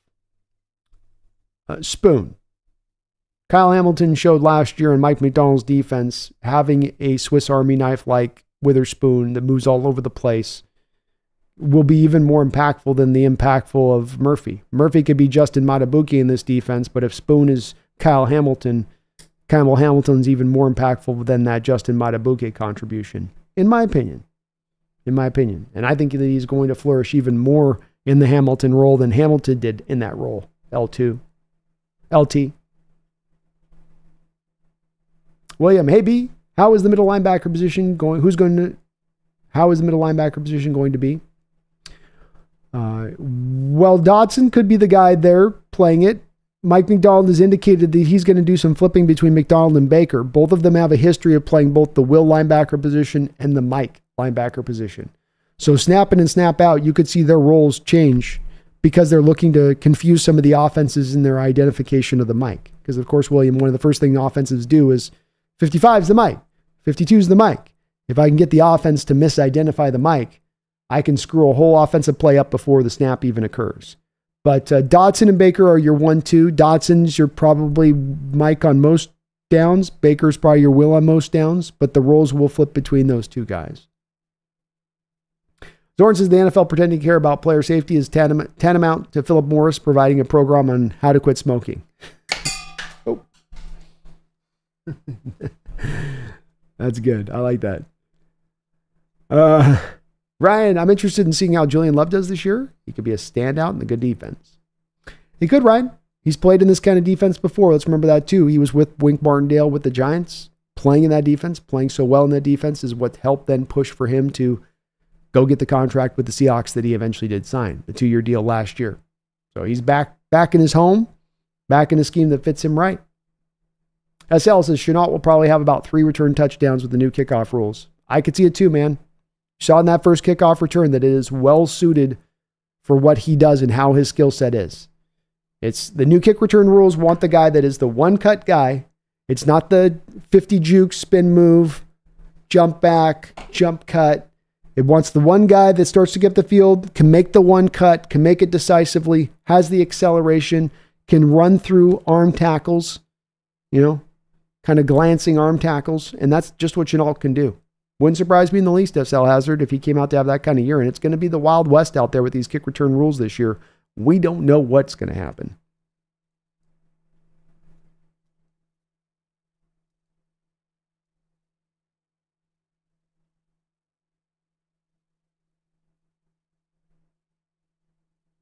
Moses says, I used to believe that about Myers until he missed that extra point. Zora McDonald is precisely head coach to exploit new kickoff rules. I think he's going to go after it. Harbaugh there's definitely, with his connections and his background as special teams coach with his uncle and whatnot, he's gonna have some ideas too. Randall with a couple of donations. Randall, thank you so much, man, for all your support today. And as always, all of your support to this channel. He says, I think our secondary is very underrated. Spoon, Reek, and Love all made the Pro Bowl in the last 2 years. I think we have depth too. Cornerback room might be the deepest position group on this team, and that's saying something because there are some deep spots on this team, to your point on that, Randall. And I'd even throw a guy like Trey Brown in there, and especially understanding in Trey Brown's case and Reek's case and Witherspoon's case, they've had certain things that they can do from the cornerback position that's really good, but we haven't always leaned into those things that they do really good.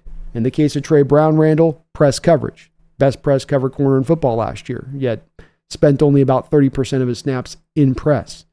Reek and Devin Witherspoon were 2 of your highest graded man cover corners last year. Yet spend a very infrequent amount of time actually in man coverage. So I think this is one of those spots that's very easy for Mike McDonald to lasso around and start to correct very quickly. And the talent is there on those guys, to your point on that, and them making the Pro Bowl and them having some very good years as they've had the last couple of years. And now, on top of the natural talent, on top of the productivity that's already been there, Randall, now you're going to have them utilized to their best, to be put into their best positions for success, including Julian Love in that, who, like I just said on the above on this, Randall, is going back to what I would consider his home as the proper defense that fits his skill set. A guy that can be used all over the place. And especially helps on the pre to post snap stuff that Mike McDonald wants to do. I want my safety going from pre-snap single high to man coverage on the outside, or from slot up into safety as a single high safety. He can do it no problem. It's a big boon to have with this kid. Randall with another $2 dono. Thank you, Randall. Haven't heard much about Mafe. Need a 12+ sack year. He's been okay in camp. I think he's looked good out there overall. He looked pretty good in the game, though didn't do anything super amazing. He didn't play a lot of snaps in the game either, though, Randall. They had some other guys that they were wanting to work off the edge a bit more, I think. But I'm expecting a 12+ sack season from him. I don't think he'll ever get to the place of being a 16, 17, 18 sack a year guy. But can he be a 12, 13 sack a year guy that plays really good run defense for you? Yeah, I think he can. I absolutely think he can. So I expect to take another incremental step forward in his game in that way, Randall. Big part of what will bring that to this year is I think he drew a lot of the double teams once Uchenna went down last year. And now that Uchenna gets some of those double teams pulled off from Uchenna returning, some of the double teams are going to be pulled off from the stack boxes that Mike McDonald's going to run. And that should bring a more productive Boye this year. I agree. Seattle Supersonic Boom Shakalaka says, hey B, thoughts on Marshawn and Earl on the Hall of Fame ballot for 2025? I think that Earl's going to come up a little bit short on the longevity factor to get into the Hall of Fame. I think he needed like another year of productivity at a high level to get in. Marshawn Lynch, I think, has the Earl Campbell background as a guy to look at and say, hey, I had kind of the Earl Campbell career from both how productive I was on the field, the type of runner I was, to the impact as a running back that I brought to the game, which kind of then even at times supersedes the stats a little bit. Marshawn deserves to be in there maybe a little bit more than Earl because of that, I think. Supersonic Boom Shakalaka. But I also think Marshawn's got a bit of an uphill battle to go over, but Marshawn didn't want to talk to the press. Marshawn was only here so he didn't get fined. The press ends up kind of, they have an axe to grind on that type of stuff. If they don't like you, if they think you gave them the short end of the shiv, and you have Marshawn already, a guy that's kind of right on that line of getting voted in, if the media and their bitterness wasn't a part of the process, it might be enough to hold him back, at least for a few of the times that he comes up to be voted on, where they kind of hold that against him a little bit. I hope not. I don't think it's right that they should, but he deserves to go in. I think he absolutely does, but that might be enough just to kind of keep him back just a little bit initially. Zoran, I'm hoping for more wins in the trenches as well. Me too. SL says, did you see Big Cat mic'd up, coaching up young teammates? Super blessed to have him re-signed. I did get to see that, and I'd love to include some of it, kind of show you guys some of it as he's talking, because I think I would highly recommend, to your point, thanks for mentioning it, SL. I'd highly recommend people check out Big Cat out there, because he's not out there just sort of haphazardly giving out advice to guys. He's specifically saying stuff to guys and not being shy about it in the least. And it's a part that you often don't give a lot of value to when we're talking about these players, SL. What does this guy bring on the field? What's his skill set? What's he provide? We don't always talk about what this guy brings to the locker room or how this guy can help these guys develop and get better. And in that video cut, you're right. He was mic'd up at practice, was Leonard Williams. And a lot of the mic'd up session was him talking to these guys, coaching them up. Mike Morris, got to use your length better. Get your hands in here on this at this spot. And I think that stuff's huge. And that's a bit of that responsibility I talk about that has to happen here. If this team is to become a contender, and I'm not just talking about this year, but in the long term, to become a contender, the leaders need to rise up and take on that ultimate ownership. And that's ultimate ownership. I'm not waiting for the coach to coach him up. I see something that I can help him with. I'm going to speak up. I'm going to help him. I'm going to bring my brother along with me. It ain't just about me going and getting mine and me going up and being my productive self. It's me being that and then taking this guy with me. And that's how you get to a contending state. That's the final part, I would say, of the process of getting to a contending state, is that ownership taken on by those players in that way. Old School Seahawks says, every time I hear 99 speak, I just get more impressed. Amen. Dan says, my hot take is Lockett has the best season of his career in yardage and touchdowns, assuming his leg injury isn't serious. No, I think they're doing load management stuff with him right now as much as anything, Daniel. They know he's been in this league for a lot of years. They want to get the most out of him this year. It's a long season. You want him as part of the depth here on this rotation. And, he knows it. He knows what he needs to do. He needs probably less practice time than your average receiver because of how much ball he has played. Or Jeeves says, B, I hear you. The sock is whack. My boy is a Colts fan, and he was trying to have a realistic talk about his team, but I kept calling Taylor Condom Head, and he didn't want to talk anymore. Props to Taylor for being the initial one to carry this torch. Yeah. Who was going to be the first player willing to do it? It's much, much safer. I know I'm not wearing it. No, I mean, it's like 300% safer. I'm not wearing it. I don't care. If I wear that thing, I'm never getting laid. Brian Meyer says, no more Sean without Sean Alexander. Nope. David Moore, has Tomlinson shown anything this season? He looked okay on the tape. He wasn't super highly graded by PFF, David. He was really good in pass protection, which was good to see. He was a mixed bag in the run game. He had one snap where he was able to move in space in the run game, get down to the second level block and landed it cleanly. He had some other snaps in the run game where he just lost the block. Didn't play a ton. You're getting more of a couple of the other guys out there. Bradford and not Bradford, but who was the guy that we rolled out there? I forget his name, but O'Neal, Raekwon O'Neal, I think was who it is. So didn't get a ton of play there, David, but he was all right. Y2K, thank you for another $5 donation. I appreciate that, Y2K. On my offensive line question, more in a power gap run, I think 5 offensive line. And getting outside runs, getting offensive line in space, 6 seems new. We do have fast 6 offensive line.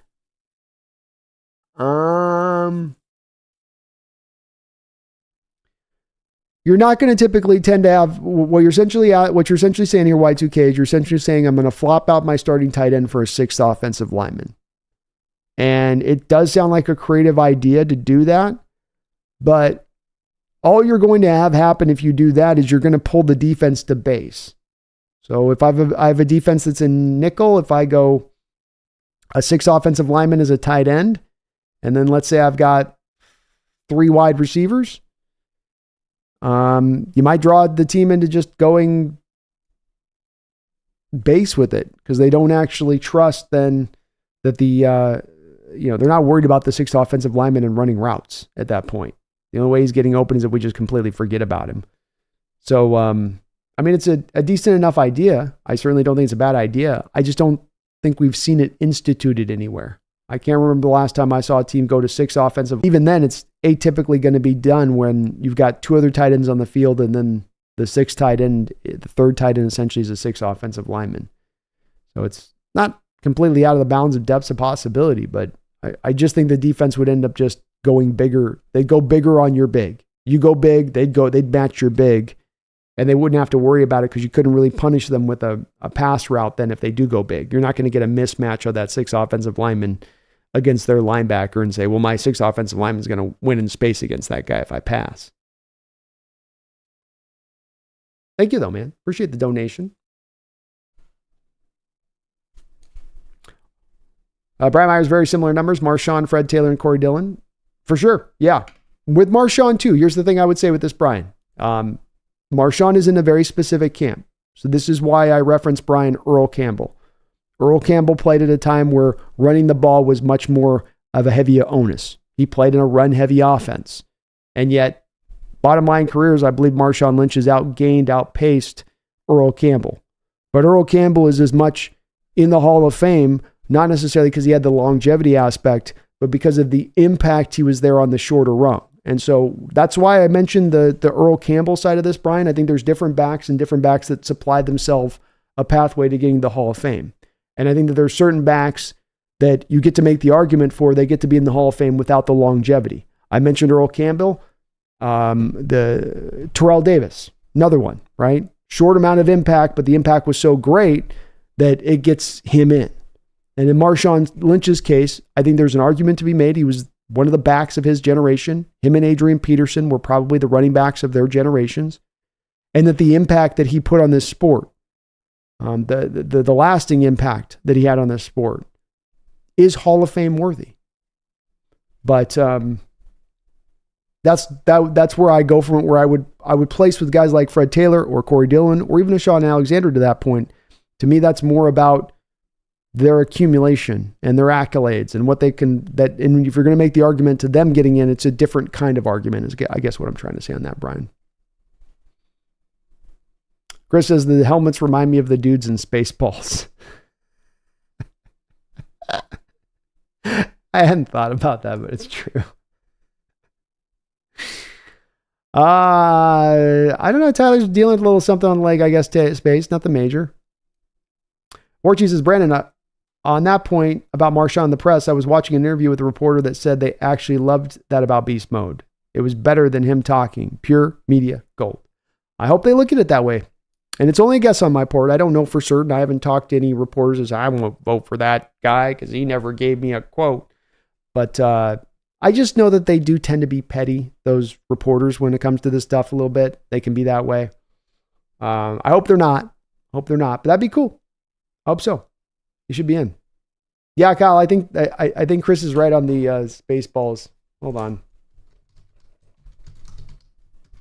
For those that don't understand the reference, just a second. For those that don't understand the reference.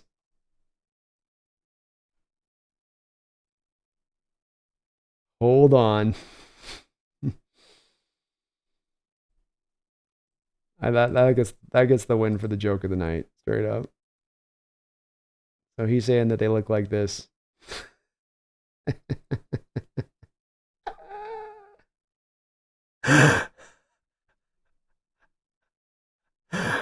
Ah. Oh, Chris, that's wrong.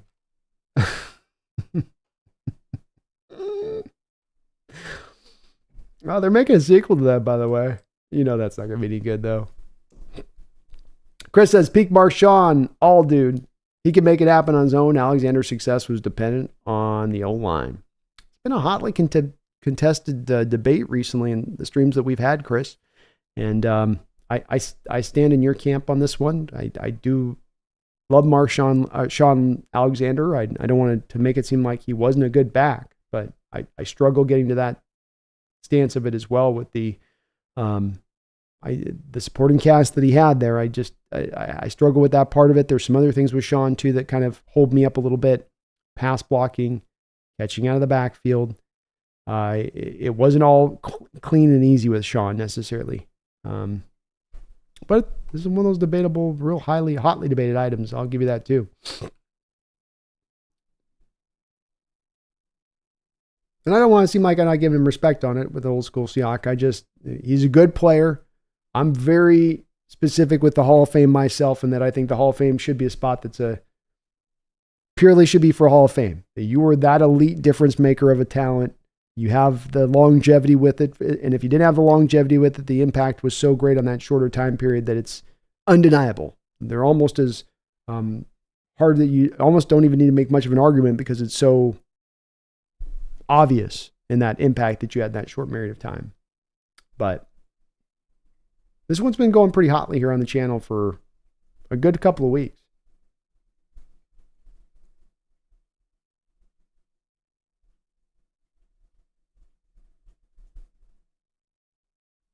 Randall, thank you for another $5 donation. I appreciate you for that, Randall. It says, besides Spoon and Dixon, will we have another first or second team All-Pro?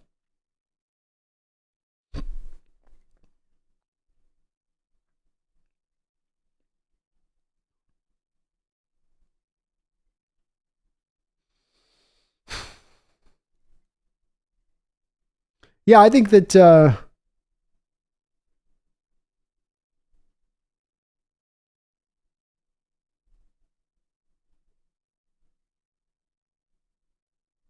yeah, I'm going to go with Kenneth Walker, Randall. I think Kenneth Walker is a second team All-Pro for you this year.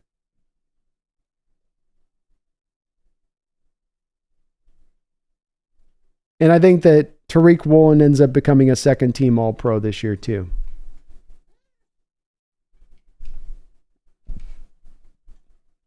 Because both the guys just seem like they're locked in and ready to go. They look like they're ready to put that kind of year in.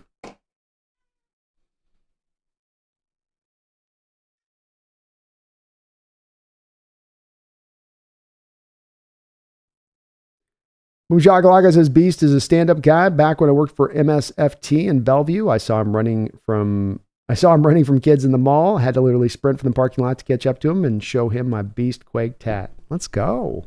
Nice.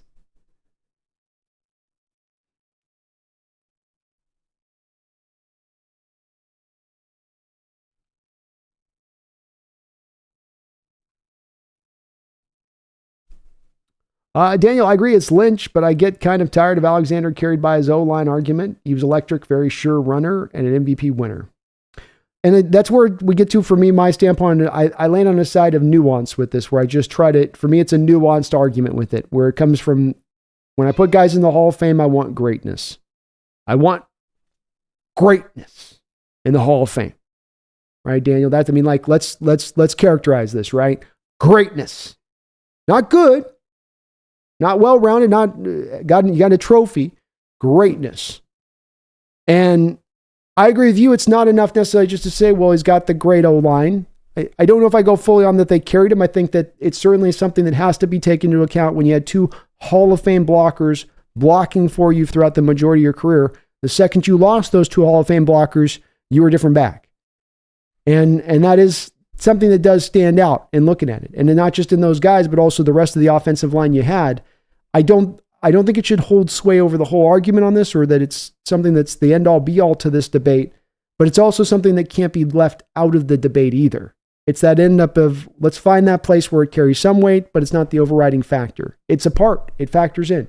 Having a great offensive line-minded guy like Mike Holmgren, whose offensive system was not first and foremost, we're going to run the ball, we're going to pound you running the ball, you're going to dedicate those resources, and then we're going to throw over the top of you.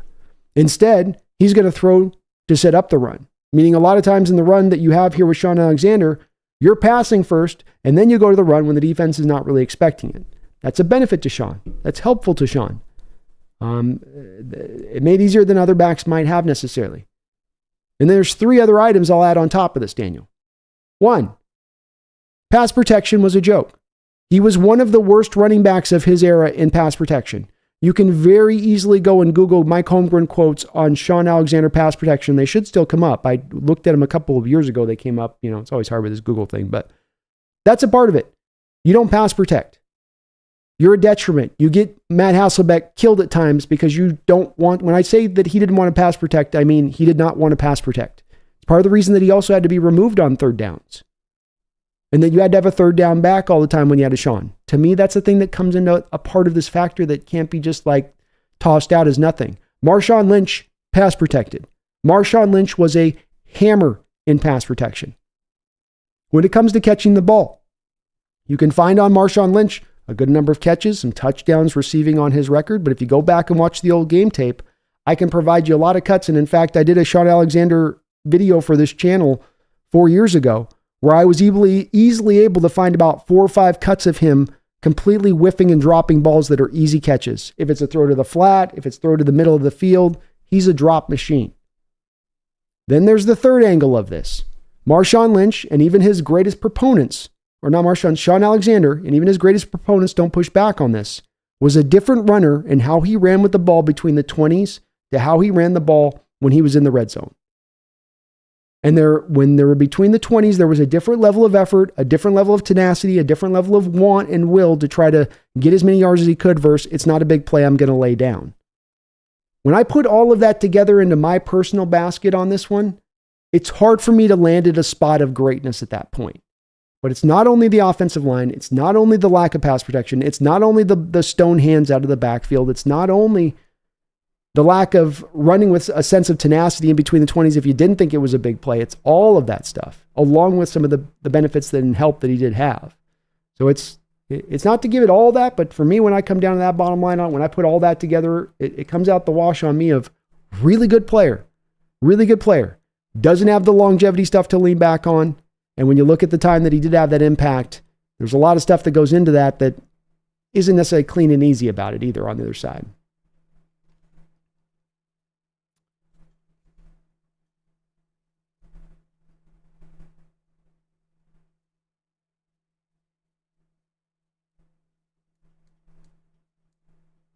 Zorn76 says, but even Holmgren called him out publicly, exceedingly rare for a general lack of toughness on some short yardage, including GL, where he was superb.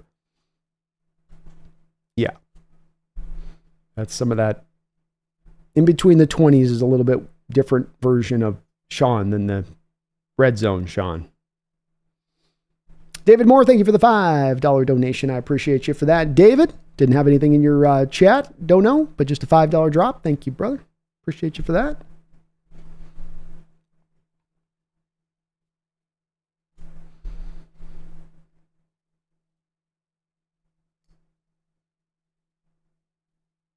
Zora76 says, but Alexander set a historical record with 15 plus touchdowns for like 7 consecutive seasons or so.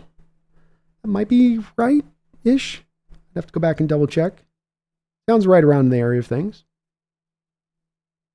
Ryan Ball says, Alexander was amazing when he had a 5-yard hole to run through or when his job was on the line.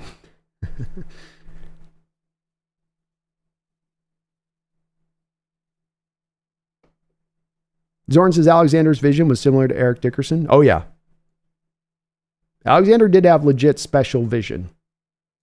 He did have some legit special vision. Oscar says Alexander was overrated. Marshawn is the best. Ryan Ball says, after Steve Hutchinson left for Minnesota, Alexander's career was over. Kind of the way it didn't go in conjunction. It gets hard when you don't want to note those two Hall of Famers, but it does stand out pretty starkly. The second that Hutch moves, the second that Walter Jones ain't at that 100% and that knee starts acting up on his side of it, you just don't have anywhere close to the same. You're not even in the same vicinity of the same Sean Alexander at that point.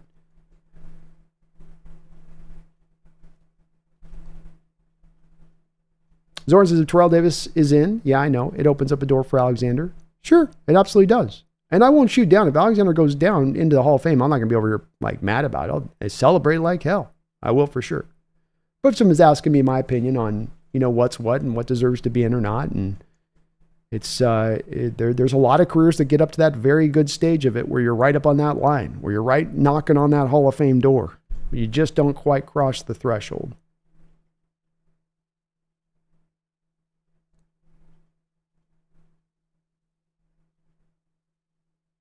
SL says one of the only non-quarterback MVPs can't get in the Hall of Fame, and he's a Seahawk.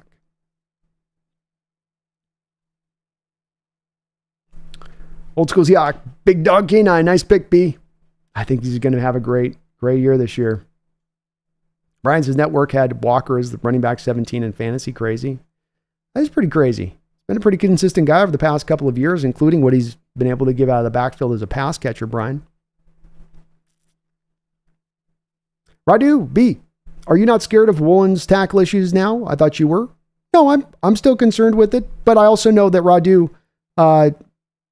you've had guys that haven't been great tacklers, but if they can get a lot of interceptions in the secondary, then the voters overlook that and you become an all-pro. I don't think like Deron Bland last year was not a particularly good tackler, but I believe he got himself an all-pro. I think the same might have been the case for the Ravens safety that got himself a bunch of picks last year. So it's still an issue. It's still a worry. It's one that we just don't quite know about till the season comes along. But I think even if it came out Radu and it was still a bit of an issue there where it's still not the best tackler, it's still get the missed bag. If he's going out there and getting 5, 6, 7 interceptions, that will still be enough to get him into a second team all-pro kind of situation. Especially now as he heads into his third year and he's a little bit more solidified, I think, as far as his coverage abilities throughout the league and how he's viewed.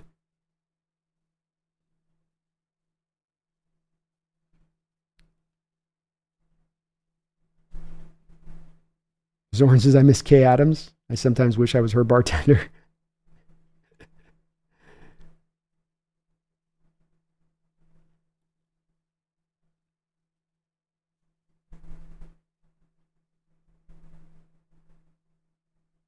Randall, thank you for the $2 donation. Appreciate you for that, Randall. Says, love the team, but to me, only B-Wags had a Hall of Fame career. And I think that there's a strong argument to be made from the LOB defense that may be the way that this plays out as far as the bottom line goes. And Hawk fans are going to love that. And again, I'm not going to be mad if we get more guys in the Hall of Fame than I'm thinking we're going to get in there. But by the standard that's set and by the way the situation plays out, that would kind of fit the type, as it goes. Thing I've come back to on thinking about this, because it has come up recently quite a bit, Randall, is just the fact that when you do look at the legendary defenses in NFL history, and there's been very few of them, Steelers defense of the late 70s, the 85 Bears, Tampa Bay Buccaneers, Baltimore Ravens, all of those defenses were able to push in multiple Hall of Fame defenders. And that there's a little bit of the greatness of the defense can maybe carry some of the players into the Hall from it.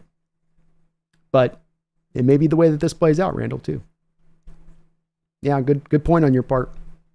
I tend to think that there's a definite way this goes, that's the way that this plays out. Ryan says, I remember the game against the Texans like in 2004 or 5. Alexander had a good game. He had like 167 yards on 18 to 22 carries. But then Maurice Morris came in and had 104 yards on 6 carries. There you go. Got a bit of the same kind of benefits when he was asked to come in there and get a little bit more carrying than he normally got as the typical third down back. Zorn 76, Tampa Bay could be a dark horse in the weak South. Oh, yeah. Saints don't look all that great. I think Atlanta's doing their best to try to get to that contending state, but it's an open division, man. It's wide open there. part of why Falcons went out there and signed Cousins. It just feels like everybody's got a chance. Randall with another $2 donation. Thank you, Randall. Says, if we got 2 rings, all things equal, Russell Wilson would be a Hall of Famer. Well, again, good points on your part, Randall. And to your point on this, it does seem like, and I don't think that he should get in, by the way, but it does seem like Eli Manning is going to get into the Hall of Fame at some point here. And he's going to get in the Hall of Fame because he's got 2 Super Bowl rings and some production. Yeah, he threw for a lot of yards and touchdowns, but did he have a great career? Does he really deserve to go in? I wouldn't say he does. But do the 2 rings end up overriding all else, maybe, especially playing in the New York market? Probably. Don't make it right, but it's probably true. Warchief says, B, what is the difference between a second team and first team All-Pro? Why can't Spoon, Reek, and Walker be first team All-Pros? The reason is because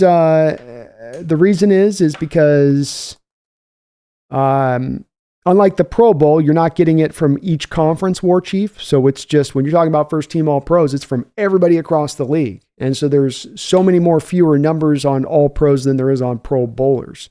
So first team, second team All Pro, it's a very limited amount of guys. And like I was saying a little bit about the Eli Manning thing, the East Coast bias also does factor into this, where, like somebody was saying on the national, War Chief above, somebody saying Kenneth Walker is going 17th in fantasy football leagues. That's ridiculous. There's no way he should be going 17th in fantasy football leagues. But he's going partly because nobody knows what the hell is going on out in Seattle. And Reek Woolen in his first year, again to my point of this, War Chief, went up against Gardner, should have won the Rookie of the Year over Gardner.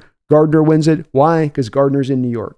So it's a part that I know that preeminently the Pacific Northwest fan gets frustrated by this and it pisses them off and they don't understand why it can't be equal. They don't understand why there's got to be this damn East Coast bias that doesn't give us.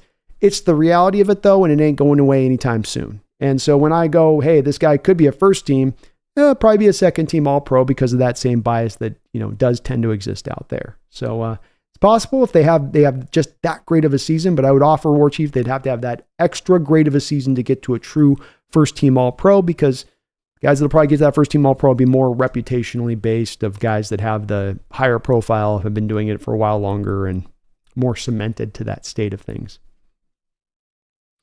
Greg Kemp says, Brandon Beast Mode also wasn't used for 1.5 years on the Bills and retired 1 year, but still rushed for 10,000 yards. He also was a better pass catcher, blocker, and had less fumbles, more broken tackles than AP.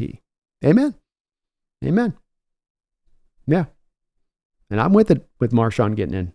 That is one I do sign off on.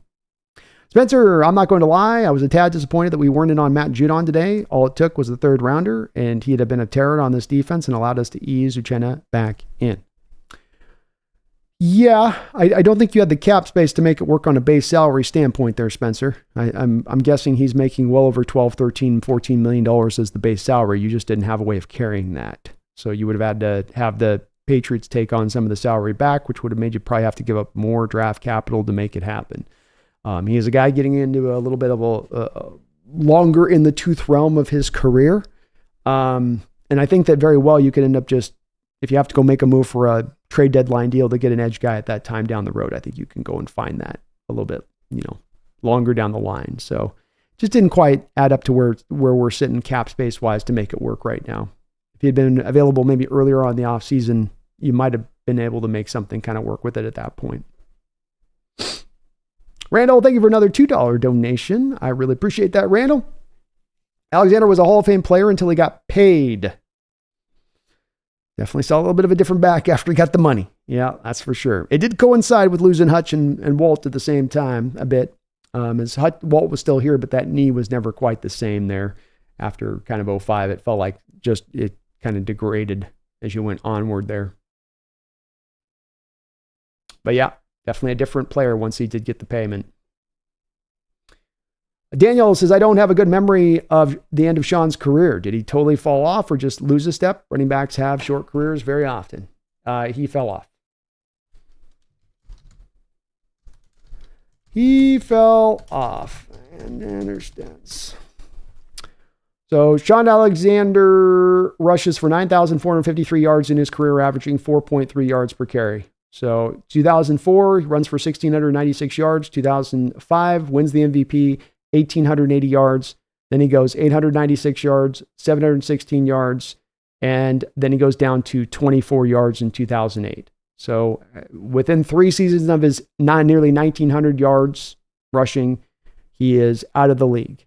And what's notable here is that after the 2005 season, so though he did get up to 896 yards in 2006, he only averaged 3.6 yards per carry in 2006. Though he got up to 700 yards in 2007, he only averaged 3.5 yards per carry getting up to that 700 yards. Yeah, just not the same after he got paid. Not the same after that 2005 season. Daniel says, but yeah, Lynch, much more unique and well-rounded, which I agree adds to the greatness, like you said. It's just kind of, yeah, that's where it kind of comes down, the bottom line for me. Those things break into it, and as a running back, carrying the ball is the most important thing you do. I don't want to deny that, but you also have other things that you're expected to do and that you need to do to help the team. And if you not only don't help the team with that in doing those things, but you're a detriment to your team when they ask you to do those things, and that unfortunately is going to ding whatever greatness you may have as a runner, if you are great as a runner.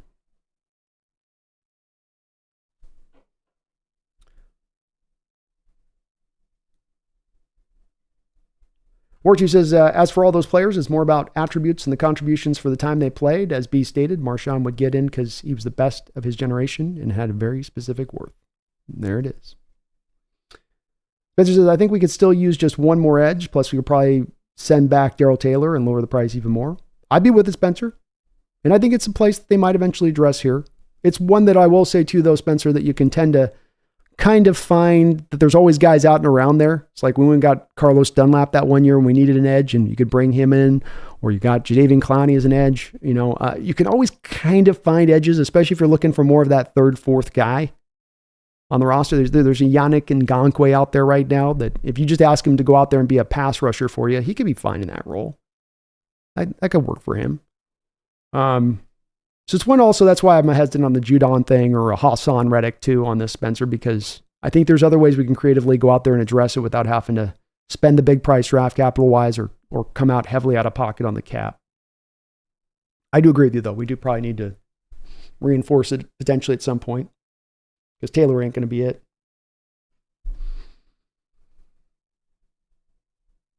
Yeah, the league was a great show. Chris says Alexander could have gotten worn down by having 11 teen freaking kids too. That definitely hurts too. That makes it hard. Daniel said Alexander was 29 at the time though when the first lineman left. Lynch was 29, was bad too for the Hawks too, but the line was obviously horrendous. Lynch was more or less done at that age. He was okay in Oakland, but not his old self. Yeah, he might have been wearing down a little bit by that point. I think the violent, you can make the argument a bit too of you have two different styles here. If, with Alexander, where you go, okay, Alexander, in between the 20s, you're going to go down really easily. You're going to employ a running style that seeks to preserve yourself a little bit. Gotcha. Got it. Good. So now then, when you get to 29, 30, 31, aren't you preserving yourself? Don't you have a lot of meat left on that bone because of all those times between the 20s that you went down easy? Versus Marshawn Lynch, who never died easy in his life on a run play, who would fight with every last inch of his worth for a 1 yard gain. And is that guy then going to get wore down by 29, 30 years old? Yeah. That's why I go to that Earl Campbell reference, because Earl Campbell had the same thing. Earl Campbell ran with a violence that separated him from other running backs. And that same violence was going to then cut his career short down. That you run that style, you run that way, you're going to take that beating. There's no way, kind of two ways around it a little bit. SL says, what about Sherman? Does he make the threshold?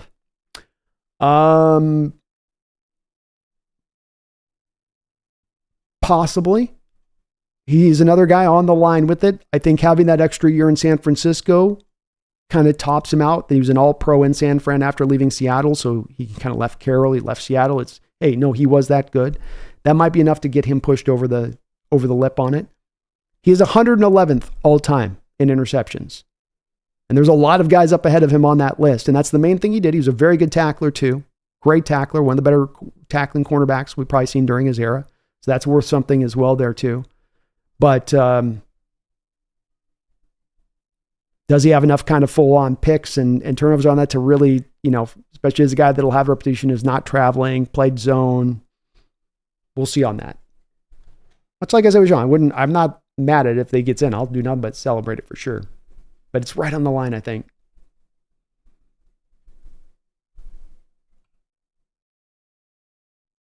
Daniel says, I wish Chancellor had a shot. Didn't play long enough, but there's never going to be a player like him against safety. Talk about greatness. Agreed, man. Yeah, it's brutal. He's not got a chance to get in. Played another 2 to 3 years, probably gets in. Just a little short. Ryan, you have yourself a great night, man. I appreciate you. Have yourself a good one. Dick to Brandon, tease him, but Seattle fans are spoiled, having backs like Sean in beast mode. My Vikings played against Walter Payton, Barry Sanders, both scarred my childhood football memories. Hey, we've had a lot of luck with some really good backs here. I mean, you mentioned those guys, Kurt Warner, Chris Warren, John L. Williams, Max Strong. Yeah, you've had some really good ones come through here. And the Ring of Honor will get full fast, Chris. That's for sure. That part, there's no doubt about all those guys getting in there. No doubt. Grant, as a Brandon, do you have a top 5 Seahawks players that belong in the Seahawks Ring of Honor? Not good enough to make their Hall of Fame, but good enough for team history recognition? That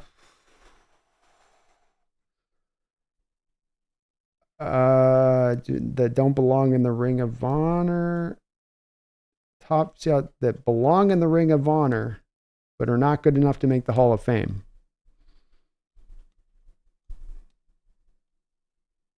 Most of these guys we're probably talking about here, Grandizer. Sean Alexander, Earl Thomas, Cam Chancellor, Eugene Robinson, maybe. Guy you might take a look at on that side.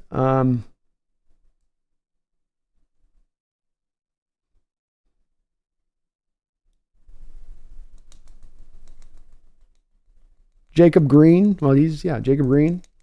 He'd be one that I'd want to put in there. Those would be my 5, probably.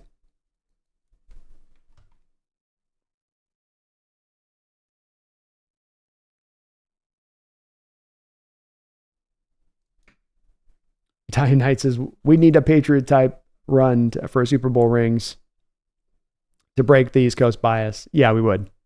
It's a reality of life. I've been dealing with my whole life. So I see the younger fan gets frustrated too as they start to come along and realize it. I get it. It's understandable. It doesn't make it right. It doesn't. And it sucks when it's like your player and these players are up for something and you always lose out because there's more writers on the East Coast. Like, come on. But yeah, it's the way it is a little bit.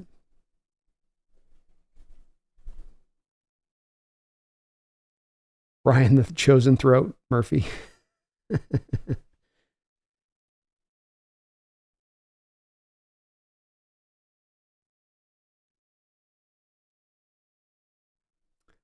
Lynch and Cam are the same regard. Their style just warmed down. Reminds me of Bob Sanders too. To me, Sanders is one of the greatest ever to play, but he's basically forgotten now. No, it's good. I like the reference, man.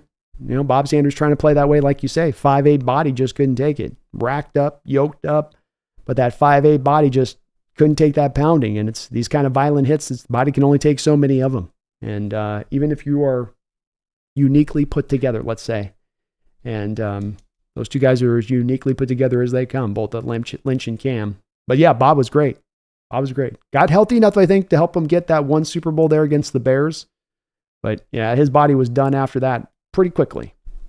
Ricky Waters, underrated too, Zorn. Yeah, good free agent pickup for us. That guy ran hard as hell every time he had the rock. Every time he ran, he was going to give you everything he got. A lot of moving parts on Ricky. When he ran the ball, you felt like it was arms and legs and head and everything was moving. Spencer, Brandon, I'm sure you've talked about this, but I've been in and out of streams. Do you have any feel for whether Grubb will look to feature Walker? I want Sharps involved, obviously, but K9 looks absurd. K9's going to be featured in this offense, Spencer. By all accounts, that's what we're hearing. I just heard Garofalo talking on NFL Network today about some of the stuff that he's hearing about how they're going to look to feature him and how much of a difference maker this guy is. Back in Michigan, gave up their biggest ground game 2 years ago, a couple hundred yards to Kenneth Walker when Mike McDonald was the defensive coordinator there. When Michigan State, Walker ran through that Michigan defense like toilet paper. And I think that probably stood out to Mike McDonald pretty considerably. And so this is exactly the type of weapon that would work great within a Grubb offense. A guy that can work in space, that can lose tackles in a phone booth. That's Walker. I'm expecting a 1,500-yard season. I'm expecting 15 touchdowns, Spencer. I'm expecting him to be grade A Kenneth Walker this year and used to the utmost. Used to the utmost. Y2K, thank you for another $2 donation. I appreciate you for that. He says, the Chiefs went from Priest Holmes to Larry Johnson to Jamal Charles. That's a hell of a trio to go through on that. Absolutely it is. All of those backs, too, different in their own way. Their own kind of styles in the way that they went about what they did.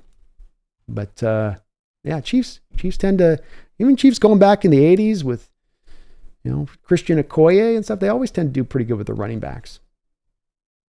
Solid with the running backs. Connor says, might be an unpopular opinion, but I think Earl should have a case to be made in the Hall of Fame. All of them have a case, Connor. Let's definitely say that, whether you feel like they go in or not. Cam, Earl, Richard, all those guys, and Bobby's going to get in, but they have the case to be made. They do. Earl's case, was he the free safety of his generation? Was he the free safety for 8 years, the best in the league? Pretty strong argument to be made in there, and he probably was. Did he use something different in his skill set and his ability to, basically you could play cover 2 with just Earl Thomas, that he could cover the space of a cover 2 defense because by his quickness and speed? Yeah. Absolutely. Absolutely. What Seahawks do you think has the most failed potential? McDowell, the kid we took from Michigan State a couple of years ago, Nitro. The Malik McDowell kid had a lot of potential. He would have been a first-round pick in that draft. He had character concerns which pushed him down in the second round, and Seattle was worried about the character concerns. Still made him the selection because he was just so good. So good. So I think that he's probably the one that stands out to me that you didn't. Somebody mentioned Brian Bosworth above. I think Bosworth is a good one. Bosworth, it was as much of his body fell apart on him. The kid was playing well for us. This gets lost at times. He was actually playing well initially for you. His body just fell apart on him. It just could not hold up. And he would have been probably an all-pro type linebacker for you if he was able to stay on that field and be at his full health. But just wasn't. Just wasn't. Corn Robinson, that's another good one, Daniel. All the talent in the world. All the talent in the world in that kid. He showed it to you for 1 year, too. I think he had a 1,300 yard season for you as a Hawk receiver, where he showed you what he could do. But a guy that just didn't quite have the head on straight, was still very young coming into this league from a mentality standpoint. And then once the head got on straight, once he was ready to roll, his knee started to fail on him and started to go out on him. And that was all she wrote with Corn. But he had the full package from a receiver position. He had the size, length. He wasn't too big, but he had just enough size to be a handful for most cornerbacks at that time that tended to be 5'11". Ball skills for days. Could jump out of the gym. Fast. Great yak guy. I think in a lot of ways, I think if you were to tab Mike Holmgren at the time when he was making that pick, he was thinking he was getting his Jerry Rice. I'm getting my Jerry Rice on Seattle. Ricardo HawksNest, here's a conspiracy theory for you. Do you think Bill Belichick was taping our practices before Super Bowl 49? The confidence he had in not calling a timeout before the pass was too odd for me. No, I don't think so, because they were slapped pretty heavily at that time, and they were under a spot, I think, from his standpoint. If he got caught again doing something like that, I think he was going to be out of coaching for at least a year on a suspension. I don't think he was risking it at that point. You would run the switch release at the goal line a lot of times that season, and it had been successful for you every time you had run the switch release at the goal line out of that play throughout the season. It certainly had never turned out an interception or anything close to that. So what happens with that is that you both feel good enough to call that play for the success of it, but then on the other side of that, you've given your opposition a lot of tape for them to see you running that play at the goal line a considerable amount. And as we know with the Hawk offense at that time, it wasn't exactly out there running a lot of, extracurricular stuff. You kind of were going to get what you see is what you were going to get. So if you saw a switch release set up, you're probably going to get a switch release. Belichick has well-coached teams that are going to be prepared for that type of stuff. This team was prepared for that type of stuff. Malcolm Butler jumped the route.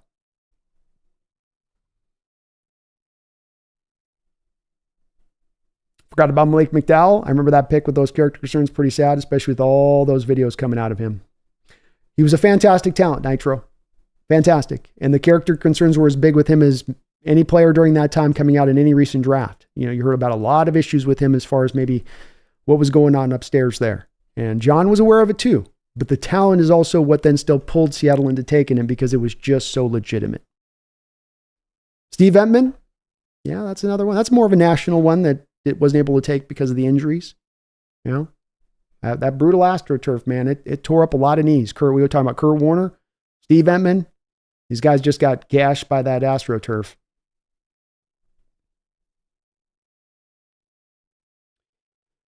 Jamarcus says, sorry I'm late. I don't know. And we're probably going to wrap up here, folks. We're going to put a little bit of button on this. So we've got almost into 5 hours in. I got a show tomorrow with Brendan. So we're going to kind of put this down on a last bit if we get the last couple questions in.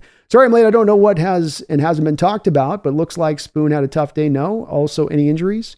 No injuries that I'm aware of, Jamarcus, as far as anything new. Sounds like, yeah, Spoon might have gotten a couple times in coverage. I mean, you know, they show those routes, Jamarcus, and it's the one-on-one routes, and I wouldn't take a whole lot away from that stuff. It's cool if the cornerback can shut the receiver down, but if the receiver gets open, I don't give the receiver as much credit on that. You know, you have your two-way goes. You can do your stop routes. You can stop and cut across the field. I mean, you've got the whole field to cover as far as a corner goes. So it's very much a drill that's set up to make cornerbacks look silly. Just in my opinion. Ryan, if any running back can get to 2,000 yards, it's K9. I think you could do it. It's going to need you being up in games a lot, and it's going to need him busting off some of those big runs on a fairly consistent basis, but he potentially could do it. We have not seen anywhere near, and it's not K9's fault. It's the limitations of the scheme. It's hammering him up in the A-gap 24/7. You're going to work him in space. You're going to give him the ball in his hands, and you're going to let him go out there and cook. And you're going to get the best version of K9 this year because of that. War Chief, was Ed Reed a part of Earl Thomas's generational class more than Troy's? I don't think as much that, no. He played at the same time Earl did, but he was into year 11, 12, 13 by the point Earl was running in his prime. I think those are two different eras. I'd say Ed Reed was the safety of his generation through the early 2000s. I'd say Earl was more of your safety of his generation from that 11 onwards to 17, 18-ish. I put it in there. Ryan says, I can see K9 making it to my number one running back in the future. I love his running style. I do too. He's got it all, man. He may be a little not as powerful maybe, but outside of that, not bad power either. And there's more of a capability in this kid than what we've seen from him so far. The run blocking has not been good overall the past 2 years. You've got a defense living on the football field the past 2 years, not giving as much opportunity to run the ball with that as much. He's going to get that stuff shorn up. He's going to have the best offensive line he's ever had. He's going to have a spread system that's going to really utilize his skills, and I feel good about that. Yeah, the one-on-one drills are super receiver favored, but Reek shined in that drill. Can't wait to see Mike actually use those corners, how they should be used. Man coverage. That's right, man. That's right. A lot more man coverage this year, brother. A lot more. And it's going to be better. We're going to be so much better for it.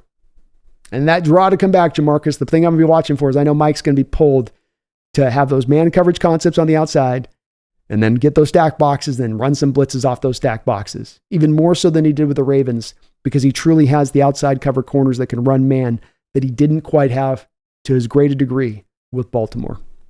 Daniel says, thanks for the stream, Brandon. Really excited for all your post games this year. I don't have any Hawks fan friends out in Boston, so your streams are awesome. Well, thank you, Daniel. I look forward to this season as well. We had a great last Saturday. We'll be cooking it back up this Saturday again. So I'm really looking forward to that. I thank you for watching, man. And we're going to have a great year, I think. It's going to be a real fun year covering this team. So excited. Y2K finishing us off right here with another $2 donation. Y2K, thank you for all of your support today. I really appreciate it. Bobo will get plays, 4-man sets, Lockett, load management. That's right. I think you're going to be very careful with Lockett this year. Use him. He'll still be a part of this team and be a helpful part of this team.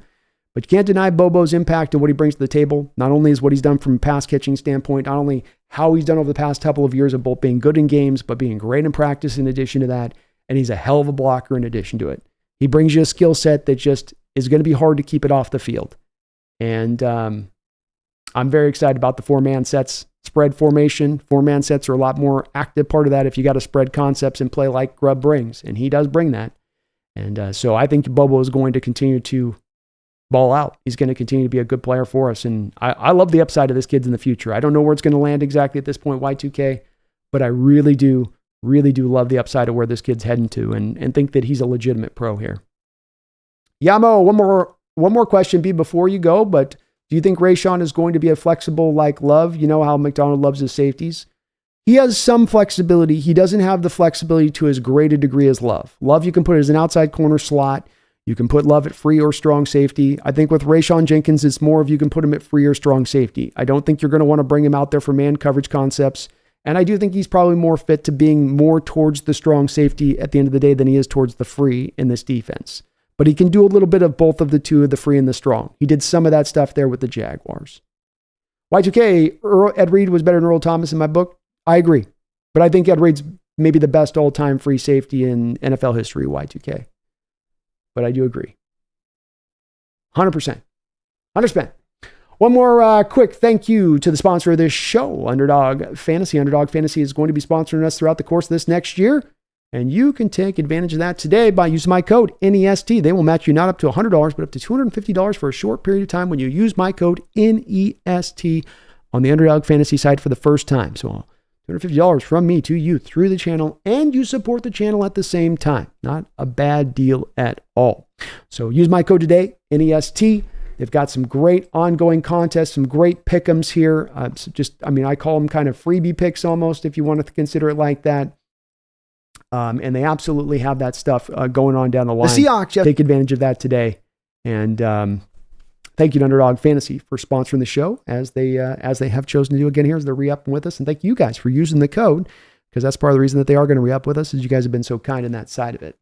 I really do appreciate you guys watching. If you can for me, hit that like button. Maybe get subbed on up. We've seen some great increases on the sub count. Love to continue to see that. I will be back on Thursday here with the B&B show tomorrow as we're going to preview this Saturday game. And then we've got a big loaded schedule on Saturday, of course, with all of our streams on that day. So a lot more content coming down the line. This weekly Roundup stream is going to be a common part of the stream schedule this year. So Wednesdays, Sundays, normally, 5 p.m. Pacific Standard Time, we'll be live streaming. We'll be doing a 5 p.m. Behind Enemy Lines on Tuesday. And then we've got our B&B show on Thursday. So 4 streams a week, bare minimum, a couple on Sundays too. And so 5 streams, technically speaking. That's kind of the plan this year for how it goes. As well, final note, we've got the Clips channel up and rolling strong. So Hawksnest Clips channel. We've got over 1,500 subscribers over there. I'll be doing clips off of all these live stream shows throughout the whole course of the year. You want to get subbed up over there for some more Hawksnest content. I will be back in a day from now, less than 24 hours, to chop this up with Brendan as we look at this upcoming matchup against the Titans and say what we're looking for in this matchup. But we want to see more from the Seattle team, see if they can continue to build off of this initial strong Chargers performance this preseason game. I thank everyone out there for all of the donations. So many of you put many donations many times over. You're very, very kind for doing so. I really do thank you guys for doing it. It is what allows me to do this show. It is this support that allows this thing to cook and go like it does. And maybe people will say, well, do I got to get 5, 10, 20? You do 50 cents to a PayPal. You 50 cents to a Venmo. You're helping this channel out. You're allowing me to continue to do what I do in that way. So we had way more than 50 cents today. We had plenty of people that dropped some big time donations on here. And I really, really thank you, including Zorn76 with a fat $50 donation. I really appreciate you for that, man.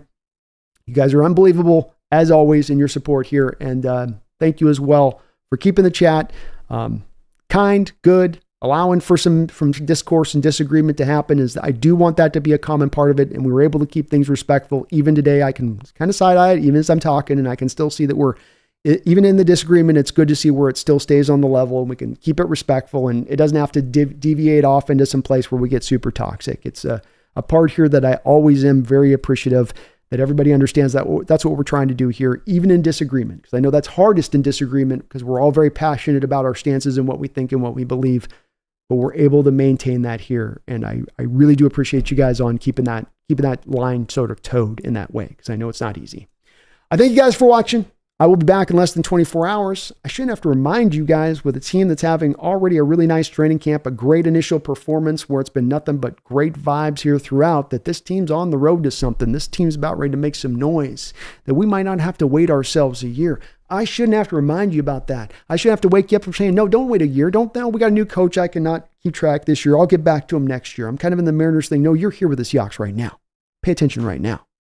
Because this team's on the road to doing something. The talent is there. Can it come to fruition fast? Can it come to culmination here and now this season? Well, that part we'll see, but I shouldn't have to remind you about its potential. Still, I'm going to do so anyway. Don't you ever forget. Go Hawks.